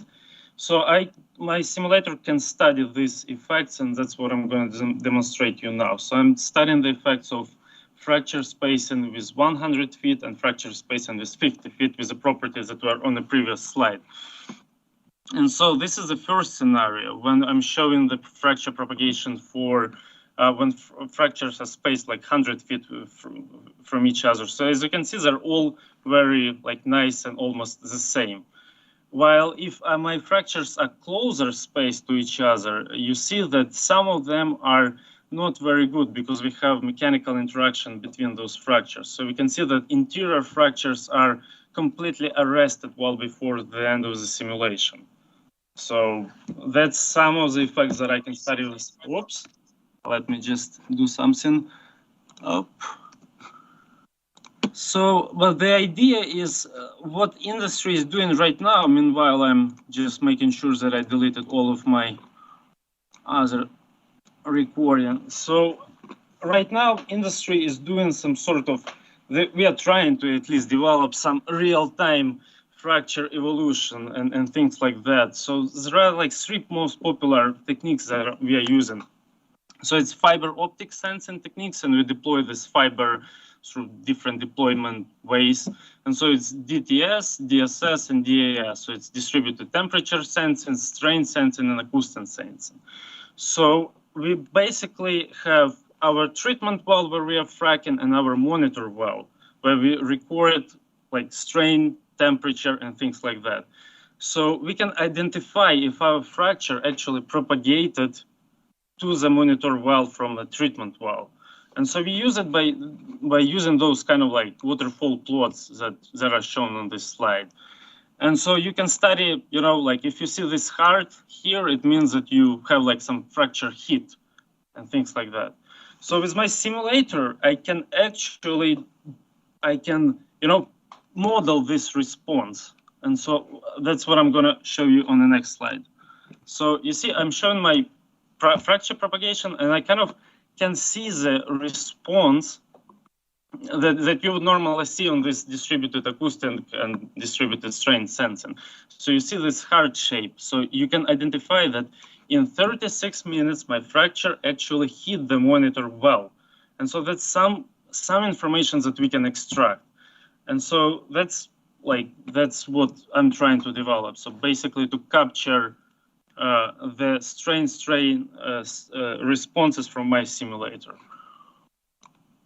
And so here is similar response that you can get whenever you have like 4 fractures, and this is just like planar propagation of them. So you can see that, for example, the fracture number 1, which is like the longest, it arrived earlier, you know, and then those middle fractures, they arrived like much later to the monitor well. So we can kind of like make some interpretation out of it. But all of that was qualitative, you know, so we don't really know what was our fracture width. We don't know what's our, you know, like if we can place a prop on there. So there is one very smart guy who was like sitting in my office, this guy Liu. He developed this green function inversion algorithm. And so he, like, you literally can recalculate fracture width from the response of, you know, monitor well at the, you know, you can recalculate the fracture width from your strain rate and strain responses. And so this is kind of like, you know, in algorithms that I'm using, but you can only calculate it properly at the monitor well. So that's, I think it's pretty cool. And so what I'm doing right now is essentially my fracture propagation doesn't involve propan. So I'm trying to develop this, you know, very simple Euler 2-layer propan transport, and it was developed by Hu from Texas A&M and Shiozawa and McClure from UT Austin. Some of the concepts were taken from there. Another most popular method is using not Euler, but it's using some computational fluid dynamics where you actually track the propan transport of each particle. But this my model is like much more simplified that I developed. And so this is some like numerical results that I validated against lab experiments. And so the idea would be to couple my fracturing simulator with like actually displacements calculations with my propan transport. And then to be able to see the propant on this, you know, on this DAS, DSS response. That, okay, we have propant reaching out to the monitor valve, for example. So I think that would be pretty cool if that could be developed, but I don't know what kind of response you may get. So maybe you will not see anything, I don't know. So the conclusions of my presentation is the developed 2D higher order displacement discontinuity is the optimal approach to model fractures under plane strain condition. The modified 3D higher order DDM improves numerical accuracy at the tip by 10% at no additional computational cost, and it must be implemented in current commercial simulators that are using this numerical scheme. The iteratively coupled scheme of fracture deformation and fluid mechanics allowed us to accurately predict the fluid flow rate and pressure distribution within each fracture. And also what we are trying to do with our simulator is to model the DAS, DSS response and provide some critical insights into fracture characterization. And finally, I'm trying to develop, like still working on it, like to this 2-layer Euler propan transport numerical model. And we validated it, but we still kind of like working on that.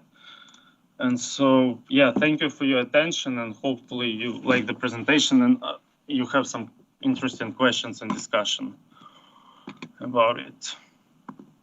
Yeah, I'll stop sharing my screen.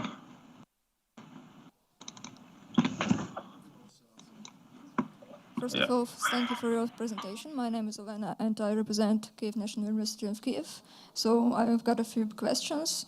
As I can see, you discussed the advantages of your methods in comparison with other numerical methods, but I know that nowadays people tend to combine different numerical methods like FEM plus DEM. Do you have any plans on developing such a combination? No, I don't have time for that. DEM is like a nightmare to develop. FEM, kind of you can do it starting with 1D, maybe like to expand it to 2D, but then it's like a nightmare. I don't want to do that. So, and it's like an entire you know, what with this method, what the biggest problem is the inability to handle heterogeneity, you know? So if you can implement having like multiple, you know, like Young modulus Poisson ratio, we cannot do it. We can only have like a constant value. So if you can do that, and there is one paper that is trying to develop that, you will beat finite element method just with its, because you don't need to do remeshing with displacement discontinuity method. You know, like you can, like it's much easier, like from that perspective. But if you can develop, like if you can implement heterogeneous displacement discontinuity method, it's like $1 million question at least. You know, it's like if you do that, you're set for life. I will tell you that. But there is one paper by Shaw in like 1993, which was using like image method, trying to do something simple, but it's like, I don't know how to do it. I just don't know. No one knows. It's like, Thank you. we have, yeah, one of our professor is actually trying to work on that method. Want to hire PhD student for that, but it's hard. I have another question. As I know today it is discussed the subject of the natural fractures. Do you plan to? I have something developed, but it was 12-minute presentation, so I didn't go beyond that. So what I have is actually like when I have natural fracture, but I have it very simple. I don't use DFN and things like that. So I have natural fracture and I have hydraulic fracture and I have crossing criteria. So if it's gonna pass it or if it's gonna go and curve. So I have that developed, but I only use like one, you know, I have to improve on that, to be honest, but I know how to do it, which just takes time, and it's like not the subject of my research, essentially. Thank you for such a detailed answer. Mm-hmm. More question, and we will have a lunch break finally. Thank you very much. I'm impressed. That's very good to see you and to hear very good work. So I just wanted to ask you, did you verify that model with any other? And then my next question is, are you willing to continue developing simulator that once fractures are created, you can simulate the fracture responses and evaluate fracture responses? In pressure rate. I'm sorry, I didn't get the question. Can you repeat? Okay, sorry, too fast.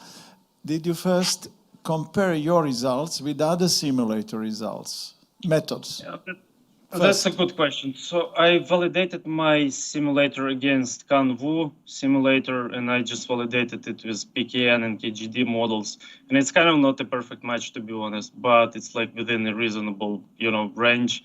And the reason is like you cannot handle all the non-linearities if you just use analytical models. So I have it like, and it's within reasonable. And I showed it with the Snedden solution right now. If you have like a static fracture and have constant pressure there, so it works like, you know, I improved it even, so no one is using that method like the record developed. And so ResFrac is, I don't know if you know that simulators, they are like the best in this area. And so what I want to do is actually to pitch them that idea that you guys have to develop it.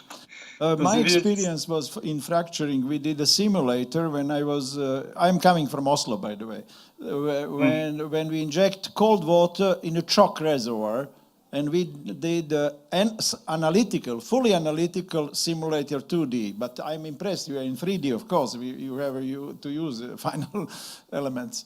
And then once you make your model, can you then further continue in developing simulator for that responses of the fracture that are created by your model? If I can, well, if I cannot simulate depletion, you know, I can only simulate like the fracture propagation. I cannot simulate a depletion. That's a very complicated task to do, to be honest. I don't know, like, there is this ResFrac. They are like the biggest startup in Texas right now. And the reason behind that is that like they could do, you know, fracture propagation as well as, you know, production from that reservoir after some time, after fracture closure. So that's like, no one could do that like 3 years ago. Now they did their like, hiring a lot of people. But yeah, I don't know. Probably I misunderstood your question, to be honest. Anyhow, I just wanted to say that I also work on another side that is one fracture created. I have a model for simulating multi-fractured horizontal well. Yeah, I think I saw your model on that. And I can easily, if you give me fracture parameters, well parameters, reservoir minimum, like well testing, I can in 1 second give you response, okay? Or it depends on the fracture. Branimir, I saw that presentation and I saw that paper that you wrote about it. I can also consider it. We can cooperate. That is, I'm calling you that we can cooperate. You can get some ideas, maybe. I don't know, if you want. I am open. I don't have time for that, to be honest. Okay, I know. You're with Blessing game, I know. I just don't have time. Anyhow, congratulations. I'm impressed. You just wish you good luck. Bye. Yeah, thank you. Thank you very much. Thank you, Sergey. It was very interesting presentation. And may I ask a question? Like, what time is it at your place right now? Well, it's terrible. That's why I actually wanted to have it pre-recorded, because I thought I will be doing it like 4 a.m., And so that's why I'm like, I would rather have it pre-recorded. But then I sent it like 20-minute version, then I sent 12, and then I realized, no, you put the 20-minute version. So it's like, I have to improvise right now. But it's 6 a.m. right now. Yeah, I don't know, but we have such problems that we could hear the presentation on YouTube, but not here in the hall. Yeah, but it's fine. Maybe improvising was even more, better, interesting. Yeah, and from my side, a big appreciation for you that you found time for this and you didn't sleep well that night. It's given now, actually, here. Like the biggest quality. But yeah, hopefully you enjoyed the presentation. Yeah. So yeah, really. And look from my forward side, if you want to, reach out and ask more. I'm willing to discuss. Yeah, so again, let's say thank you to Sergey Krivenko together, because he didn't sleep well. Yeah, I did. He didn't sleep at all. Okay, I'm gonna go to bed now. Yeah, bye-bye. So, yeah, good night. Good night. And that was the last for today. Thanks to all of you. You were amazing. And we should ask that all experts should give their scores to Oleg Wittes already. You've done already. Okay. And the results of the competition will be announced at closing ceremony. And finally, are you hungry? Or it's only both of us? So we will continue our ceremony at 14:30 in 22 minutes. So next we have a lunch break and a round table after. And due to the late timing and as soon as the part of participants already had a lunch, we cutting a break to half of an hour. And we wait for you all back here at 14:30 to start our next activity. Yeah, and meantime, we would like to ask all participants to take a group photo in the hall with the brand wall right now, because I think at the closing ceremony everyone will go home soon. So are you ready to move on? Like, did you like the lunch? I really liked Oreo cakes. I hope I'm not the one who ate 3 of them. So let's get back to work as scheduled. We are continuing with a round table on the subject of a young specialist of the oil and gas industry, the employer vision versus scientists and teachers' vision. And the moderator for the round table will be a professional and honored petroleum field specialist. So please, the director of Institute of Petroleum Engineering in Ivano-Frankivsk National Technical University of Oil and Gas, Oleg Wittes.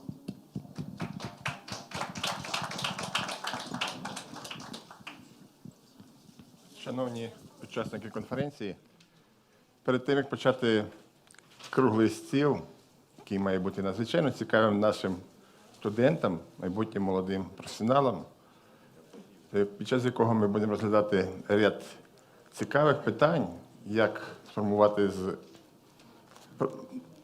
молодого студента, майбутньому професіонала галузі,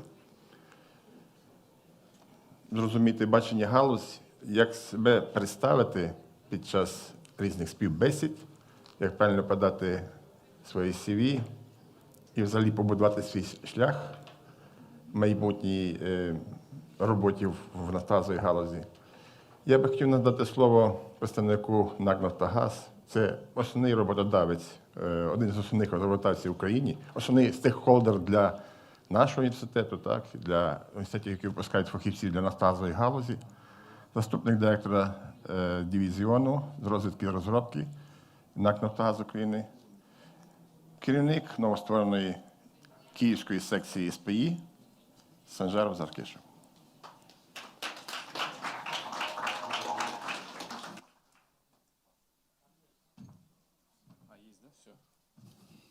So good afternoon, ladies and gentlemen. Good to see so many students in this event. I would like to first of all thank Ivano-Frankivsk University for continuing this tradition. Very important conference you've been holding for the last few years, and Mr. Vitas, yourself personally, for supporting students this long, and Mikhailo Baratov, Vyacheslav Filatov, and many more others, professionals who are supporting this event. I think it's very important for students. I personally love to work with students. So today I would like to talk about what we're doing at Naftogaz, Ukrgazvodobывание, what our goals are, and what it means for you guys, for students, in terms of selecting the path of in petroleum engineering, because petroleum engineering is a big discipline. So there is a lot of specializations, obviously, you need to select. So I'm going to talk about the brownfields, because everybody talks about how do we become energy independent. When Ukraine is going to be energy independent, obviously, the hottest topic, I believe. But brownfield is out today and it's tomorrow. That's why we need to make the best out of it, basically maximize production and value from our brownfields. So a quick overview of our brownfields. We have more than 160 brownfields in our portfolio, which basically gives the whole production of Naftogaz and dominant role in the oil and gas industry of Ukraine. And you can see on the map that it's all over the country, basically. We have three main affiliates in Poltava, Lviv, and in Shebelinka, so the biggest field in Ukraine and one of the biggest in Europe. But basically, what this slide is telling you that we've got quite a mature field, mature portfolio. We have more than 2,400 wells in our well stock. What that means is that we have to have a lot of specialists who are working on the existing well stock that are delivering production for Naftogaz and for Ukraine. That means we need a lot of young specialists who are joining our company with new specialization. So how do we get most out of brownfields is we need technical specialists in petrophysics, in 3D modeling. Basically, it takes almost all disciplines of petroleum engineering and geoscience. So that's why we are trying to do the professional development program for our people who are working in our company already, because the learning is a never-ending process. Myself, I graduated from petroleum engineering degree from University of Texas, and I'm still learning every day. So this professional development program is quite important for Naftogaz UGV. The reservoir management is especially changing almost every day, especially for the brownfields, mature fields. We need new tools, new techniques, new talent. One of the directions is digitalization. So you students are probably wondering, so digitalization is a hot topic, but we've got to be concrete about digitalization. What do we exactly need in reservoir management? So in the next slide, I'll talk about how we're building our 3D models and what kind of specialists we need for that. One of the latest transformations in our organization in Naftogaz, especially in the brownfield and development area, we have moved from the old style of the org structure when you have like the separated functions, but to more integrated teams. So we have, top 40 fields that are giving you more than 95% of the country's production, well, with Naftagaz production, which is basically our cash cows and the biggest opportunity fields. And we have moved to multifunctional teams for each top field in that top 40 list. What that means is new ways of working. So petrophysicists, geoscientists, reservoir engineers, seismic specialists, they're all working in an integrated team. So one of the, relevant stuff for you guys is to be able to enhance your team working skills in the multifunctional team setting. The reason we moved to this is because this actually gives a more laser focus to each asset. That's the only way to get the most out of the asset, right? So how can you produce more? How can you accelerate production rather than tomorrow to today? Or how can you increase reserves, resources, right? So that's why, as you can see, the typical asset team consists of the geologist, reservoir engineer, petrophysicist, production technologist, well engineer, basically a drilling and completions engineer, and the stimulation engineer. This is just the typical list of the members of this team. However, every team is a bit different because of the specifics of the field. For instance, like Shebelinka, the biggest team, it has significantly more specialists in their team than this list. So talking about the tools for the typical reservoir management, and answering the question about digitalization.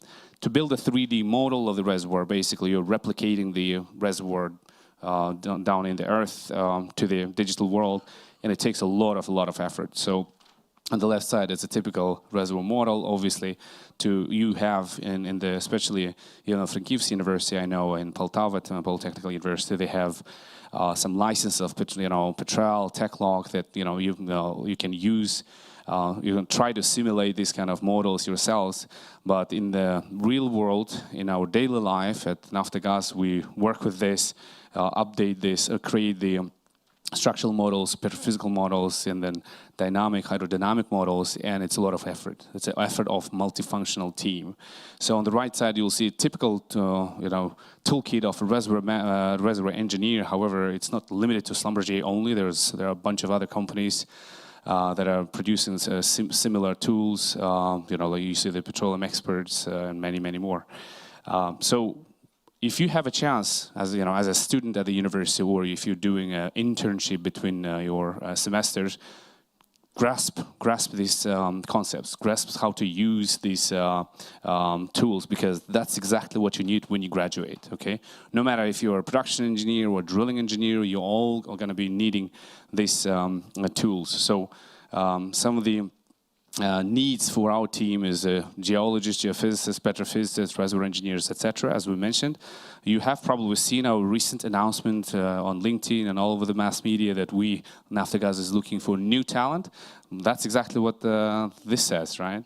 That's why, basically, if you think about the energy transition, SPE president of the last 2 days in the SPE Eastern Europe Subsurface Conference have announced about the new knowledge, new skills required for the talent. So you as a new talent, a new generation of leaders of the oil and gas industry, need to think about the energy transitions, like how do we go greener, right? That doesn't mean that oil and gas industry's future is over. That means actually it's even more important, because especially gas, especially for Ukraine, energy transition is very, very valid, because gas is the main source of energy here, and that's the cleanest source of energy these days compared to coal or even oil.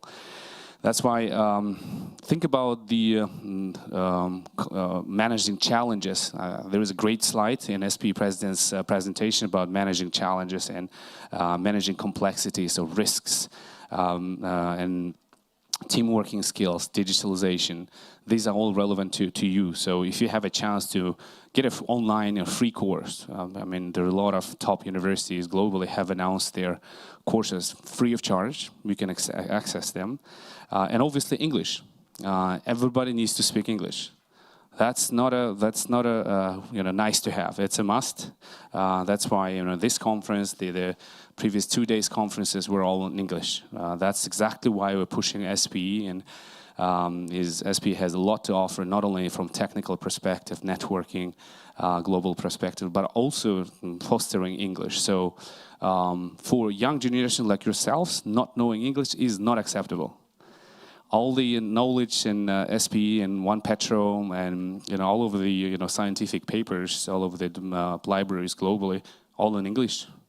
So that's why work on your English. That's your competitive advantage in today's world. So with that, I'll leave to questions. I'll be happy to answer any questions from the candidates. And thank you very much for the attention.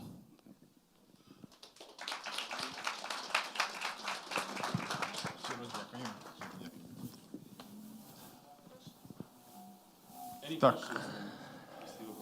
Будь ласка, питання.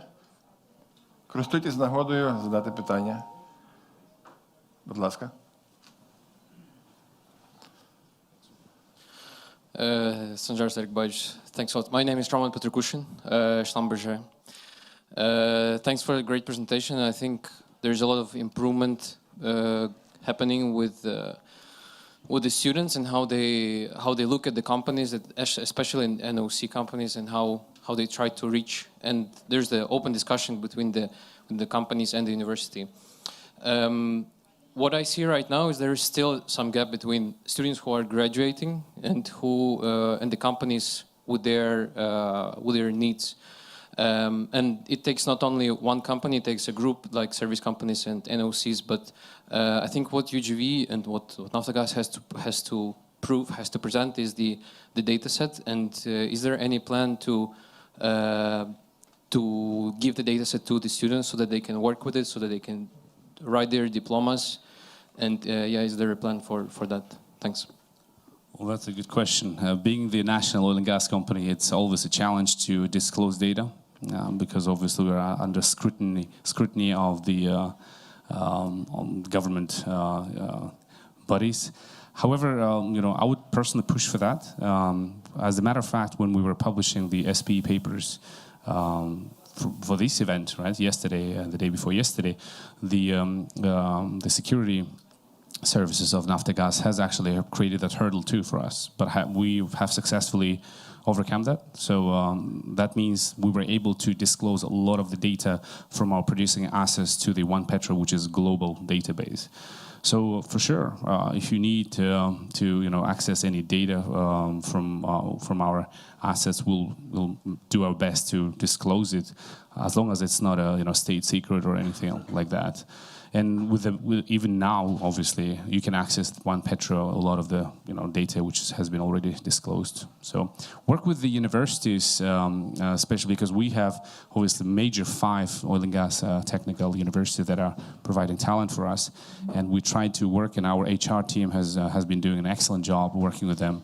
And that would be another direction of cooperation. Can you give us some data for the coursework? Thanks a lot. Будь ласка.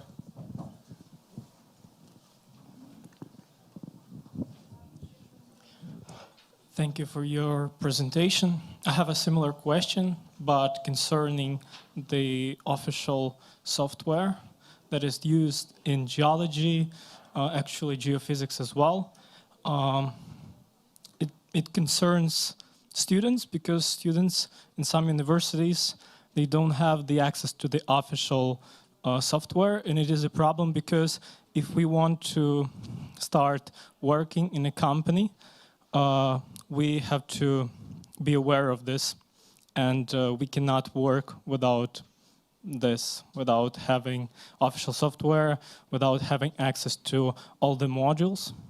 So, yeah, I'm aware of the problem. That actually is a question probably towards more to the service companies, right? But we, as a national company, we should promote, motivate the service companies to give the trial or free license or student licenses for y'all. And I personally would like to talk to the main our service companies, the big three, big fours, to motivate them to give or renew some of the licenses and universities have and expired. I know that some of the universities use the cracked versions of these software. However, I'm better than nothing. But to be honest, we as one of the biggest producers and I guess most active exploration country in Europe, we should be able to afford free licenses for students. So I would encourage representatives of Schlumberger who are in this room, and also Halliburton and Bakers and others, Weatherfords, and I would encourage you to support universities. That's a future generation of leaders for us. Thank you. Related to your question, what I've seen from others' experience, sometimes it's easier through the SPA student chapter to get some licenses. It's true, in general are temporary licenses, but you might get it for 1 month, 2 months. And you might, through the chapter, it's also easy sometimes to get specialists training you. So you can create like a series of workshops, which this is what you need in the end, to have access to software during those trainings, to have professionals teaching you. And this is another great tool, and you can think of that as well. So what is the typical sequence of steps for students who are interested in it? How to get it, how to get access, like to communicate directly via email to companies, or how? I think you as a student to get it directly from a company is difficult, but if you talk with your student chapter leaders, so you are part of a student chapter, I assume, right? If there is no like SPE chapter of our university? Then you need to find a person then from the industry, and I would say one of the dean eventually, so one professor with reputation to approach the service company. I would say that's the approach, and to make sure that you have a critical mass of users as well, because they will not give you a license like for one person. I would say that, at least from my experience. Thank you.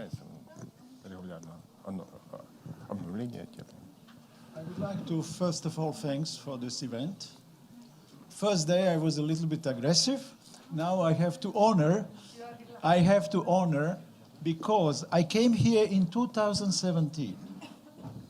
The engineers, the best team of the technical center at the 4th floor in Kharkiv were taking photos, going to the well and seeing data. And yesterday, we see that they are in Europe or in Western world on the presentation. Today, we got Texas A&M guy who worked with Blassingame. Amazing presentation. So that is, and I must say, I am, of course, always direct because I want to help only. I'm coming from Norway, and there I used to work in the company with 12 assets, and in 7 years, we have 120 assets. But there it's easy. Why? Because they have concession, they have several companies working there, they have competition, and they learn from each other. Our concept is difficult. Your concept is difficult. Why? Ministry should take care about data, not you. I was not there. I was saying, where are the data? Where is PVT? Where is well testing? That is but they put on your shoulder all the problem. But on another side, it's not like that. Because when you have concession, that means your concession is you have partners and you control each other and push each other. That is something what I was trying to say. Let us have a good data and so on. But I admire, first of all, I have been following your work, and also I have been for 3 years Начальник разработки. We have 50 people of UGV and 15 weekly from all around the world from Schlumberger. Schlumberger did excellent work. They raise up the knowledge, despite problems, okay, but the problems were relevant to the input data. So, and you continue with a very good scope, promoting to the Western side, and I admire that. I have to admire that. So, and also this event is must, and was must invention. Now you show that you can. If you ask me, I gave a course in production data analysis, which I repeated now from my PhD students. And next 2 weeks, I'm reservoir simulation. That was I gave to Dennis, your best guy from Technical Center. Then Yerlan, he saved the project. He's my, you know, and Rustem also. You know, these are, as you mentioned, petrophysics was mostly we can trust, you know, that is the most, the lowest error, let's say. And that is the only challenge of Naftogaz. They have brownfield. How, with the rates which are reallocated, there is no bottom hole pressure. That was my also question. And how you can, you know, when you breathe, you have a problem and you have difficulties. And it's miracle. You made it happen. That is. So in that case, and also today, when I saw on the research side that you have students which are in the world, that's fantastic. So thank you. Wish you good luck. Also, I would just want to add that our program will change, and we hope that we will modernize it as soon as possible at the University of Poltava, which I'm presenting now. Thank you.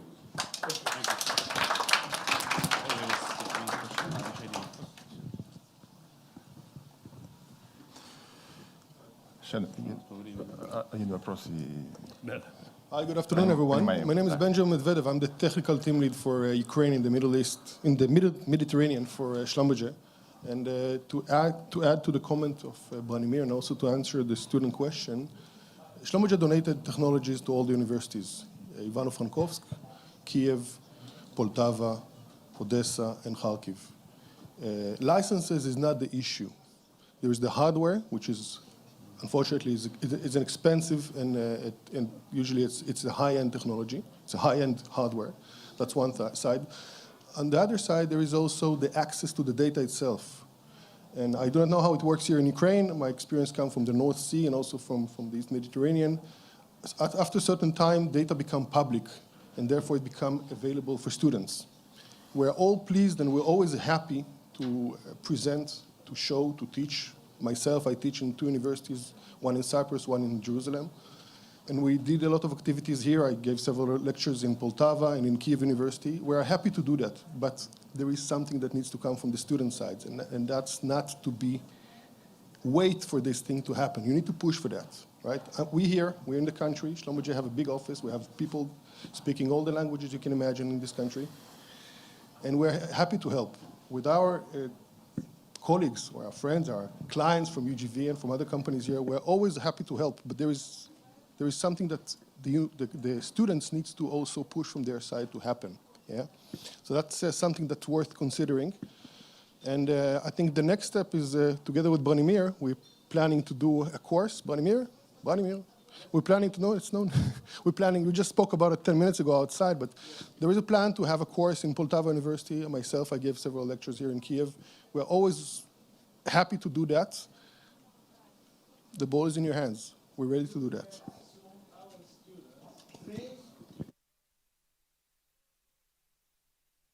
I promised you.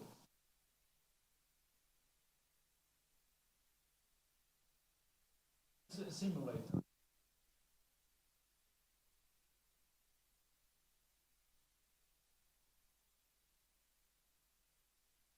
So this is just in short. And I think we would like to continue cooperation with Ivano-Frankovsky, because another university, Odessa, another, because you're coming from Norway, the only way is to bring competition and knowledge. That means each university has to develop special skills.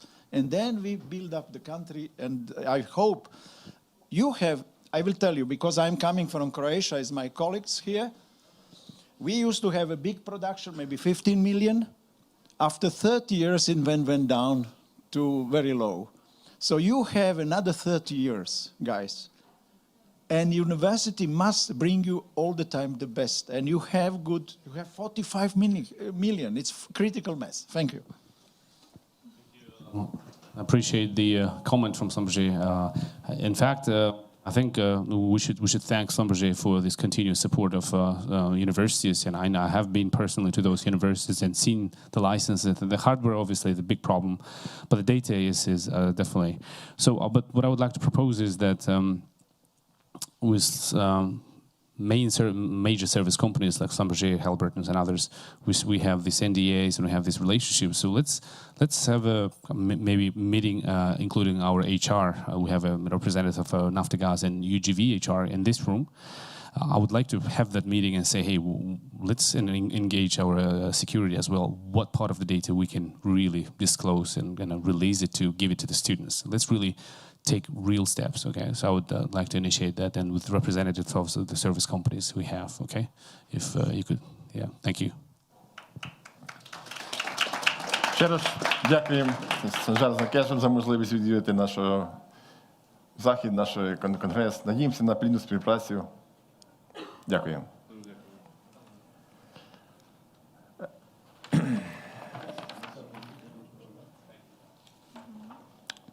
Так, я запрошую сюди для такої відвертої бесіди. У нас є про що поговорити стосовно того шляху, про який я говорив, від успішного студента до професіонала галузі, таких учасників круглого столу. Наталя Бережинська, керівник HR-проєктів та програм групи «Нафтогаз». Прошу привітати.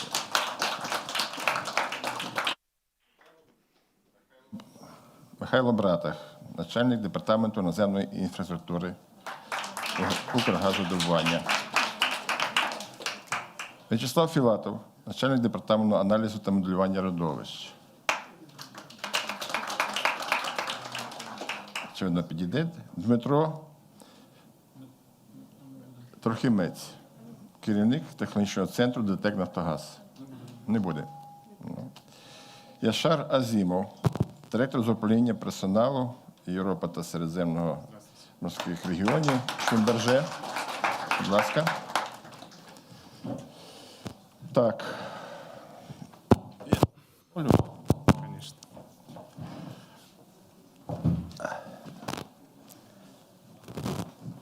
Шановні студенти, шановні учасники конференції, питання, яке ми спробуємо сьогодні обговорити, воно є надзвичайно важливе. І якщо його розглядати цілісно, то тут є багато різних питань. З однієї сторони, це навчальні заклади, які готують спеціалістів, з другої сторони, галузь, виробництво, підприємства. І десь між ними, ну не десь між ними, це є основні особи, це і студенти. Для того, щоб підготувати професіонала майбутнього, хорошого випускника, необхідно мати ще дві речі. Мати хорошу матеріально-технічну базу, на чому готувати, і мати якісних викладачів, науковців, які б доносили ці новітні технології, новітню техніку, новітні підходи, то студентів формували з них майбутніх професіоналів. Отже, на сьогоднішній день, знаєте, в зв'язку з зміною законодавства і закону про вищу освіту і інших регуляторних документів, працевлаштування випускників до 2014 року, до прийняття закону про вищу освіту, відбувалось досить таки, ну, якось планово і не зовсім, скажімо так, справедливо. Це, на мій погляд, можу вам поділитись, тому що я вже довший час, 14 рік очолюю інститут, і раніше він називався факультет. То раніше організовували засідання комісії по працевлаштуванні. Ну і я себе почував, я сидів в центрі стола, приїжджали так звані покупці і питались, пане декан, який у вас кращий студент, і брали собі на олівець. Так, і вели бесіду, мали план, скільки чоловік прийняти на роботу. От. І не завжди, спершу можна це сказати, колись приїжджали, кажуть, беремо тільки, наприклад, Іванова чи Петрова на роботу. Я кажу, ну там ж рейтинг низенький. Ми беремо тільки Іванова, Петрова. І студенти, які мали високий рейтинг, не один раз до мене підходили і кажуть, декан, а чому ми з високим рейтингом не можемо попасти на відповідну посаду, на відповідне підприємство? Зараз це змінилось. Ми перейняли досвід європейських країн, ну, світова практика. У нас є комісія по працевлаштуванню. З університетів зняли пряму відповідальність за працевлаштування випускників, які навчалися за кошти державного бюджету. Тобто ми є десь проміжна ланка, сприяємо, допомагаємо шукати потенційних роботодавців. Це є проблема На сьогоднішній день також співпраці навчальних закладів із галуззю, то не проблема, перепрошую, це знайти правильні шляхи комунікації і налагодження співпраці, так буде правильно сказано. Але є студенти, і ми поговоримо, наприклад, про цю частину. Як студенту, починаючи з молодших курсів, вже побачити себе майбутньому фахівцем галузі. Отже, з чого треба починати? Які собі цілі ставити, і як допомогти молодій людині, не беручи до уваги викладачів університету, з позиції галузі, так? Як вже себе готувати в майбутньому для роботи в галузі. Я запрошую Наталю Режинську до слова. Дякую, пане Олеже. Перш за все, я хочу сказати, що я дуже рада опинитися в цій компанії, в компанії фахівців галузі, в компанії професіоналів з питань підготовки, розвитку і взагалі питань людського капіталу галузі. Але головне в вашій компанії, в компанії потенціалу, в компанії майбутнього галузі, в компанії мотивації і в компанії тих знань, навичок і компетенцій, яких, можливо, зрілим і досвідченим фахівцям десь може і не вистачати. Я то кажу абсолютно відверто, тому що розумію, що ваше покоління і ваш потенціал, ви покоління, яке народжене з гаджетами, ви покоління, яке дуже звичне до технологій, ви те покоління, яке може вбирати інформацію, обробляти дуже швидко. І ваш потенціал є дійсно величезним. Цей потенціал потребуємо ми, як Нафтогаз, як компанія. Цей потенціал потребує галузь, і я можу сказати, що цей потенціал потребує Україна. Тому в цій компанії мені сьогодні дуже почесно знаходитися. Пане Олеже, ви дуже влучно і правильно розпочали цю панельну дискусію, так, цей раундтейбл з того, з чого, власне, починати студентові для того, щоб готувати себе до успішного кар'єрного шляху і до реалізації повноцінної потенціалу в галузі. Так? І мені здається, тут відповідь може бути в двох таких головних аспектах. Перший аспект – усвідомленість. І ваше покоління насправді є, я думаю, що більш усвідомлене, ніж кілька попередніх поколінь. Так? Тому що ви обираєте професію, більш прислухаючись до себе. Ви обираєте те, що вам цікаво. І те, що ви тут, те, що ви вибрали певні напрями, які ви обрали, це говорить про те, що ви знаєте, чого ви хочете. Другий аспект, ви знаєте, повертаючись до вступного слова зранку сьогодні Маврикія Калугіна про цей intellectual curiosity, про допитливість. І от допитливість, яка десь межує зі сміливістю, з такою от відвагою, сміливістю, це другий аспект, який дозволяє вам, як студентам, як молодим, майбутнім, якісним, класним, успішним фахівцям реалізуватися на вашому шляху. І я би хотіла зараз, мабуть, розказати ще трошечки більше не про ті очікування, про які ми сьогодні вже багато говорили, які очікування є у компанії, у галузі від фахівців, а про ті можливості, які, наприклад, Нафтогаз, як компанія, як група компаній може дати і запропонувати. І тут я би хотіла розказати вам про дві ініціативи і два проекти, які ми зараз започаткували, і ми в процесі реалізації. Перший – у підтримку і в продовження, пане Олеже, ваших слів про необхідність взаємодії, співпраці ефективної і діалогу між багатьма зацікавленими дотичними сторонами, а це саме сфера освіти, це університети, Міністерство освіти. Це галузь, представники компаній, які дають можливості для реалізації студентам. Це професійні організації, як то СПІ, наприклад. Це, можливо, Федерація роботодавців. Ми зі свого боку хочемо ініціювати, і ми плануємо зробити це найближчим часом, такий круглий стіл, де ми би домовилися про можливості співпраці і спланували наші абсолютно конкретні дії з боку компаній галузі, з боку Міністерства освіти, з боку університетів, для того, щоб започаткувати програми стажування і для студентів, програми стажування і для викладачів, які насправді для них це теж є необхідним, так, для того, щоб бачити, як зараз насправді працюють підприємства, галузь виробництва, з яким устаткуванням, з якими технологіями для того, щоб змінювати навчальні програми, доносити саме той матеріал практичний, який дозволить вам бути більш підготовленими до ринку праці. І другий проєкт, про який я хотіла б вам сказати, який не дає можливості для молодих спеціалістів. Це той челендж, який ми запустили 15 листопада. Челендж спрямований на пошук і працевлаштування більш ніж 20 молодих спеціалістів.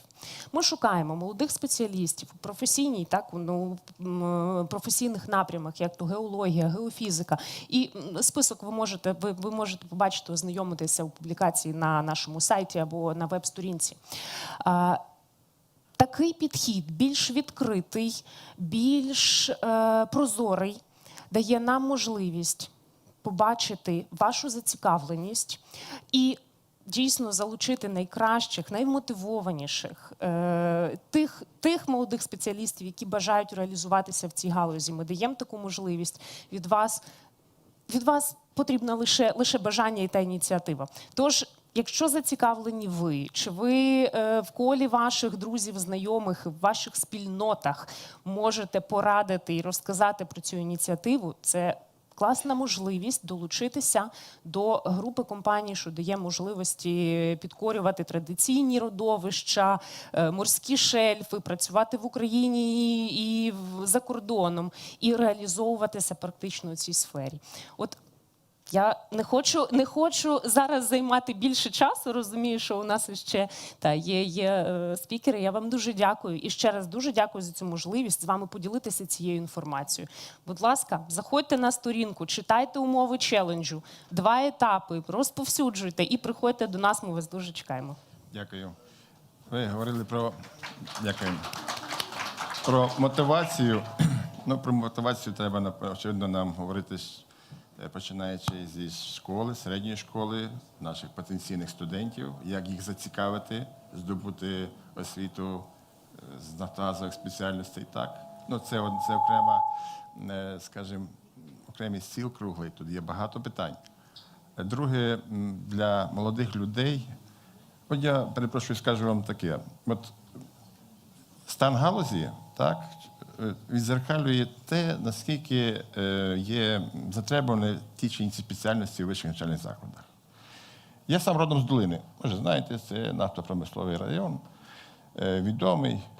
Я приїжджаю додому і спілкуюся зі своїми однокласниками і кажу, чому ви своїх дітей не агітуєте для того, щоб вступали до нас в університет? А вони мені говорять, а що робиться з газотранспортною системою? У нас один час, така є у нас освітня програма газонавтопроводи, газом на сховищі. То в нас був така мінімум 7 чоловік, що набрали. Зараз вже там більше 20 набираємо, так? Оце відзеркалення, боріння. Так? Ну, добре, що зараз ми чуємо, є затребувані фахівці. Як знайти ту мотивацію, вже будучи студентом, це бачення, що він буде затребуваний в галузі, і для геологів, і для геофізиків, і для боровиків, для розробщиків, для фахівців з транспортування вуглеводнів. Я хочу надати слово Михайлу Братиху, як представнику НАК «Нафтогаз». Його бачення, які стимули дати студентам, щоб вони зрозуміли, що вони будуть затребувані. Дякую, Олеже. Напевно, все ж таки думку вискажу не з позиції начальника департаменту в НАК «Нафтогаз». Думку вискажу все ж таки як student liaison person. І думку вискажу як колишній викладач. В принципі, на тих прикладах, які ми бачимо, абсолютно погоджуюсь, мотивація їм потрібна. І от коли він вмотивований, він іде далі. Вчора у мене була зустріч з усіма студентами, ну я так розумію, що більшість з них були в залі Амстердам, ми проговорили з вами, чи це було позавчора, здається, позавчора. Вчора, да? Ми проговорили з вами про що буде, де, як і ваше бачення. Знаєте, ви мене реально здивували українські студенти порівняно з іноземними студентами. Думка українських студентів, що я хочу? Я хочу зарплату. Яку ви хочете мінімальну зарплату? Ну, 1020 – це як мінімум. Думка іноземних студентів. Що ти хочеш? Я хочу самовдосконалення, я хочу розвитку, я хочу нормальну позицію в компанії. Мені байдуже, що я буду получати зараз, я вкладаю в своє майбутнє. Абсолютно кардинально. Колеги, розумієте, от нам потрібно вашу думку, що ви хочете лише гроші змінити на ваше самовдосконалення і на ваш розвиток. Ви зараз працюєте на цей розвиток, ми допомагаємо працювати на цей розвиток. Будь-які платформи, програми, дії ми робимо для того, щоб ви розвинулись, для того, щоб ви стали готовим спеціалістом. Лише після того у вас буде зарплата. Уже ви себе продасте краще, не байдуже Нафтогазу, ще комусь, але ви себе продасте краще, якщо ви будете спершу вмотивовані. Другий момент, ви будете мати достатньо і скілів, і навичок для того, щоб це зробити. Оце основна ідея всіх тих програм, які ми запускаємо для вашого розвитку. Ми зацікавлені, тому що так чи інакше покоління, кожне з наших поколінь буде йти далі. Ми будемо вступати вам дорогу, і нам потрібно передавати це у вмілі руки і знати, яким чином вас навчити. Неможливо, знаєте, у мене є от така історія, в мене дуже довго бився на роботі, у мене оптимізували газліфт. От в науково-дослідному інституті була тема, коли я то копнув, видалось, у нас нема газліфта. От коли нема газліфта, то і нема що оптимізовувати. То саме і з вами. Коли немає знань, їх немає як оптимізувати, їх немає як покращити. Наше завдання – це його покращити. Я вам зараз на деяких прикладах розкажу тих студентів, ну, в принципі, яких я вчив, з якими ми працювали. Тут Настя Сердюк, ну, встань, будь ласка. Мій колишній студент, я не буду називати зарплату, але зарплата нормальна.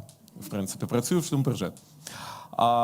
Мотивація, вона пішла на Еразмус, поїхала в Стамбул, поїхала на стажування в Францію, повернулася, в неї повірив Шлюмберже, один з небагатьох студентів в Україні, які розвилися зараз, на даний момент, з постійною мотивацією, бажанням приймати участь в усіх конкурсах, конференціях і кудись далі розвиватися. Скажи, було таке, що ти хотіла опустити руки і сказати, до чорта це все? Чесно, було. А скільки разів? Ну, мабуть, я скажу, тоді, коли ти реально розумієш, що це для тебе челендж, тоді, коли це для тебе є викликом, тоді ти говориш, а може я не зможу? А потім згадуєш, що кожного разу, коли ти так кажеш, ти все одно йдеш вперед, і все одно ти повертаєшся до цієї ситуації, але все одно ти не боїшся показатись незрозумілим, показати, що я можу чогось не знати. Я за це не переживаю, тому що я вірю, я знаю, що зі мною буде команда, яка мені допоможе.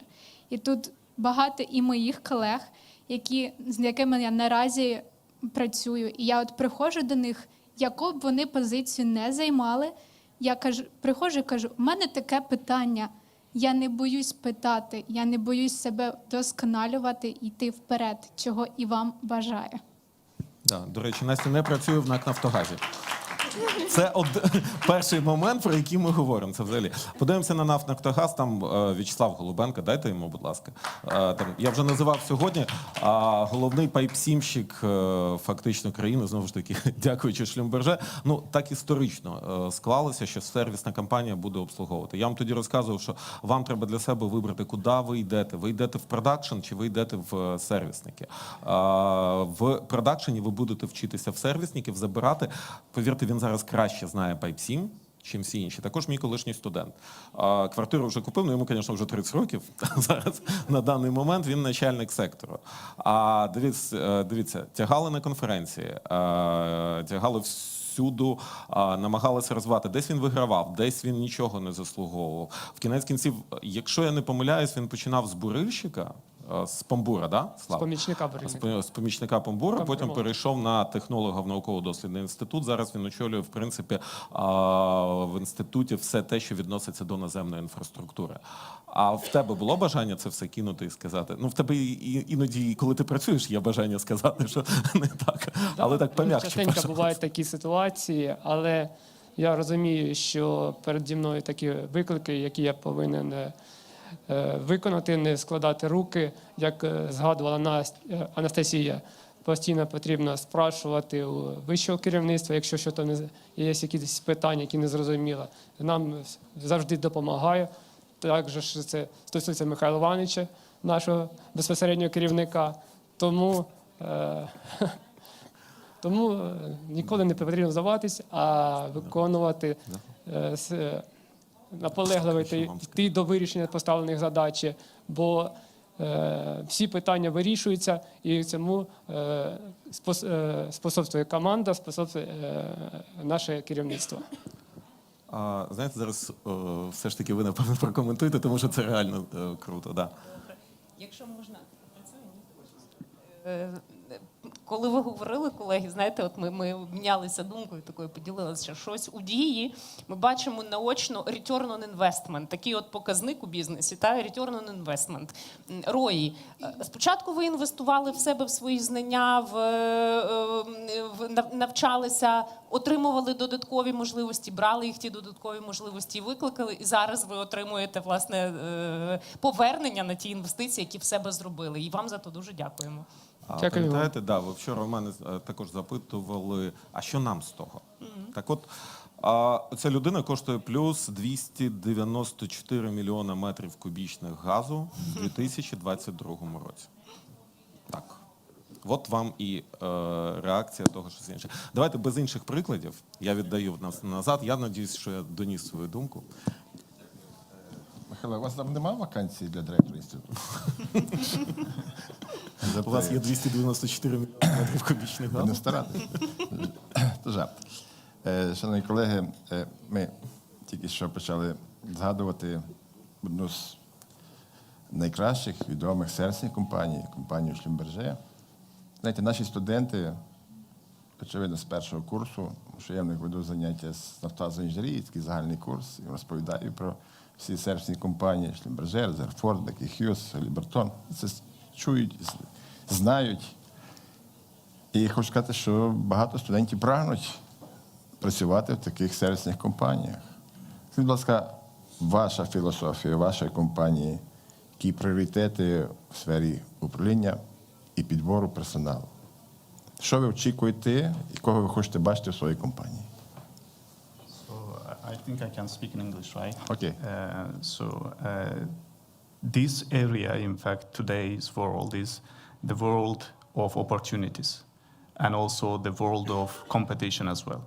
So from the young students, of course, like as you can see, there are a lot of options available, but the competition is high as well because everyone wants to achieve and then do their best. So what as an service company as Schlumberger we are looking for, we are looking the young talents. And I'm very pleased to hear like a lot of good feedbacks and also like many comments about the Schlumberger's good work and cooperation, not only with the national oil companies, but also with the universities. So we are looking for the young talents who are ready to develop, and once they are part of Schlumberger family, then we invest in those people. So we have 4 learning centers in the world, around the world, and then as an example, I can give you that in 2020, we have more than 12,000 training days delivered to our young employees. So this is from our side, and then we are proud with that the COVID, in fact, it has impacted in the training and in even the standard work of the many companies. But Schlumberger, as a big company, we could quickly adapt to the new realities and also continue our development. From the employment side as well, so we are proud about that one as well, is that when it was unfortunately the COVID period around the world, we still continued to hire the people. And in 2012 and 2020-21, we hired in Europe more than 50 fresh out employees, so from the universities, and also 90 interns, so in European countries. So we continue to seek the talents, and what is required from the students is that take all the opportunities. I can give you one example, and then I'm telling this one to all the people who is telling me that it's very difficult to find the job. So I have a good friend of mine, and he had his bachelor's degree in Azerbaijan, then he had his master's degree in Italy, and he was saying that I have sent my CV to more than 240 companies, 240 CVs. Out of those, 9, they called me for interview, and 1 employed the person. So the guy is, at the moment, he's working in Houston. So then whoever is asking me, I can't find the job, then I'm asking, how many employers have you sent your CV?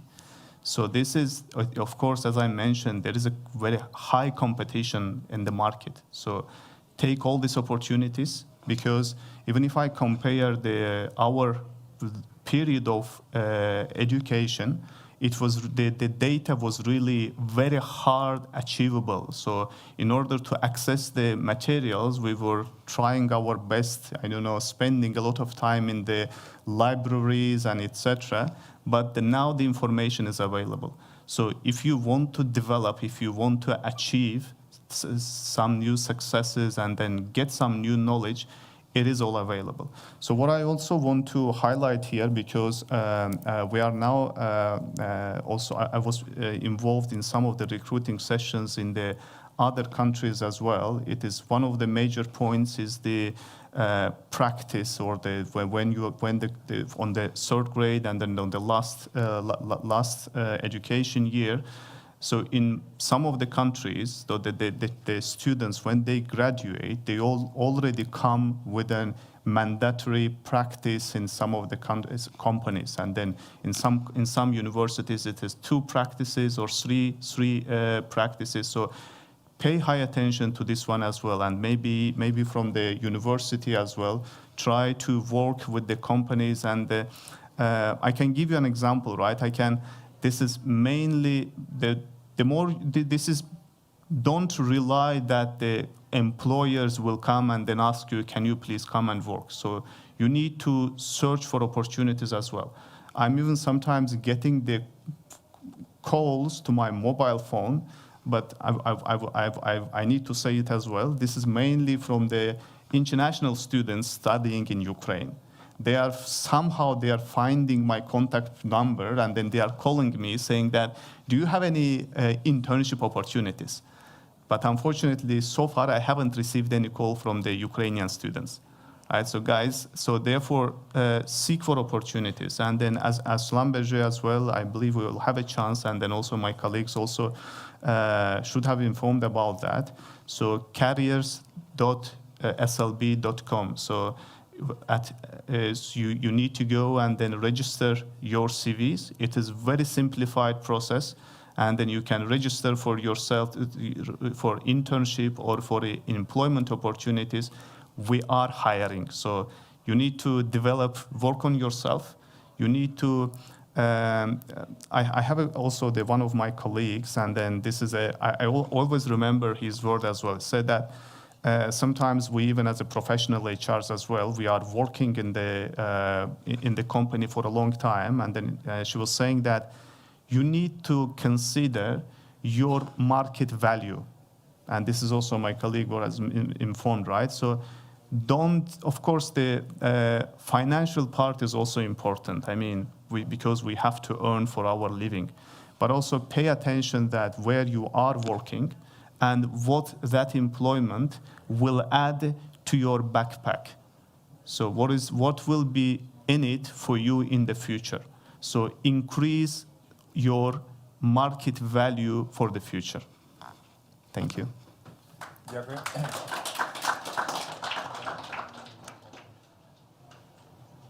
Шановні колеги, ще хотів торкнутися такого питання. Наша молодь найкраща, унікальна, навіть така філософія, що необхідно вже сьогодні нагально і багато.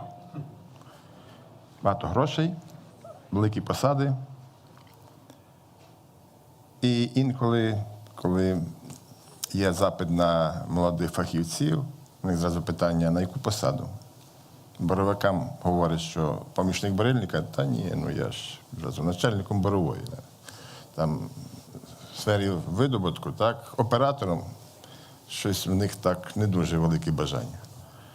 Хоча, щоб сформувати хорошого фахівця, треба мати належну практичну підготовку. Під час навчання в університеті, проходячи ці практики по 3-4 тижні, і то, скажімо, не завжди вони є такі, як би мали бути. Бачите, я незалежний, хоча я представник університету, міг би казати, що у нас все добре, але у нас є питання. Але є приклади, я би хотів запросити до слова, ми написали молодий професіонал, а це вже зрілий, це вже кваліфікований фахівець, випускник нашого університету, один з кращих студентів, який я сьогодні представляв, започаткував цю філософію студентського СПІ в нашому університеті. Надати слово Юрію Морозу. Він розкаже, оце він починав, очевидно, зараз скаже, із найнижчих щаблів за своєю професією, і що він досягнув на сьогоднішній день. Прошу.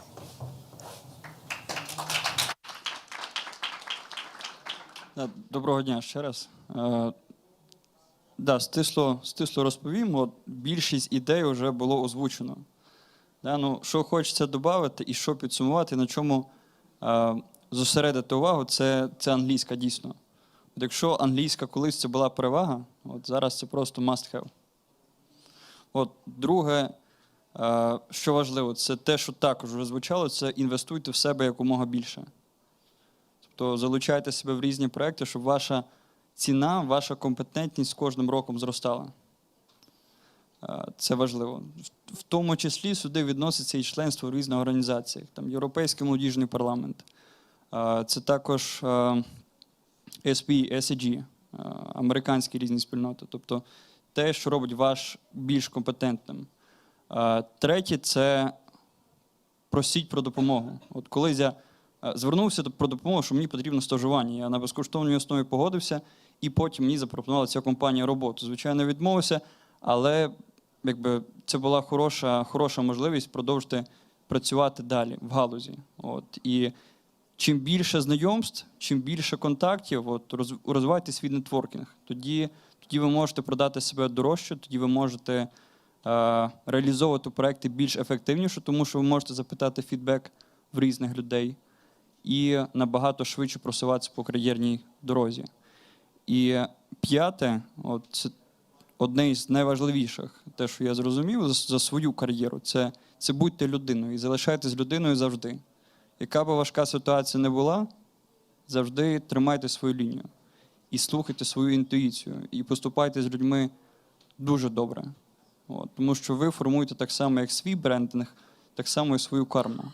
Тому допомагайте іншим, вам допоможуть, і залишайтесь людиною.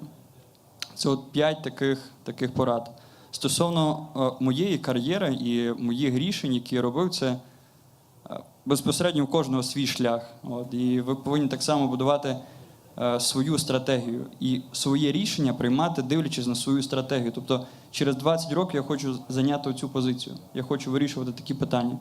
Тоді кожне наступне рішення ви приймаєте, дивлячись на свою стратегічну ціль, яку ви поклали через 20 років. І тоді кожне наступне рішення вам буде робитися дуже легко. Я, наприклад, вирішив спочатку почати свій шлях з робочої посади. Я дуже радий, що я почав саме з робочої посади, тому що в мене з'явилася повага до цих людей, які починають, які працюють в полі.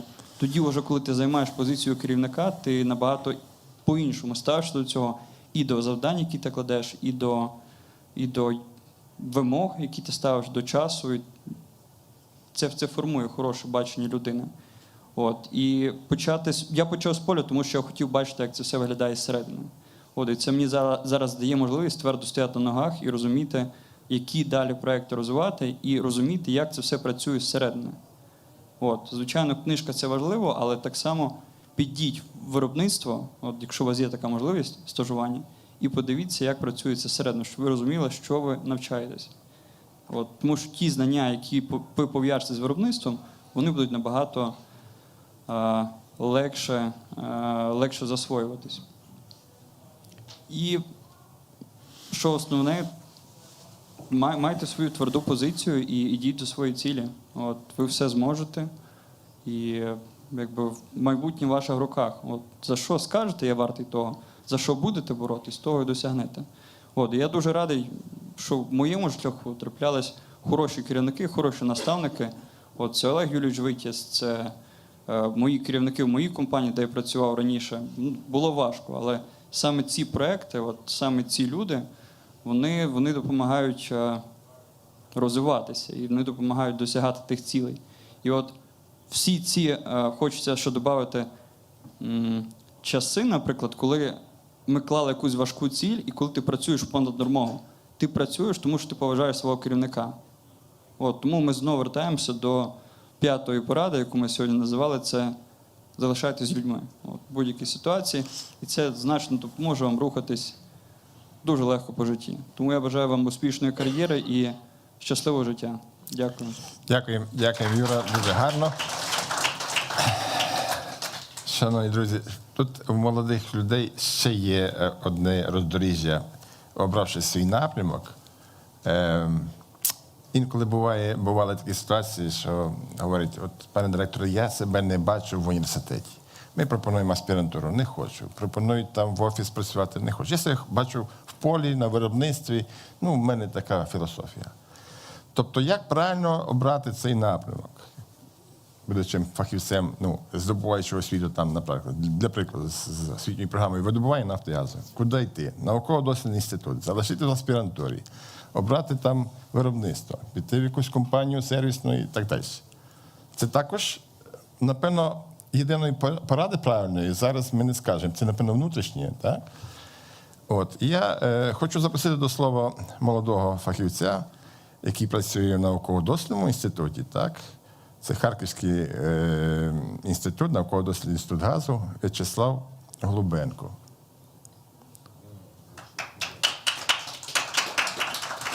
Був у залі, немає. Ну, я думаю, що підійде. Тоді в мене наступне питання. А потім підемо вже такий бліз питання з залу.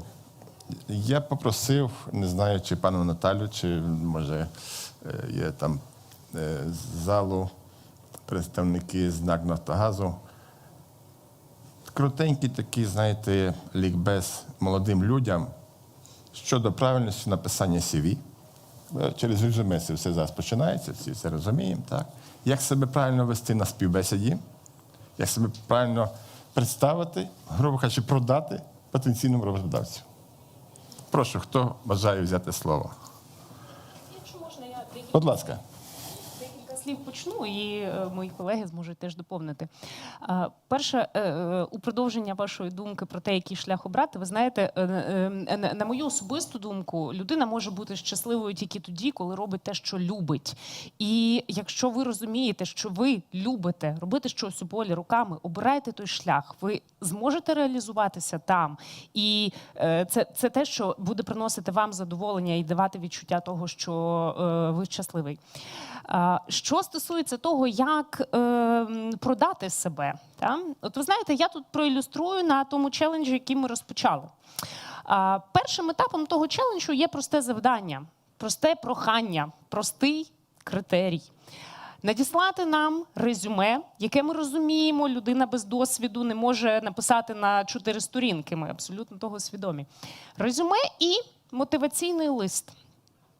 Так ось нам надійшло за перший тиждень, нам надійшло більше 70 запитів, з яких відповідало критеріям близько 20. Про що це говорить? Про те, що, певно, що бажання продати себе не настільки велике було у кандидатів, оскільки всього лише 2 документи – резюме і мотиваційний лист. Нам надійшло дуже багато резюме, проте значно менше мотиваційних листів. Так от, запорука того, що ви на шляху ефективного продажу себе, це показати вашу зацікавленість, вашу мотивацію. Чому ви обираєте ту чи іншу професію, той чи інший шлях? Чому ви хочете працювати в цій компанії? Які перспективи для себе ви бачите? І що би ви хотіли, в чому би ви хотіли розвиватися? І отут ви можете фантазувати, і тут ви можете говорити роботодавцю про те, що зараз я є тут, проте мене цікавить отакі от речі. І у майбутньому я хочу розвиватися сюди. Зараз я свідомий, що в мене недостатньо досвіду. Я розумію, що в мене недостатньо практичних навичок. Проте в мене є бажання їх здобувати. Якщо у вас є можливість мені їх надати, ми, як то кажуть, perfect match. Це перше. Як складати своє резюме? Ви знаєте, така, мабуть, проста формула. Лаконічність і ємкість в даному випадку буде плюсом. Це те, що потрібно. Лаконічно висловіть свою думку. Покажіть мету, чому ви хочете щиро, як ви то відчуваєте, чому ви претендуєте на ту чи іншу посаду, якою б вона не була, що ви для себе в ній бачите. Якими знаннями ви володієте зараз? І тут, будь ласка, напишіть трошечки детальніше. Що ви вивчали, в чому ви бачите себе сильними, що ви знаєте, що ви вже вмієте, який практичний досвід ви здобували. Покажіть, що ви різностороння особистість. Покажіть, які фонові знання ви маєте. Може, не фахові, не безпосередньо ті, що стосуються вашої професії. Проте будь-які додаткові знання або можливості розвитку навчання, що ви використовували, продемонструють роботодавцю, що ви взагалі хочете розвиватися, вас це цікавить. І я думаю, що це точно приверне увагу і дасть вам більше шансів здобути ту посаду. Оксано, колеги, Сергію, можливо, щось ви можете додати. Це команда навчання та розвитку, рекрутингу УГВ «Нафтогаз». Бо Сергій бачить дуже багато резюме щодня, контактує дуже багато кандидатів щодня. Зараз Доброго дня, колеги. практичним досвідом. Насправді, коли відкриваєш резюме, по-перше, хочеться бачити найбільш таку дійсно лаконічну картину, коли воно структуровано, там немає зайвих якихось інформації, яка не стосується цієї вакансії. Перша моя порада – це все ж таки зацікавленою вакансією ознайомитись детально і, можливо, навіть витратити час і деякий для того, щоб скласти своє резюме саме під цю вакансію. Тобто викласти дійсно теоретичні знання, які у вас є по цій темі, що вас цікавить, які додаткові загальні навички ви маєте. Тобто це може бути іноземні мови, це може бути володіння комп'ютером, Excel, можливо, ви знайомі з якимись професійними програмами. Тобто все це буде додатковими перевагами. І дійсно вказувати свої контакти. Деякі навіть це забувають, не вказують ні емейл, ні телефон. І якийсь блок стосовно вашої мотивації. Чому дійсно вам цікава ця робота, як ви хочете розвиватись в цій галузі, по цій професії. І я думаю, що вдалий розгляд резюме буде вас чекати. Прошу, пані Олена. Ще є така тема, знаєте, кажуть, треба приклеїти фото. Сергій так дуже тактовно промовчав про фотокарточку, яку він часто бачить на резюме. Дивіться, дуже багато порад в інтернеті, я так трошки з юмором скажу, да? Я розумію, може багатьох чоловіків з рекрутменту цікавить гарний купальник або якась там чудова накачана статура цікавить жінку-рекрутера, так? Але насправді, якщо ви берете фотографію, не полінуйтеся. Нема такої бізнесової, саме бізнесової. Виберіть більш-менш пристойно, зробіть паспортну фотокарточку, скануйте її, на телефон клацніть, трошки там підчистіть. Ні, краще хай буде низька якість, але повірте, букет квітів на задньому плані або жовтенький Porsche Cayenne, не те, що ми шукаємо на сьогоднішній день. Зверніть увагу на фотокарточку, це перше, так? І що я хочу додати, ви знаєте, скажу чесно. Коли ви пишете резюме, робіть це щиро і дайте такий позитивний настрій. Повірте в те, що ви робите. І скажіть собі, це вакансія саме для мене. І напишіть так, як вам підкаже серце. А далі вам удачі, і ми завжди раді розглянути ваші резюме. Дякуємо, дякуємо, дякуємо. Дивіться, дуже велику помилку, яку роблять студенти, коли подають резюме. Вам, здається, рази 3 зараз сказали. Тобто резюме робиться під конкретну вакансію. Ми не шукаємо спеціаліста широкого профілю, який буде робити, ми не шукаємо той, хто буде ходити ксерити документи. Ми не шукаємо якогось наборщика текстів, ми не шукаємо прибиральницю і все це в одному обличчі. Ми шукаємо конкретно спрямованого спеціаліста. Тому якщо ви гарні в ГРП і ви бачите, що там пишеться ГРП, пишіть все, що ви знаєте про ГРП і де ви там зв'язані. Єдине, на мою думку, єдине, чим може студент зараз похвалитися, це бути visible на конференціях, і це той ваш послужний список, який у вас є. Другий момент – це тема вашого диплома. Тобто, фактично, це ваше обличчя, по якому особисто я буду відбирати вже після рекрутерів того, хто підходить мені. Але все одно я буду конкретну людину шукати під конкретний проект, а не людину, яка буде в мене робити абсолютно все в відділі. Цей час давно відійшов. Так, тепер, будь ласка, питання, студенти. Маєте можливість.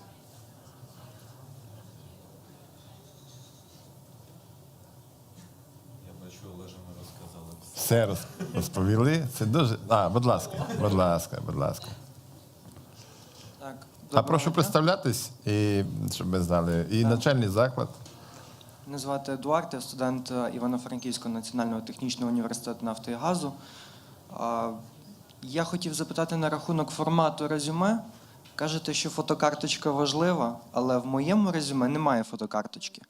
Тобто я вибрав канадський варіант International, там не вказана стать, вік, як я виглядаю. На entry-level position, я думаю, таке резюме може попасти на розгляд чи ні? І скажіть, будь ласка, які переваги і недоліки ви знаєте у цих різних форм резюме, будь ласка. Дякую. Прошу, пані Іване, Наталія. дуже дякую вам за запитання. Ви знаєте, ви зачепили важливу тему. Це тему інклюзивності і різноманітності, наскільки я розумію. Так? І дійсно ця тема стає все більш важливою. Я тішуся тому, що в Україні вона завдяки вам, завдяки вашому поколінню набирає більшої значущості, зокрема і для роботодавців, які мають змінювати десь свої підходи, адаптуватися і включати це питання в свої політики внутрішні, зокрема і політики рекрутингу. Ваше резюме без фотокартки буде розглянуте. Якщо воно буде структуроване, якщо в ньому будуть подані вся та інформація, яку озвучили колеги, та мета посади, як ви себе бачите розвиток, які знання ви маєте, в яких проєктах ви брали участь. Коли з вашого резюме буде зрозуміло, що за компетенціями ви відповідаєте посаді, на яку претендуєте, звісно, воно буде розглянуте. І ще, ви знаєте, один важливий момент. Я зараз апелюю до своєї першої освіти педагогічної, зроблю отак і скажу: грамотність. Грамотна мова в резюме має значення. Коли там є помилки в українській мові, або ж то, якщо воно складене англійською, в англійській мові, рекрутер це бачить. І певне відчуття того, що десь там мова може кульгати, виникає. Ми розглядаємо такі резюме, але, розумієте, це створює певне враження і певний імідж, тому звертайте на це теж увагу. Дуже вам дякую за запитання, Іване. Прошу.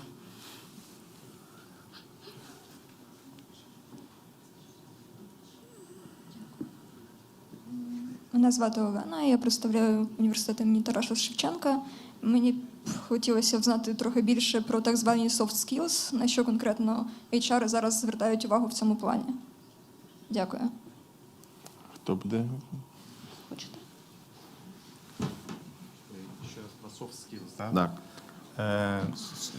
let me also start from a bit backwards from the CV as well. So one of the key points that we are looking in the CV in the resume is the correctness of the data, accuracy of the data, right? So it should highlight the correct picture, real information. Sometimes, as my colleagues have also informed, that the applicants, they are putting a lot of information, exaggerating the abilities and etc. So for us, when we are looking for the CVs, we are not looking at the picture, but we are looking for what achievements this candidate has. And in regards to the soft skills, of course, that this is it's mainly one of the, during our recruiting sessions, this is regarding the performance as well. And this is one of the, our performance appraisal process in our company. And this is what we are doing during the recruiting sessions as well. This will be answer to your question, by the way. We are 70%, we are looking at how the job is done, and 30% is, so the job done, certain 70%, and 30% is how the person performed the job. And we are calling it performance factors. The same we are applying during the recruiting session as well. So during our recruiting session, our applicants, they are passing technical tests and they are passing the exam. And then after that, they are also doing some group exercises and they are also doing the self-presentation as well. So these additional, of course, the first parameter is your exam results, how is your technical knowledge for the applied position.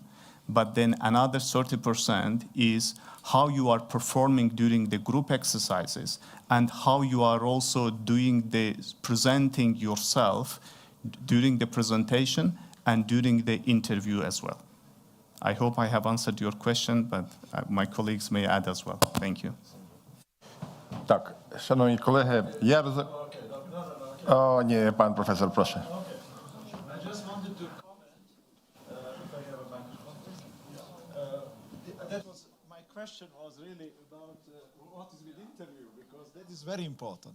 For those of you who are interested, Poltava Young Professional is making tomorrow session, and you will be all given Zoom to follow the career in oil and gas industry and how one interview looks like in different companies. Fortunately, the one who went through that is me. So I went through Halliburton, I went through Maersk, I went through Bayerngas, I went through Schlumberger. Schlumberger interview, in my case, you know how long was? What do you think? First, 1 day in Stavanger. The second, 1 week in London. After 1 week, last day, HR on Friday.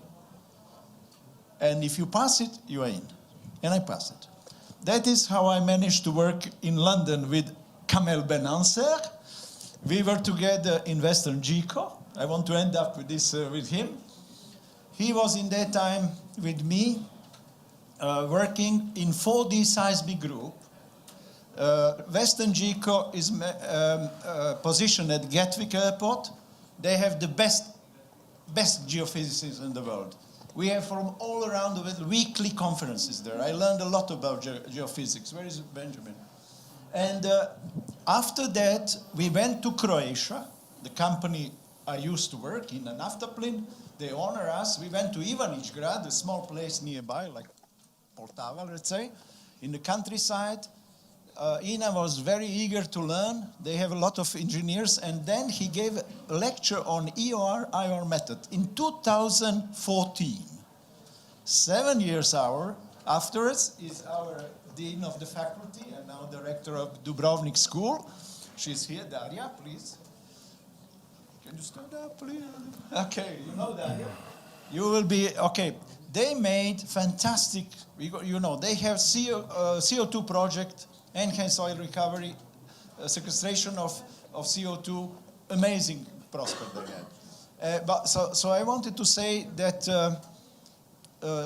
to end up, having a good interview and presenting yourself is very important. And I think you have to commit, because this part is more selective, what question you ask and so on. But basically, of course, you have to always present yourself who you are and be very honest. And also you have to be very proud of your roots and who you are, okay? Okay, but anyhow, more you will hear tomorrow. Okay, bye. If I can add a few more comments on this one. One of the very important parts is when you go for the interview, so then as a young applicants, please do a small search about the company you are going for the interview. So very often we are asking, okay, can you please tell us about our company, Schlumberger, what we are doing? And very often the applicants, they either don't know anything or they know very small information about the company. So this is also like showing, and we are not expecting the applicant to come and tell us about us. But this is the indicator of the person's responsibility, that the person did some homework when they went to the interview. So this is showing their interest and then their responsibility. So this is very important. And then I'm recalling my university years when I was going for the interview. I was listing the questions for myself, saying that what questions they may ask me. And then I was preparing the answers in different languages already. So that if they ask me this question, I have already the answer for that. And don't be afraid, because I know some young students who they think that, no guys, I don't want to go to apply because this company is not for me. This job is high requirements for that. And especially for female ladies. So if you are interested in the engineering jobs, even for the field jobs, so I'm very proud about that Schlumberger is promoting the ladies, the female applicants as well. And then as a company, by the way, I want to highlight it here as well. We have the global target to have 24% of females in our company at all levels of the company. So if you are interested in the field jobs, and then we are even promoting it here as well in Ukraine, that of course we are sometimes having the resistance from the client side that, okay, this female engineer, how they are going to work on the field, on the location, but this is what we are please do submit your application. No matter if you are male, female, if you are interested in job, show that you are interested, be prepared, prepare yourself, get some information about the company that you are applying for, and also prepare yourself, what will be the questions. And even by preparing for the interview, you will add some knowledge to what you know, right? Thank you. Дякую. Шановні студенти, учасники, знаєте, дуже багато питань. Якась невеличка частинка, яку вдалося поставити сьогодні, знаєте, ми торкнулися питання співпраці, ми торкнулися питання можливості студентам. Так, що таке стажування, що таке практика, що таке дуальна освіта, бачення галузі і навчального закладу. Ми це реалізуємо. Є багато питань до цього дуальної освіти, так? Далі є в нас кращі студенти, ми гордимося, які здобувають освіту по програмі подвійних дипломів, навчаючись в нашому університеті, зокрема в нашому Національному технічному університеті «Нафти і газу», так реалізується вже більше 10 років з Краківською гірничо-мідною академією. І наші студенти бачать, скажімо, освітній процес, здобувають освіту за тієї самої спеціальності і отримують 2 дипломи нашого університету і європейський диплом Краківської гірничо-мідної академії. Наскільки він важливий і бачення галузі наших підприємств в таких фахівцях. Звичайно, він є великий. І багато-багато інших питань. Я думаю, що це наступні теми майбутніх там онлайн-зустрічей, вебінарів, можливо, круглих столів і так далі. Це потрібно говорити, треба вдосконалювати ці всі питання. Я щиро дякую нашим учасникам круглого стола, пані Наталі, пані Михайло, Яшар. Щиро дякую. Дякую всім учасникам.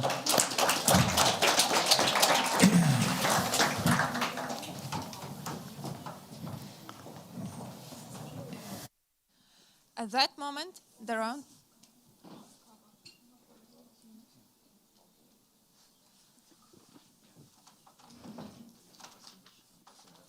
So now we have a small coffee break for 15 minutes. At that moment, the coffee break is over. Now it is a time for presentation by Naftagaz and SP about DEEP, an online educational platform. It's a great pleasure for me to introduce our speakers. Oksana Rydyuk, Head of the Personal Training and Development Department in Укргазвидобування GSC.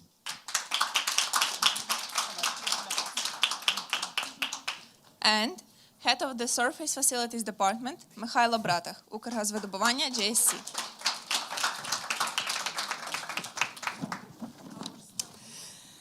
Так, дуже дякую, колеги. Ви знаєте, ми будемо дуже короткі, але сподіваємося, що будемо і дуже цікаві для вас. Я розумію, що все життя – це боротьба, і ви з цим не можете не погодитися. До обіду ми з вами так дуже так боролися. З чим? З голодом, а наразі з чим ми боремось? Ну, зі сном. Мені трошки допомогли вас прокинути, підбадьорити, поставили там дуже смачну каву. Не пила, не встигла, тому не буду вас затримувати, да? Сама хочу кави. Але, якщо кажучи серйозно, давайте трошки з вами пограємо. Всі ми діти були колись, ще трошки залишаємось. І щоб гра була дуже цікавою, що більше за все люблять діти в ігрі? Призи. Правильна відповідь. Пограємо ми з вами у наступну гру. Ми з вами зробимо список 8 найбільш популярних, я потім скажу чого. Правила будуть дуже прості. Якщо ви знаєте, або вам здається, що ви знаєте правильну відповідь, будь ласка, ви піднімаєте руку і мої колеги будуть давати мікрофони, щоб ви швиденько з місця озвучили правильну відповідь. За правильну відповідь у нас є, Михайло, покажіть, будь ласка, ці чудові, не побоюсь цього слова, трофеї. Розумієте? От мотивувала? А що це? А що це? Ну, ви знаєте, так інколи буває, що сапсофіс у нас не розуміє, що це таке. Бачите, як буває? Нічого, Михайло, я тобі потім розкажу. Я серфіс, я не сабсерфіс. Ти сам собі серфіс? Ні, я... Це буде трохи unconventional презентація платформи, я так бачу. Трохи так. Дякую. Давайте почнемо, бо я так трошки нервуюся. Михайло мене весь час збивати почав чомусь. Дивіться, яка справа. Я хочу перевірити, чи дійсно ми правильно вибрали цільову аудиторію. І для цього ми наразі з вами зараз перевіримо нас. Як це ми зробимо? Підніміться, будь ласка, наразі ті, хто використовує мінімум 1 месенджер. Підніміться. На місцях. Піднімайтесь. Хто 1? Ага. Мінімум 1. О, бачу, є люди, яким треба до Михайла. Почекайте, а що є люди, які не пишуть повідомлення? Ага. Почекайте, в вашому віці ви хоч Добре, смс писали. Take a seat. Так, наступне питання буде більш складним. Хто використовує більше, ніж 2 месенджери? More than 2. Perfect. Take a seat. Сідайте, будь ласка. А тепер найскладніше запитання цього раунду. 3 та більше. Підніміться. Чудово, дякую. Сідайте, будь ласка. Окрім того, що ми трошки фізично з вами зробили таку невеличку вправу, хочу сказати, що я заспокоїлась, бо я розумію, що ми правильно вибрали цільову аудиторію для вас. І так, я сказала, що ми з вами зробимо наразі список. Чого? Список найбільш популярних месенджерів світу. Я буду задавати номер рейтингу списку. Той, хто знає або вважає, що знає правильну відповідь, будь ласка, підніміть руку. Мої помічники, ваші колеги допоможуть вам з мікрофоном. Або так, просто підніміться і голосно скажіть. І за правильну відповідь ви безумовно отримаєте той трофей, який Михайло тримає наразі. Не дуже хочу віддавати, але я його заставлю. Не хвилюйтесь. Я вже домовився. Домовився? Добре, для тебе є один по секрету. І так, на вашу думку, месенджер номер 1, найбільш популярний у світі. Алі? No? Absolutely right, Роман. It's WhatsApp. And перший трофей іде Роману. А знаєте, скільки користувачів у WhatsApp наразі на місяць? Ще маєш сказати, скільки користувачів, а потім я віддав.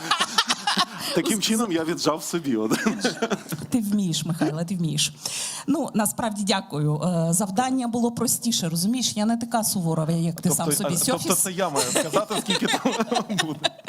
Насправді близько 2 мільйонів користувачів WhatsApp на сьогоднішній день. Наступне моє логічне запитання. Месенджер номер 2 у світі. Facebook Messenger. І це правильна відповідь. І наступний трофей уходить Іди сюди. наліво. Ти хоч... Наліво. Бачиш, Михайло, ти хоч пішов представся, трофей. як тебе звати, щоб ми знали. Роман Букатюк, Київський національний університет імені Тараса Шевченка. Дякую.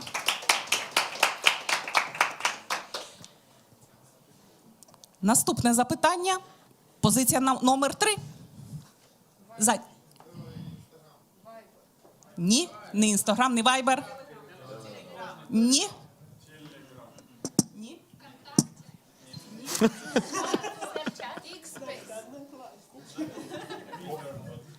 Міша, зачитай правильну відповідь. Господи.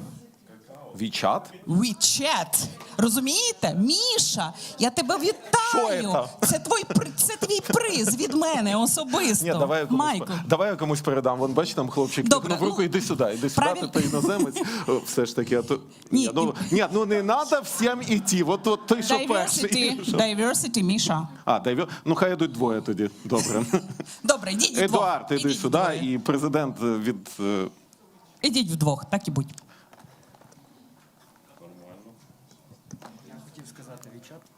Ти хотів сказати? Ну тобто, а ти знаєш, що за думки не платять? Платять? Я далі всіх руку. Вибачаюсь, у мене із зором не дуже гарно, але з юмором, сподіваюсь, вам подобається. Так, ну і логічне запитання. 4 місце. Хто посідає? Ні?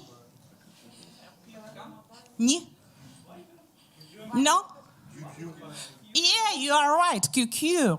А можна не використовувати в цей момент телефон? QQ. Ой, Оксана.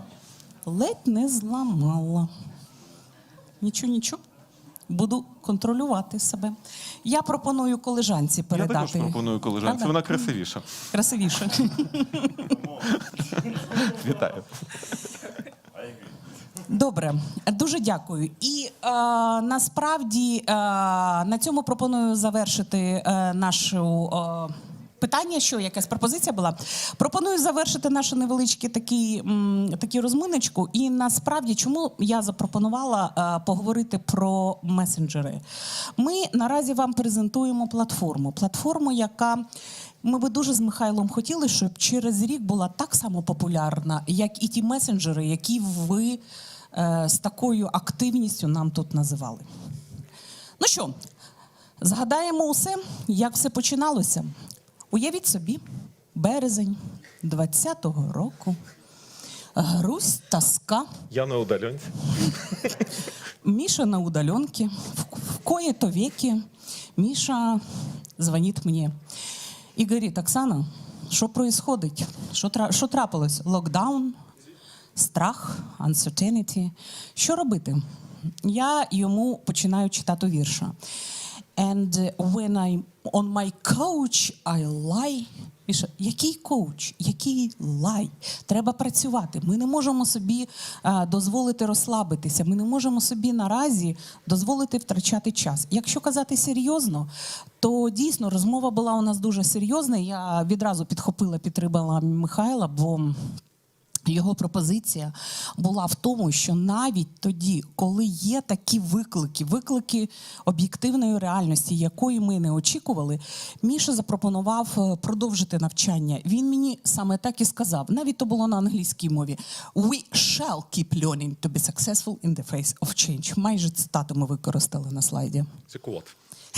Quote, yeah, you're right. І що зробили? Нам здавалося, що ми зробили зовсім прості речі. Ми запитали у наших колег, партнерів, керівників, інженерів.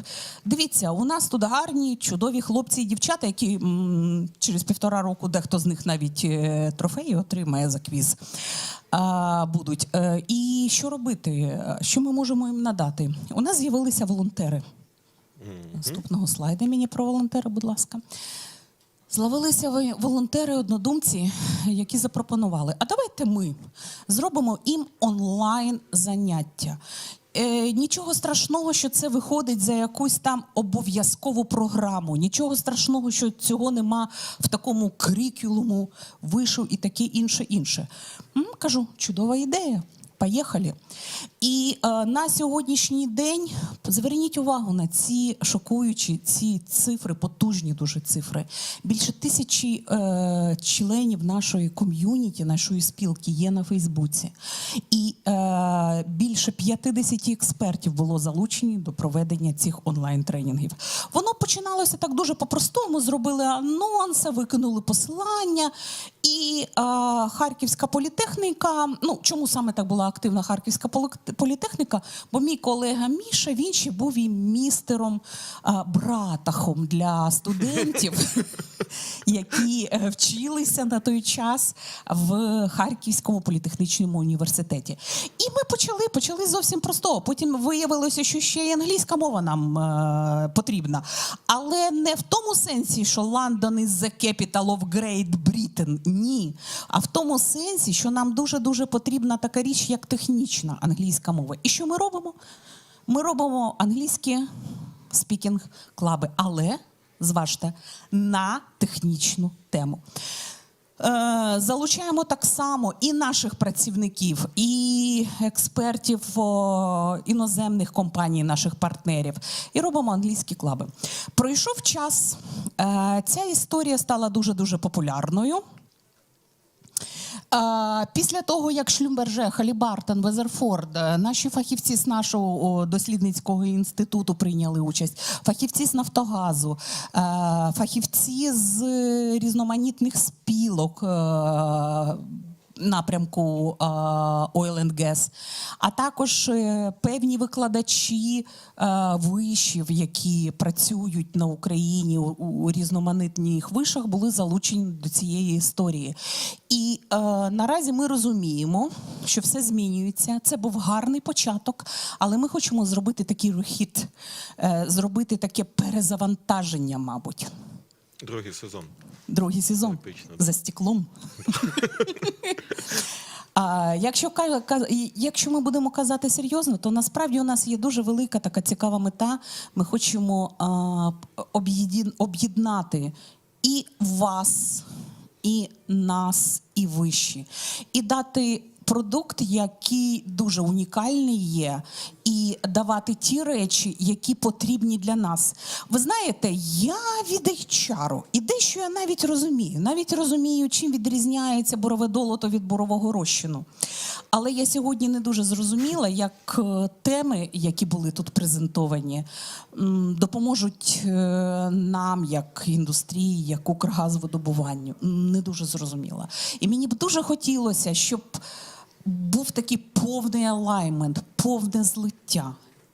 Що знаєте ви, що вмієте ви, працює саме для того, щоб покращувати нашу отрасль, нашу індустрію і наші бізнес-результати. Оце наша така дуже глобальна мета. І сподіваюся, що ми до цього прийдемо платформою DIP. Якщо дозволите, я передаю слово містеру Братаху. Дякую, Оксана. Ще не хочеш забирати мікрофон? Ні, хочу. Давай. Діп. А як ви думаєте, що таке діп, by the way? Так, точно. Давай спитаємося. А що таке діп, колеги? Глибина? Угу. Глибоко, заглиблення. А як ви думаєте, чому ми назвали Deep?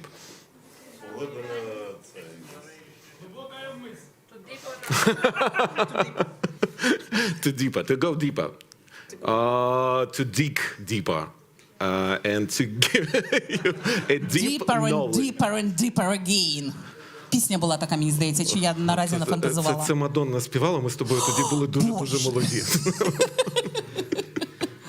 Ну, про Мадонну Міша. Вони вже навіть не знають, хто це, по-моєму. Ну, бабка така біга по сцені, плига так, як молода. Добре, я продовжу. Добре, дякую. Колеги, дивіться. Казали про амбіції, ну, потім буде невеликий момент. Казали про амбіції, чого ми хочемо, де ми хочемо зробити. Ви завжди питаєте, ну, як нам стати... Вибачте, я сказав це слово, да? Я технолог, мені можна. А ви завжди кажете, ну, яким чином мені зайняти місце під сонцем? Яким чином я маю бути рівний з тим спеціалістом, який пропрацював років 10? Зараз ми вам даємо ту унікальну можливість, щоб ми вас розглядали на рівні. Я вже казав, ну, коли зустрічався зі студентами перед цим, ну, для мене все одно, чи ти маєш 10 років досвіду, чи ти не маєш взагалі досвіду. І так багато керівникам так само. Їм все одно, наскільки в тебе є досвід. В них Міша, головне... вибач, але ж ти лукавиш. Ти мені у перерві трошки інше, знову я говорю. Оксана. Ти трошки інше мені казав у перерві. Знаєте, насправді, не так трошки він сказав. Я перепрошую дуже. Міша сказав, що насправді нам краще, ми більш зацікавлені в тому, щоб ми взяли нового такого зеленого, фреш, зовсім зеленого випускника і з нього зробили те, що буде більш відповідати челенджу, реаліям і бізнесовим завданням. Власне, так. Власне, до того я і веду, що ми хочемо цього випускника зробити самі. І ми хочемо його зробити, пам'ятаєте, я вам розказував про авокадо, ми його хочемо зробити таким, щоб його можна було вживати. Таким, як я вам розказував про Славіка. Ну, тобто, в принципі, да, він до цього йшов доволі таки багато. Але вкладення, які ми зробили, все те, що ми зробили, ми з нього повертаємо зараз, ну, скажімо, ну, не всі 294 мільйона метрів кубічних завдяки йому, але повірте, якась фундаментальна наука і обґрунтування – це дуже великий внесок. Нехай він навіть принесе цій компанії 29 мільйонів додаткового видобутку газу, але він її принесе. І це те, що ми хочемо від вас. Ми хочемо, щоб ви були всередині компанії вже зараз, на даний момент. Це наша амбітна мета. І, власне, в цій амбітній меті, це те, що я не розказав тоді Оксані, мені, як начальнику, треба вибирати, чи я візьму цього 10-річного фахівця зі стажем під конкретний проект, чи під цей конкретний проект я візьму і сформую цього фахівця. Ця платформа на те, щоб ви його сформували. Те, що казала Олена перед цим, ми запустили YP-конкурс. Так, ви в ньому маєте прийняти участь. Але для того, щоб приймати в ньому участь, ваші знання мають бути ширше, більше, і ви маєте мати доступ до будь-яких комунікацій.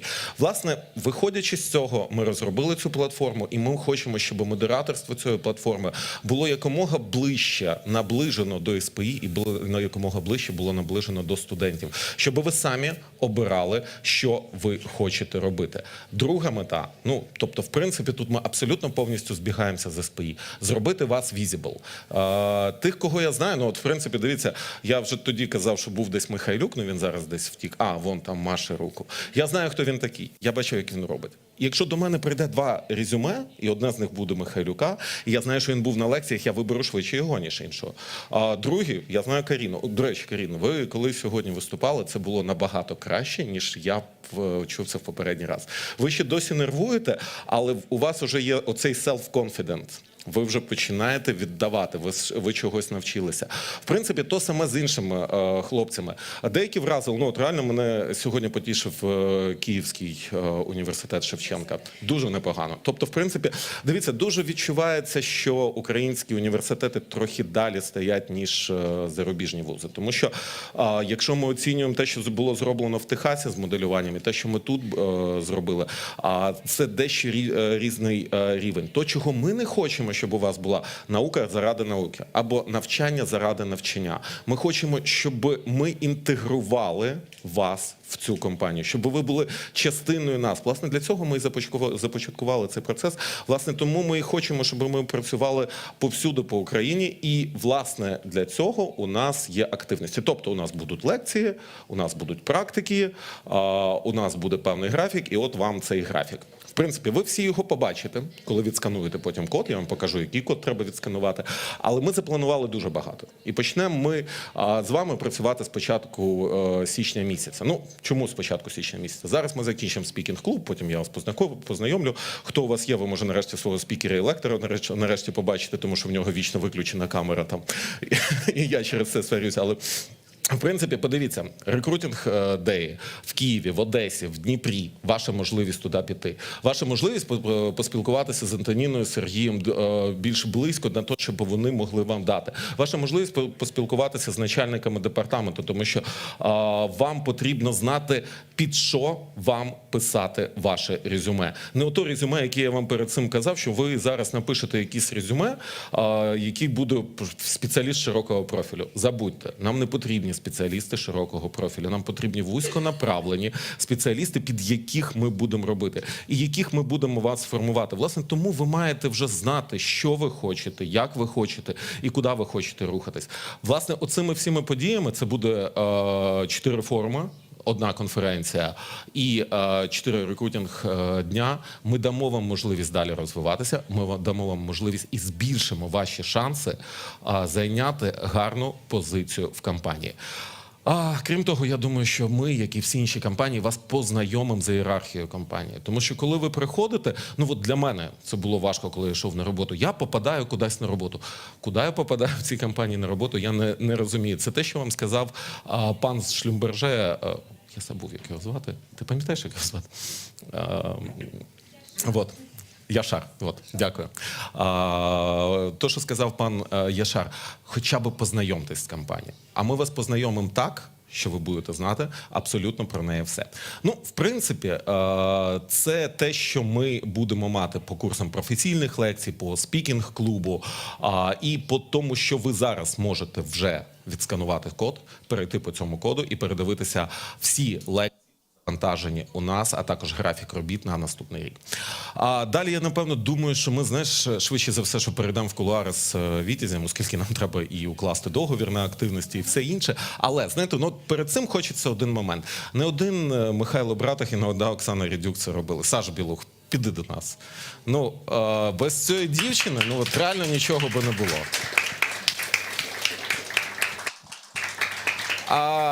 Тут є ще один чолов'яга, ну, завдяки йому ми дуже багато що отримали, Слав. Ну, ми, звісно, вміємо це робити, кідінг на цей, але ця людина нам допомогла імплементувати дуже багато ідей і знайти дуже багато лекторів повсюди.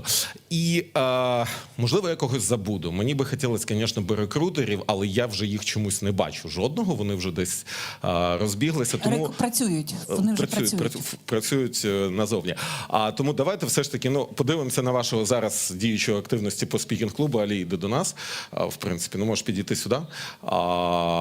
Та людина, яка вас вчить зараз уже на 3 рівнях спікінг-клубу, це pre-intermediate, intermediate і upper intermediate. І останній момент, ви знаєте, що ви коли туди підключаєтесь, з вами працює непогана команда. Ми готові це робити. І робимо ми це за безкоштовно. Власне, чому за безкоштовно? Згадайте Славу Голубенка, скільки нам це може принести в майбутньому. Ну, я вам дякую.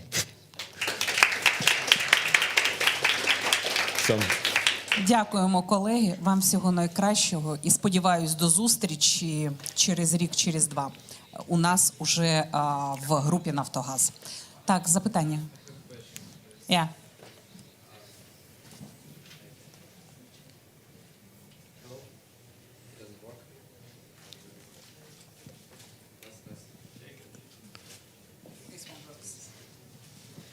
My name is Alexey Litvyak, Poltavska Polytechnica. I want to ask, will you have an app for devices like Android or iOS? Do we have app for... we are not so fast. Do you have is in your plans? in our plans. It's not the question to my side. I guess it is a question to Alexandra. Now we have landing. We started with the landing, and we will start with the pages on Facebook and Instagram. Just right after this, we will go to APP. If we compare the amount of participants that we have here, it's less. A little bit more than we have the official participants of SPE here in Ukraine. And we are aimed to combine it with SPE to increase the members of SPE, to promote SPE in Ukraine, as well as promote us as the good contractor and as the good company provider. Yep. Okay, thank you. So, guys, I guess we can go, and they will proceed with the quiz and presentation of Zagreb School, because I saw it in the program.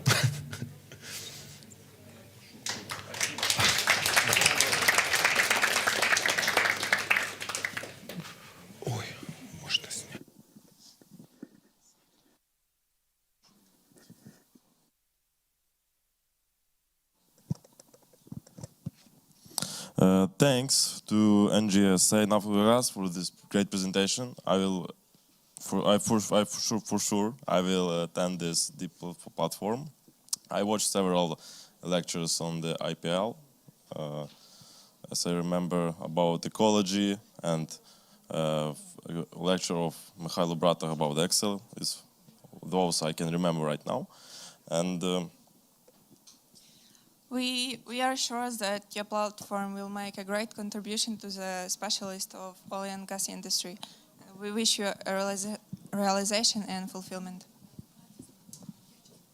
And we are pleased to invite all of you to listen and enjoy the exciting presentation about upcoming Petroleum Engineers Summer School, prepared by Professor of Zagreb, Daria Karalisihovic-Sedler. Thank you.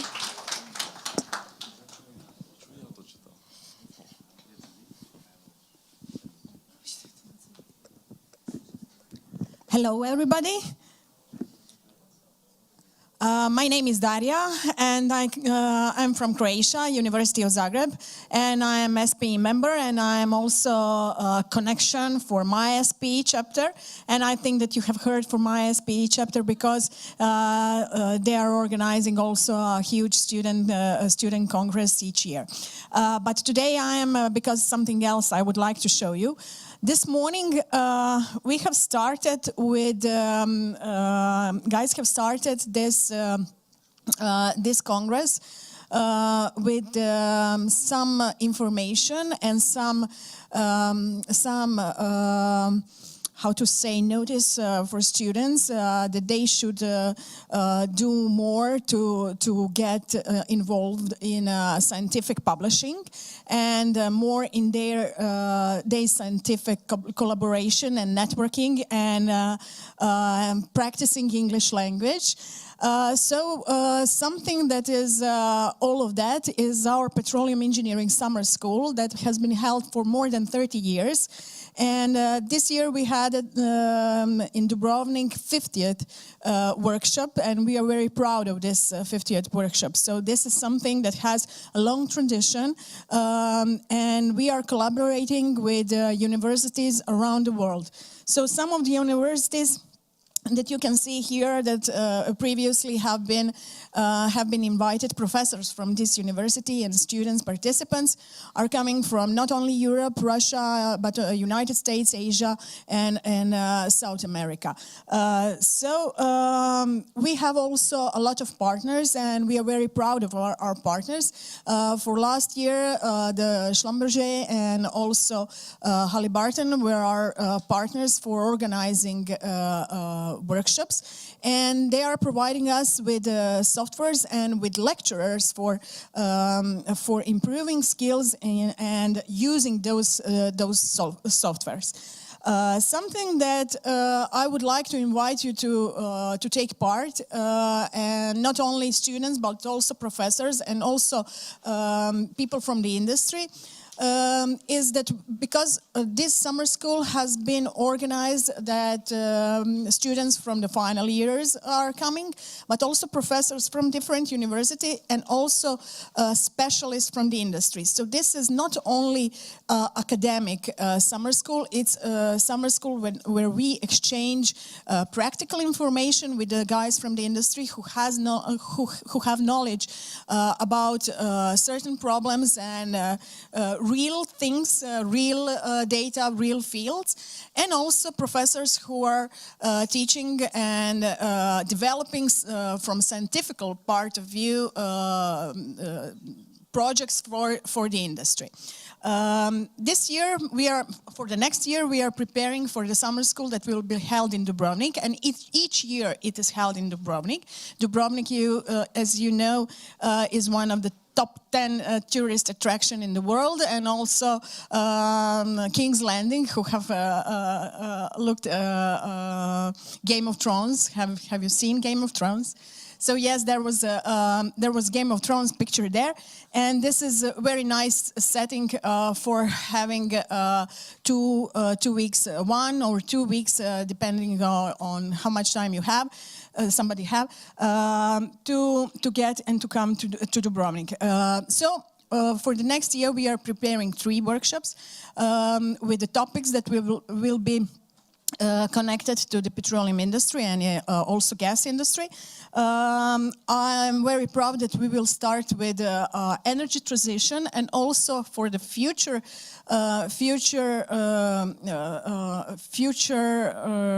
energy transition topics that will be very important for petroleum engineers. Because we are talking about energy transition all the time, and SPE is involved very much in those new role of our role in new and sustainable energy development. So we will talk about geothermal production, from development, from reservoir engineering, from well projecting until the using of this geothermal energy. Also, we will talk about emissions, and we will talk about methane emissions and also CO2 emissions from CCUS point of view. How can we use CCUS? How can we storage CCUS? And how can we use CO2 for enhanced oil recovery, but also for enhanced gas recovery? So these are very interesting topics, very new, very modern topics to talk about. And also there is one workshop about very important thing about, for example, Croatia previously had domestic production that was sufficient for supply for the whole demand, but nowadays, as the rest of the Europe, we are trying to satisfy our demand with the import of the natural gas, and you know that those high prices nowadays are also very important things, because they are not only technical result of the technical problems, but also geopolitical things. And we will talk about not only about technical, but also political and energy issues in developing energy policy for Europe for the future. So these 3 topics, I think that everybody will find something interested for, to find something that will be a part of your interest for your future development. Also, I would like to say that we are situated, summer school is situated in a city center in Dubrovnik, and we have lectures in IUC, in Inter-University Center. This is the old building in the city center, and after lectures that we have in the morning, we have free time for swimming in a beautiful sea that is just across the street. There will be some scholarship opportunities for best students from each SPE chapter. So we are also trying to find if anybody is here from industry, you are welcome to sponsor students to come to this summer school. We have organized and arranged a very suitable and great accommodation for students, which is very, very cheap for Dubrovnik, because Dubrovnik is very expensive, but the accommodation and everything is very cheap and suitable for students. We also have networking. We have a lot of sightseeing, a lot of side events. So we have plenty of time for students to get each other know better and to practice English, to meet with people from the rest of the world, and to find new friends for the lifetime. And I have a lot of friends. Laura is my friend from summer school, and I am a great friend with Darcy, the president, the former president of SPE, who was 3 times for the last few years in Dubrovnik. So when you come to Dubrovnik, you will love it very much. And something that is very, very important, there is possibility for students to send their papers, to send abstracts, and to present papers, and to present maybe posters or oral presentation, because we will have a student session also, and we have opportunity for publishing these papers in our journal, that is scientific journal with Scopus Q2. So I think that is very good reason to present your paper there and to come. It is, I need to say that this is open source without publishing fee, but you need to pass the reviewing process.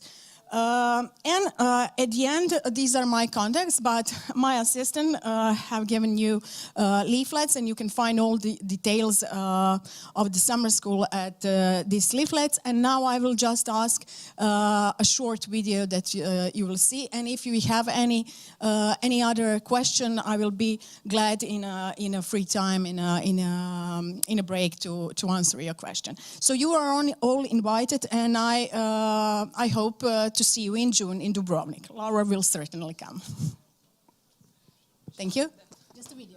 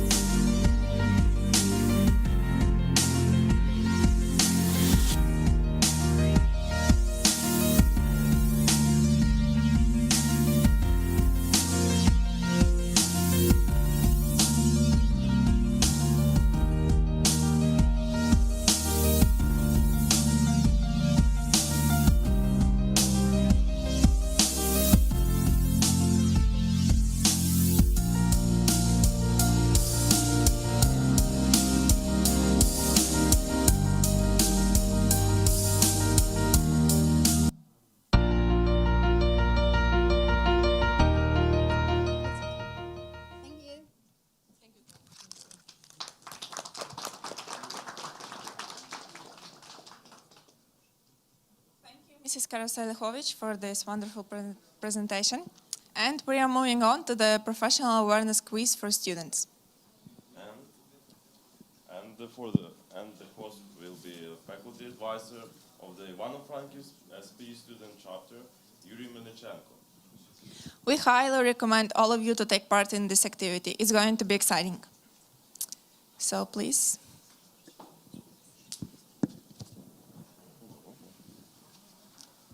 Thank you. Good evening.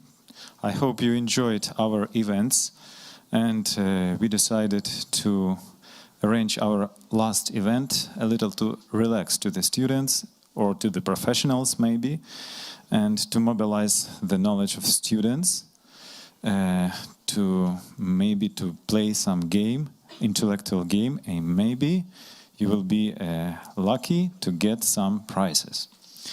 Before we start, I will just inform you about the small rules of our quiz.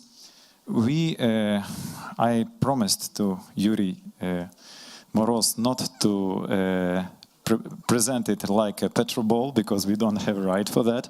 But you know, all the time our student chapter was trying to reach this level to form the team to participate the petrol ball, and let it be a small first step in this direction to arrange this kind of action in our Congress, and maybe sometime we will manage, maybe with common efforts of all the 3 student chapters in our country. Before we start, it is hard to estimate the students which will answer the question correctly. That's why we arranged it in the following manner. Our student chapter participants has given to almost all the students this pieces of paper with a number. Please take care for all the student participants. Check if all of you have these numbers. This is for that reason to estimate you, to recognize you among the participants, and then to give a mark for your correct answer or not correct. My aim is not to read the question, but you will see the question on the presentation. That's why I will kindly ask all the students to sit down closer to the screen, not to miss the chance to read it properly. And since you know the right answer, please hold up the paper sheet up. I will check first 3 persons who raised her hand, and then give them word in the term. And since we have lecturers which are putting the marks for the correct answers, and finally in the end we will summarize the most successful numbers, and then we will choose the winners. Yes.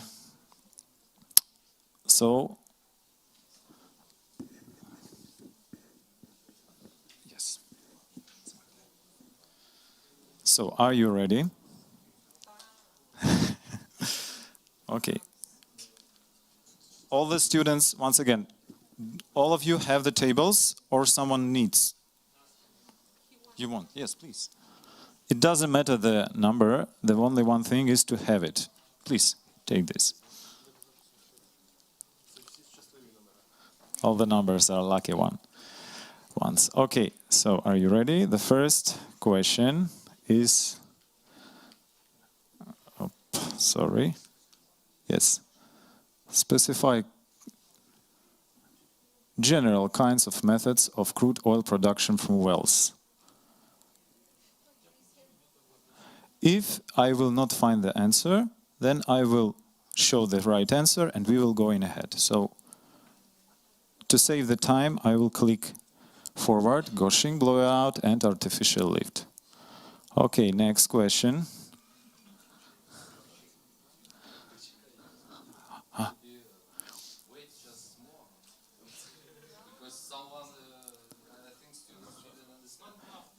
Not enough time, yes? Google browser, no. It doesn't go properly. So, okay. Maybe first question was for heating up, yes? Next is going... So, we should go ahead. What is the formula for effective porosity? 37, maybe someone else knows? Okay, please. Yeah, so basically the basic formula, general porosity minus the volume of pores with the fluids, water, oil or gas. General. This is the answer which we chosen. Okay, let's go ahead. Top 5 companies by oil production before 16 means why before 2020? Because before the corona crisis started, yes? Okay. 15 was second and 25, yes, okay, please. I can start with SOCAR, one of them. Yes. Saudi Aramco also, why not? And Sinopec, PetroChina, and but here we're talking about Ukraine or what? In general, then yes. And Qatar, no. Berlin. Shell, ExxonMobil, Rosneft, BP, and Equinor. Shell, ExxonMobil, Chevron,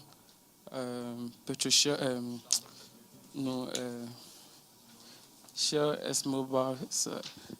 Okay, thank you. And here is the correct answer. Tell who was more close. So, number 16, 15, and 25. The first was 16.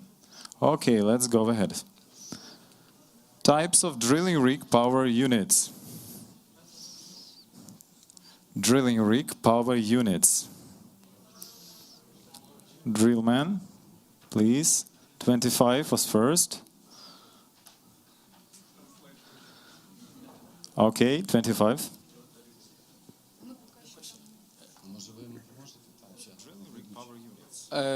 Platform, subsea.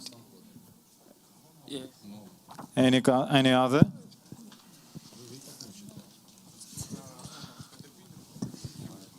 Типы. Можно, на русском ответ, да. Power Units, во-первых, есть два типа. Основной, это дизель-генераторы, которые вырабатывают основное количество энергии, а второе это вспомогательные, там подстанции электро и так далее. Okay, diesel, electric, diesel, hydraulic. 21. It was 21. Okay. 21. What is the total length of main natural gas pipelines in Ukraine?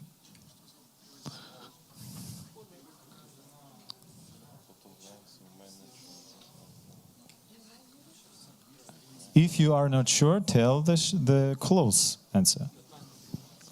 Наверное, 200 километров. 200. Please.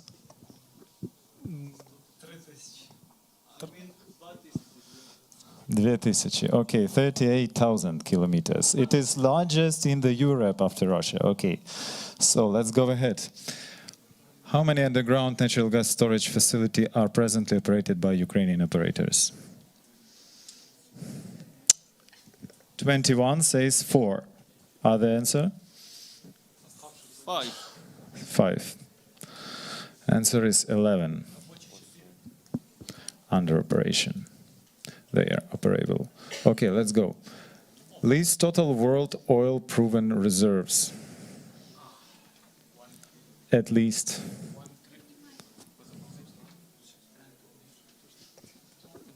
Around 10 trillion cubic meters.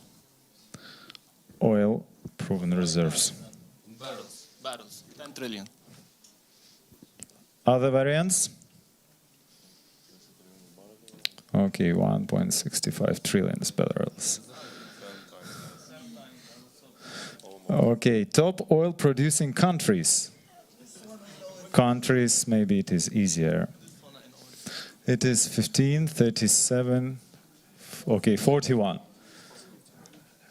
Венесуэла, Иран, Ирак, Саудовская Аравия и China. Okay. Other variant, please. Okay, so I guess it's Saudi Arabia, Venezuela, Russia, China, and UAE. So the third was you. I cannot take more people. Yeah, I'm totally agree with Roman, but I guess maybe top 4, 5, it's US and Canada, oil producing countries. They include, it was 37. Okay, let's say US, Saudi Arabia, Russia, Canada, and China. It was, yes, 37.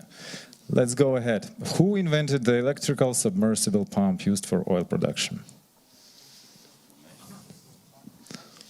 41. Yes. I think it's Mendeleev. Close, but not. I was reading something like this.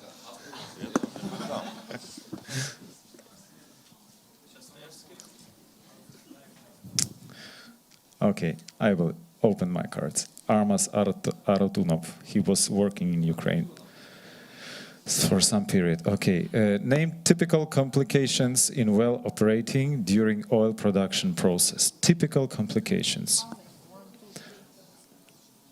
Where, what? How many you want? Okay. Who wants to answer? I cannot see your number. 40. Sand production. 16. Sand production. 25. Відкладення парафінів, відкладення піску, соловідкладення. Paraffin, sand. Paraffin, sand, scales, Scale. солі. And Salts. can anyone add to this? We have water coning, liquid loading also with paraffins and waxes. You know this? No. That's all. Okay. Okay. So it was 16. Paraffin deposition, sand content cell, scale deposition, watering. Next. What type of drilling mud can you specify? 16? 40? Who else? Okay. Oil-based mud, water-based mud. This is what I know.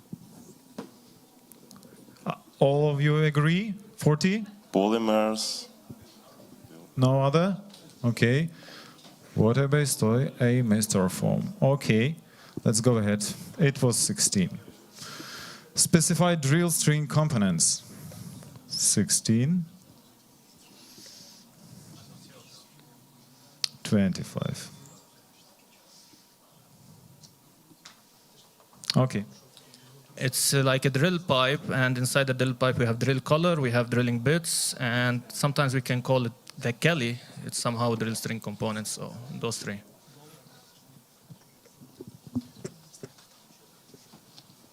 We have drill pipe, drill collar, we have the stimulator, and the drill bit, drill bit, drill collar, drill pipe, a stimulator. Third. Полностью весь состав бурильной колонны? Компоновка. Именно компоновка. Во-первых, можно же ВЗД тоже учитывать. Долото, надолотный переводник, УБТ, если нужно не магнитный УБТ, ВЗД, калибраторы, стабилизаторы. Если используем ВЗД переливной, доливной, клапаны, бурильные трубы, само собой, flexible и не flexible, в зависимости тоже от компоновки. Можно еще там назвать. Okay.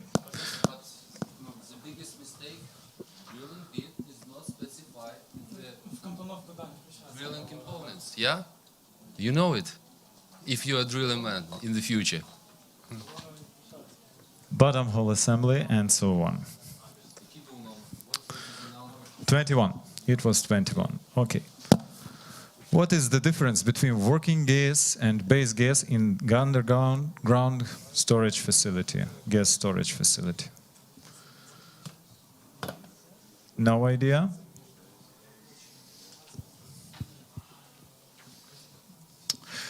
I will give you a tip.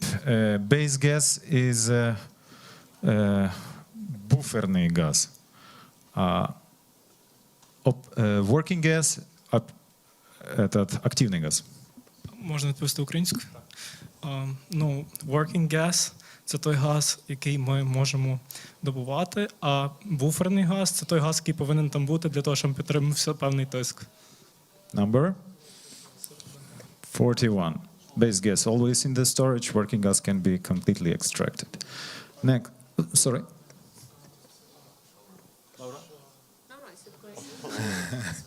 How many countries are official representatives of SPE? Yes. 27 was first. 150, I guess, plus minus 12. 120. 143, okay. Sorry. So the closer was Yes, you have a big potential. Okay. Highest award that you can win as an SPE member.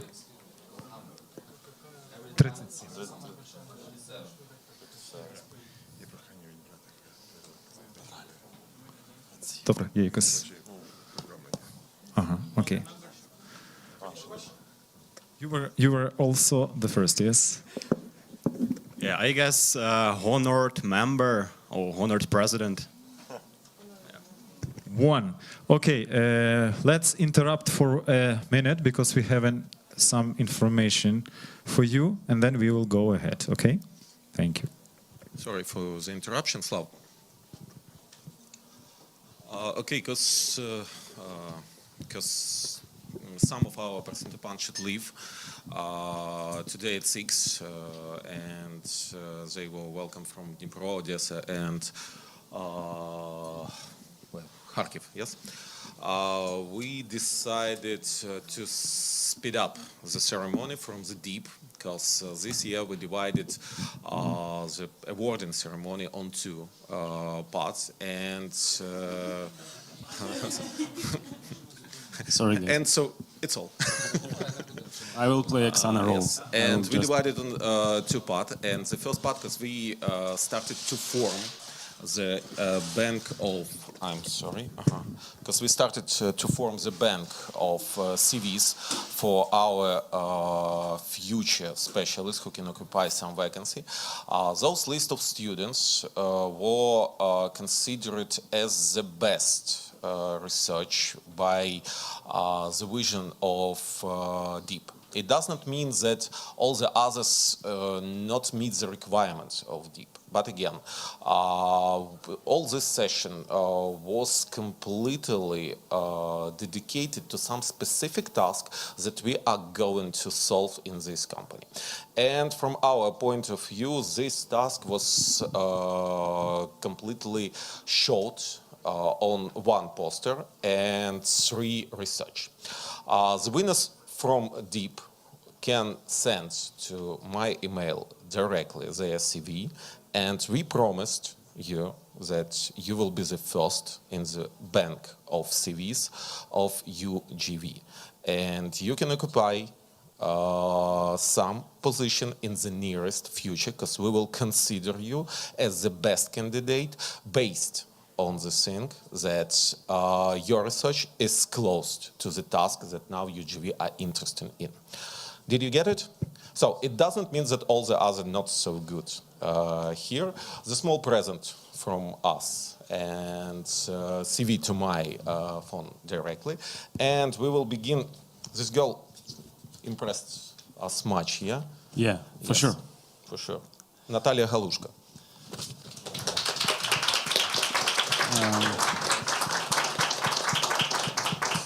I know Natalia Galushka already around 1 year, and actually, again, guys, what I want to tell you all: be active.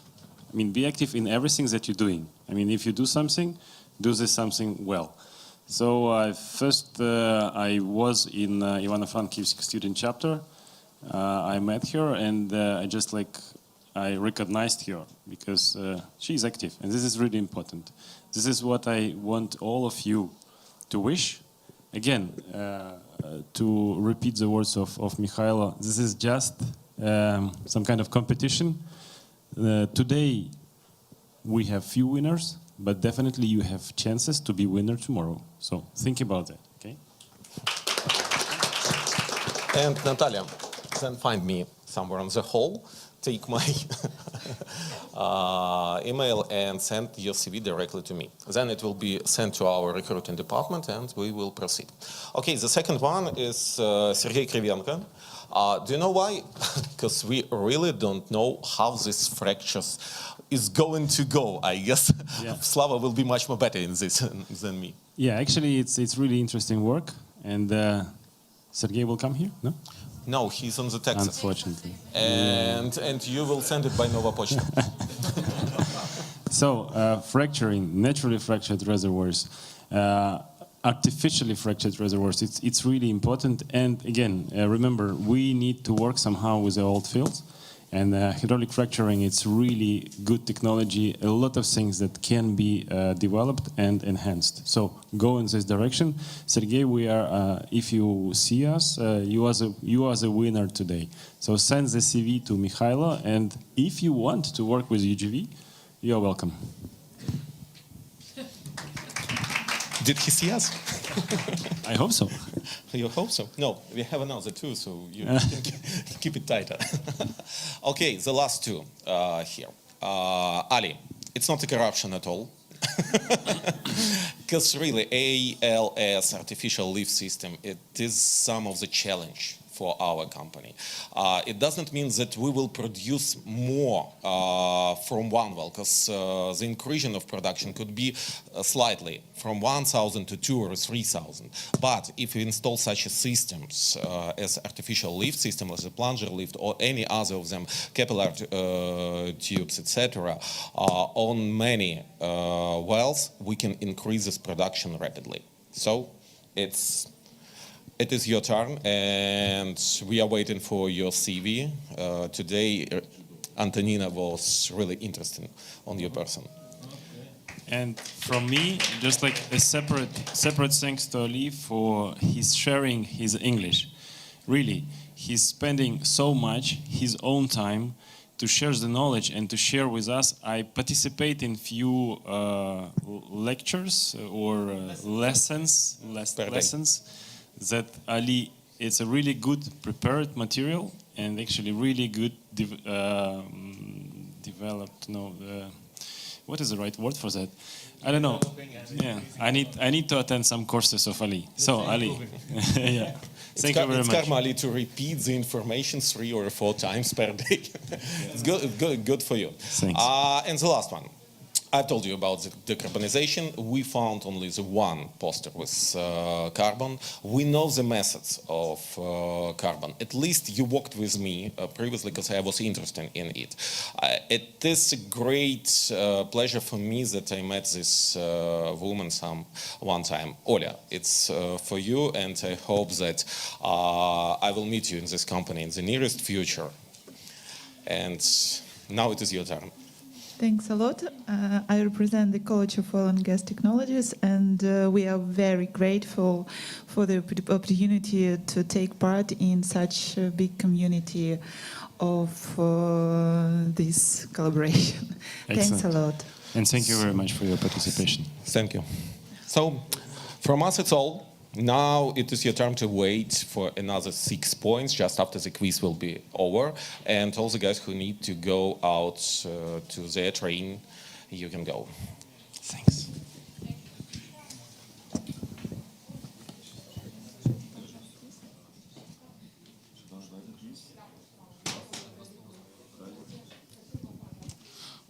So, I hope you are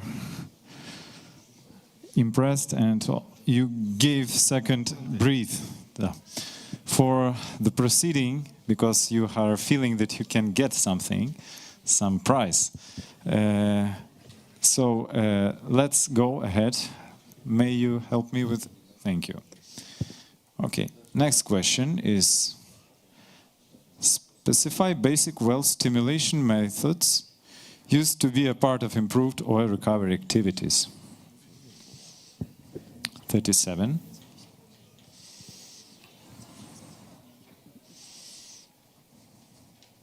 Okay. Okay, I will try to do my best because I'm geophysicist. So the first one is gas injection, water injection, and natural depletion. That's all I know. So, 21, please. Я могу с точки бурения сказать, ну, не с точки добычи, а с точки бурения КРС, капитальный ремонт скважины при, собственно, вот этих всех делах, заборка боковых стволов, ГРП и колтюбинговые операции, предназначенные для удаления всяких проблем с загрязнением парафинами, солями и так далее.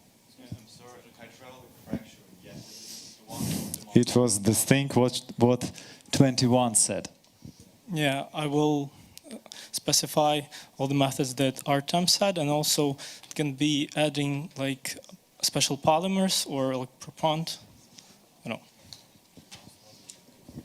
So, dear judges, it was 21, 37, and 41. They will evaluate your answer. The correct answer is hydraulic fracturing, acid treatment. Let's go ahead. What are the types of oil and gas reserves?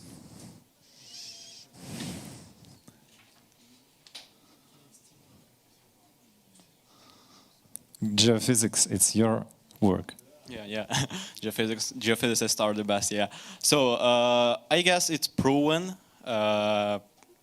explored, and possible, but I'm sure it's not the perfect answer, yeah. Sorry. Rules should be followed. Proving and non-proving. And third? So actually it depends on the type of, like, maybe it can be genesis. If it is genesis, it can be like, for instance, fracture, salt dome, like tectonic and sedimentary, or гідравлічно стимульовані таке.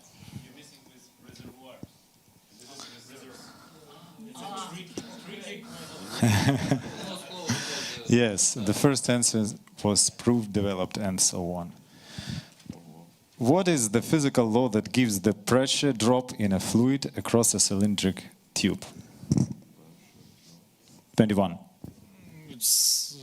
Обычная формула гидростатического давления — это при статике рожаж, либо динамическая, но там тоже надо учитывать поток жидкости ламинарный, либо турбулентный. Все.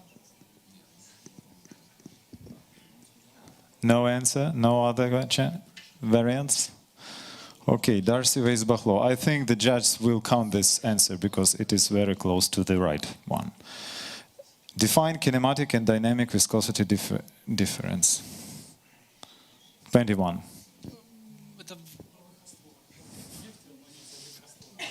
Liquid. Если говорить об буровых растворах, между кинетическое — это как реагирует... Сейчас. Sorry, we have lack of time. Please, 25. Dynamic viscosity is the actual flow of liquid, and dynamic is the flow of liquid by external force. The judge heard the answer. Is kinematic, dynamic divided on density of the fluid. Very simple, actually. And the last question. In structural geology, what is the name of downward curving fault with layers that deep toward the center of the structure? All of you in equal conditions.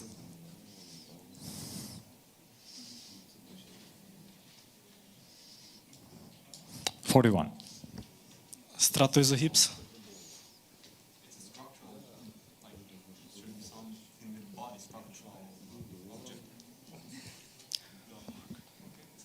I guess in Ukrainian it's skid. like anticlines, synclines, but there are like skid. Yeah. Yeah. Okay, so this is, thank you. We have more questions, but by the lack of time, we must interrupt our quiz. I hope you enjoyed it, and we will do it forward and learn. Sorry for lack of organization. It was for the first time done by us, but I hope you enjoyed it. So in a moment, we will evaluate the winners, and we will start our awarding ceremony.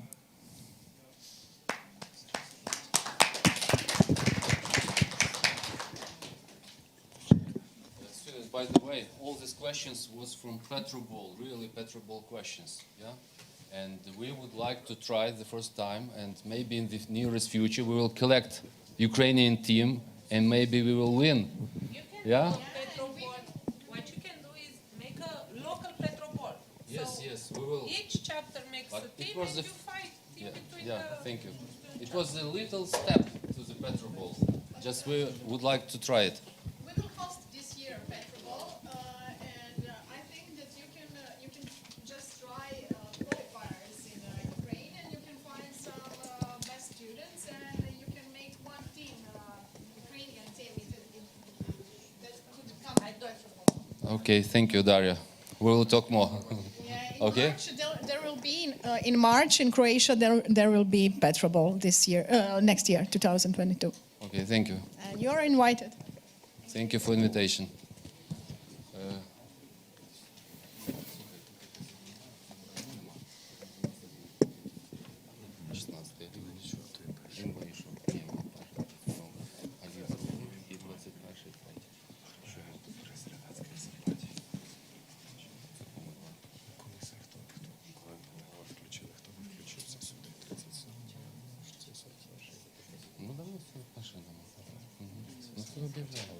Почнемо з третього, напевно. Та немає 16 взагалі. Отже, треба казати. Цього і цього. Розумієш? А ні, не треба. Ти не ганяєш. Ну.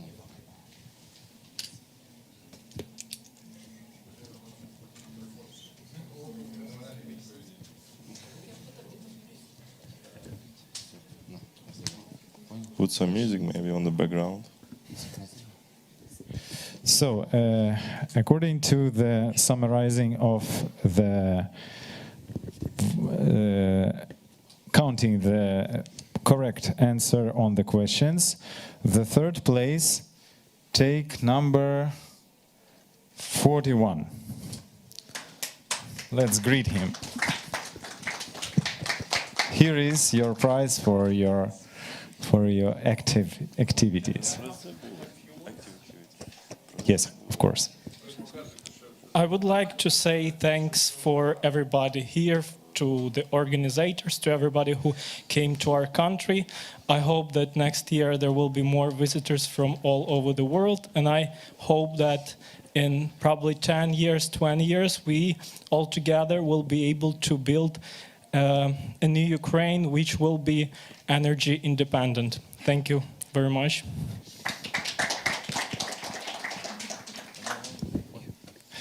Okay, the second place takes number 21. Yes, please.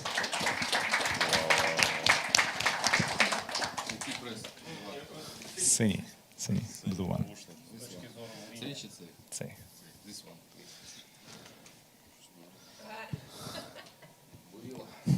Yes, of course. Thank you, everyone. Thank you, guys. You are really good in your subjects. You are really good.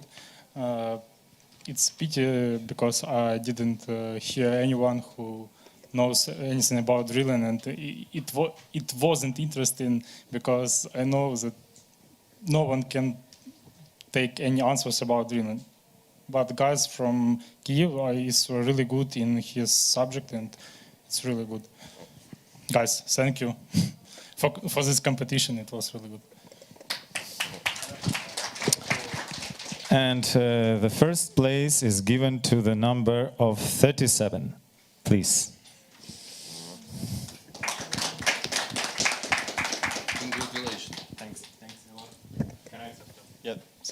something. So generally, previously I talked with you guys, many of you. So just wish you to hope to see you soon somewhere in events, SPE, EAG, I don't know, somewhere. Hope to see you soon. So yeah, be brave to participate and good luck.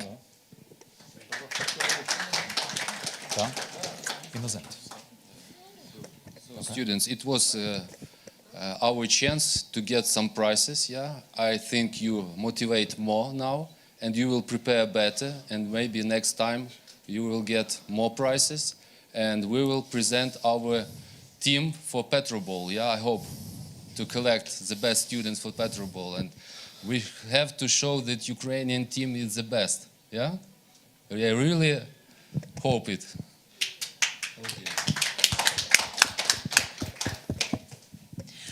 Our meeting is slowly coming to an end, but we still have some work to do.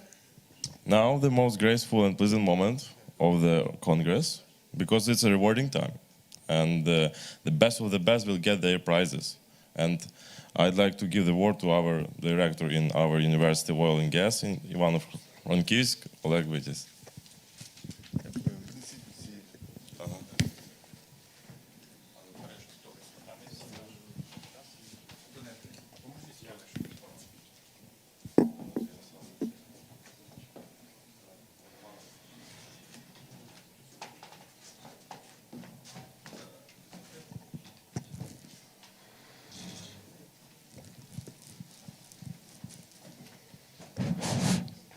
Так, шановні студенти, підведення підсумків, закриття конференції, з однієї сторони сумно, з іншої сторони, я як директор гордий, що, на мій погляд, конгрес вдався. Хоча один день складно було, багато різних подій.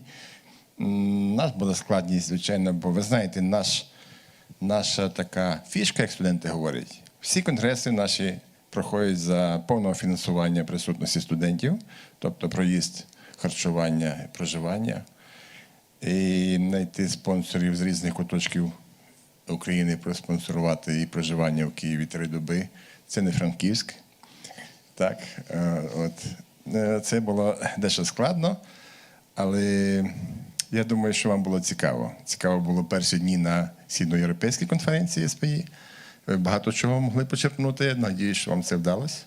Ну і сьогодні, як би там не було, ці круглі столи, панельні дискусії, ваші виступи цікаві, різноманітні. Ми вам за те щиро вдячні. Ну, як в будь-якому змаганні є призери, є переможці. І так і в нашому випадку. Для вручення нагород, бачите, ми підготовили такі нагороди. Переможці, призери всі отримують на своїй електронній пошті офіційні дипломи переможців призерів. А також всі учасники, студенти, які були зареєстровані, вони отримують сертифікат учасника 5-го міжнародного нафтогазового конгресу. Я попрошу Лавру пані Лавру на сцену для вручення нагород.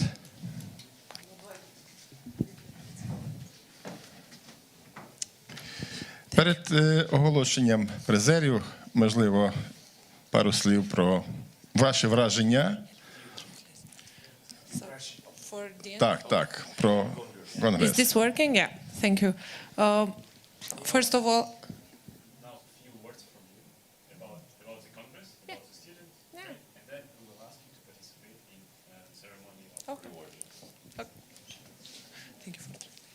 thank you, Slava, for translating.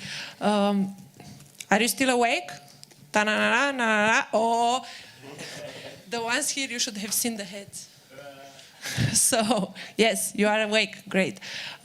First, I want to say thank you for having me here. For me, it's a great honor and joy to be present in the beautiful city of Kiev. So, I hope you enjoyed these 3 days with us here during the conference and today during the Congress.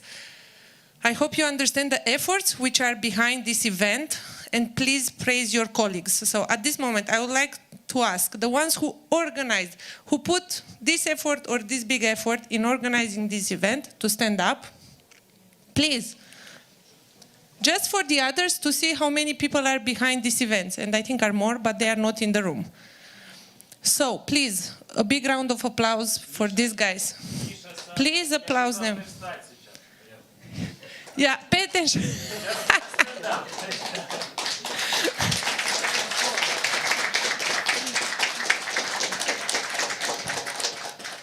Please trust me, the ones which were not involved in organizing this, that behind these events are weeks, if not months, of work.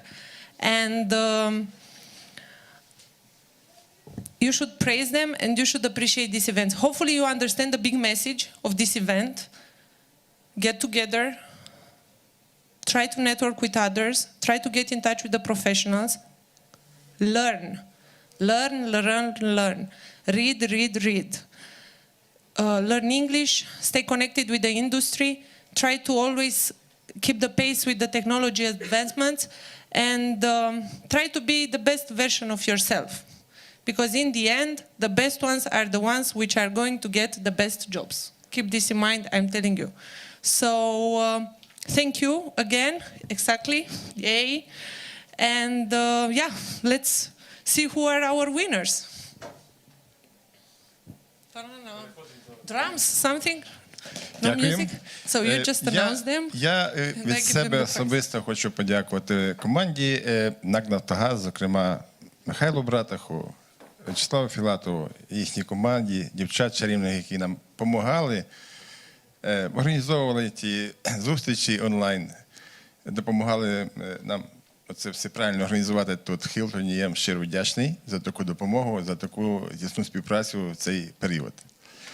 Також хочу, щоб ми всі подякували нашим офіцерам Івано-Франківської секції, які приклали немало зусиль. Ніби так незамітно, але вони, повірте, дуже багато зробили. Насамперед це Юра Мельниченко. Юрій Мельниченко, прошу подякувати йому за таку важку працю.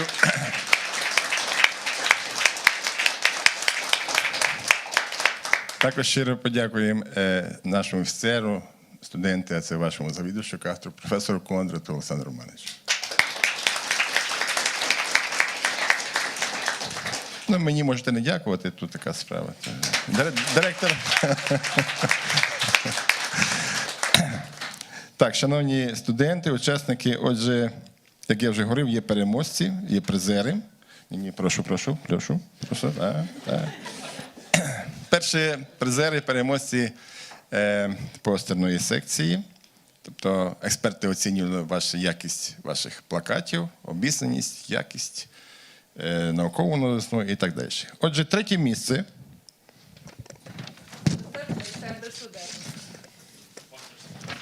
Постер-секція. Значить, студент Андрій Бучинський, Національний університет, Полтавська політехніка.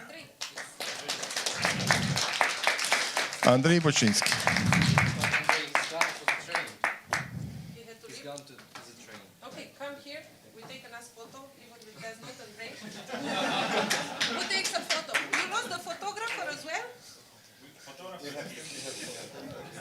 Прошу тут залишати за сцені.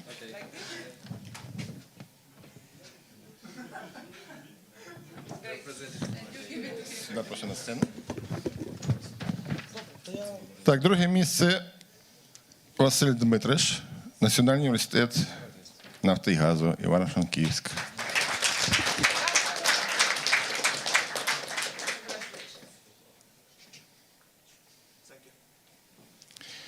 І переможець цієї секції Наталя Попович, Івано-Франківський національний технічний університет нафти і газу.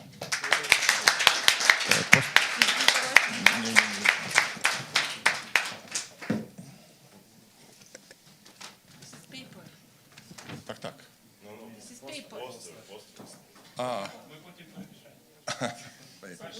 Так, просто.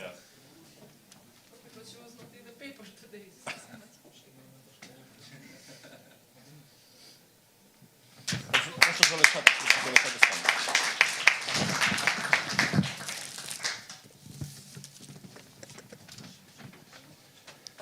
Переможці студентських робіт, які презентували свої роботи сьогодні. Так, третє місце.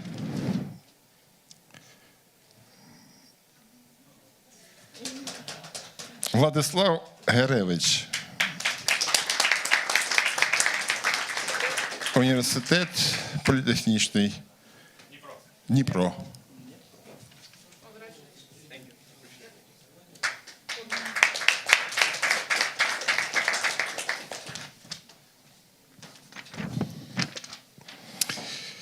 Друге місце Роман Букатюк. Національний університет Шевченка.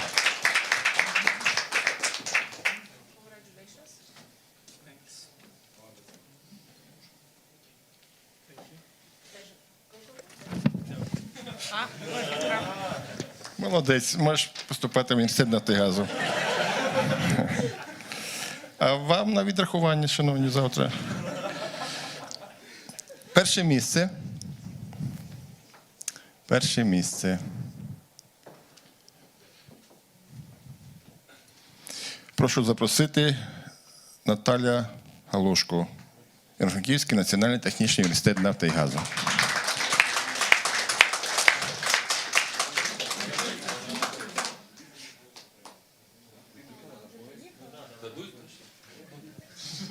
They will give it. Natalia Galushka. Congratulations for having her as student. It's for Galushka. Scientific advisor. Yeah, I know. Okay. Common photo of the winners. She went to CB.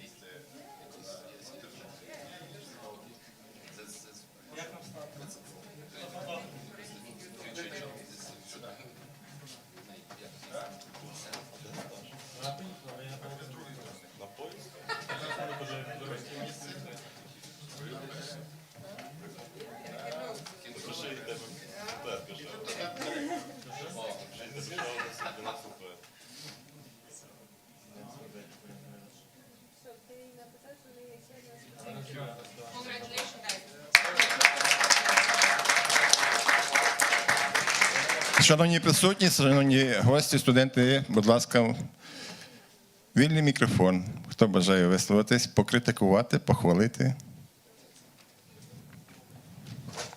Будь ласка.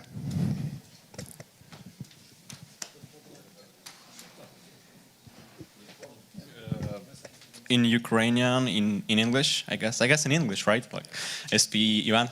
So, yeah, first thing is just big thank you to organizers. I mean, Naftogaz, Ivano-Frankivsk, and all of the guys who are connecting somehow to organizing of this event. It's really great. And to be honest, I participated in many events like SCG, APG, I told you before. And this event is like the first in Ukraine, this large-scale event. And I'm pretty proud to say, like, in Ukraine, we are generation who are currently seeing this big development and like even really good level of events, like comparing to US, to Europe, etc. And to be honest, regarding this prize, I think it would be good. Like I have this headphones for phone, and I guess it would be better to give someone from you guys. And I guess the bad thing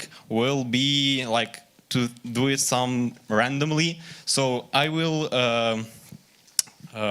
told you my phone number, and the first person who will send SMS to my phone, I will give headphones. So my phone number, I will say in English, it's 050073396. I'm kidding. Before 6, it's another one, 9 number. So, like in Ukraine, my phone number 050 07 33 99 6. Lusishin Roman. Yeah. Okay, yeah, congrats. Yeah. No, like. Okay, so the second person, who is the second person? Okay, it's 9366. 9366. Okay, yeah. Congrats. So yeah, that's all that I would like to say. Thank you to Ivano-Frankivsk. It's a big pleasure for us in Kyiv. Thanks. Дякуємо. Дякуємо. Ще в мене 2 оголошення, терпіть. Директор любить багато говорити. Ви знаєте, основну дієву особу в спілкуванні з студентами ми сьогодні не відзначили, але ми зараз брехливими обсцями подякуємо президенту студентського відділення СПЦ Антону Бражнику. Антон, будь ласка, сюди. І я вручаю тобі, бачите, тут є батарея. Якщо тебе буде сідати телефон від дзвінків вже нових друзів, щоб ти вчасно заряджав. Дуже дякую. Будь ласка, щиро дякую за роботу. Подякуємо ще раз Антону за таку велику роботу. Дякую адміністрації готелю Hilton, всім, хто допомагав, сервісам за гарно організовану роботу.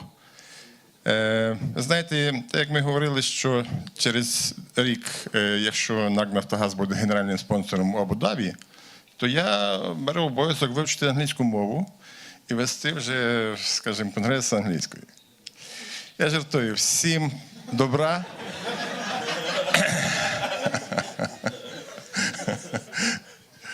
Всім добра, всім здоров'я, студентам успіхів на сесії.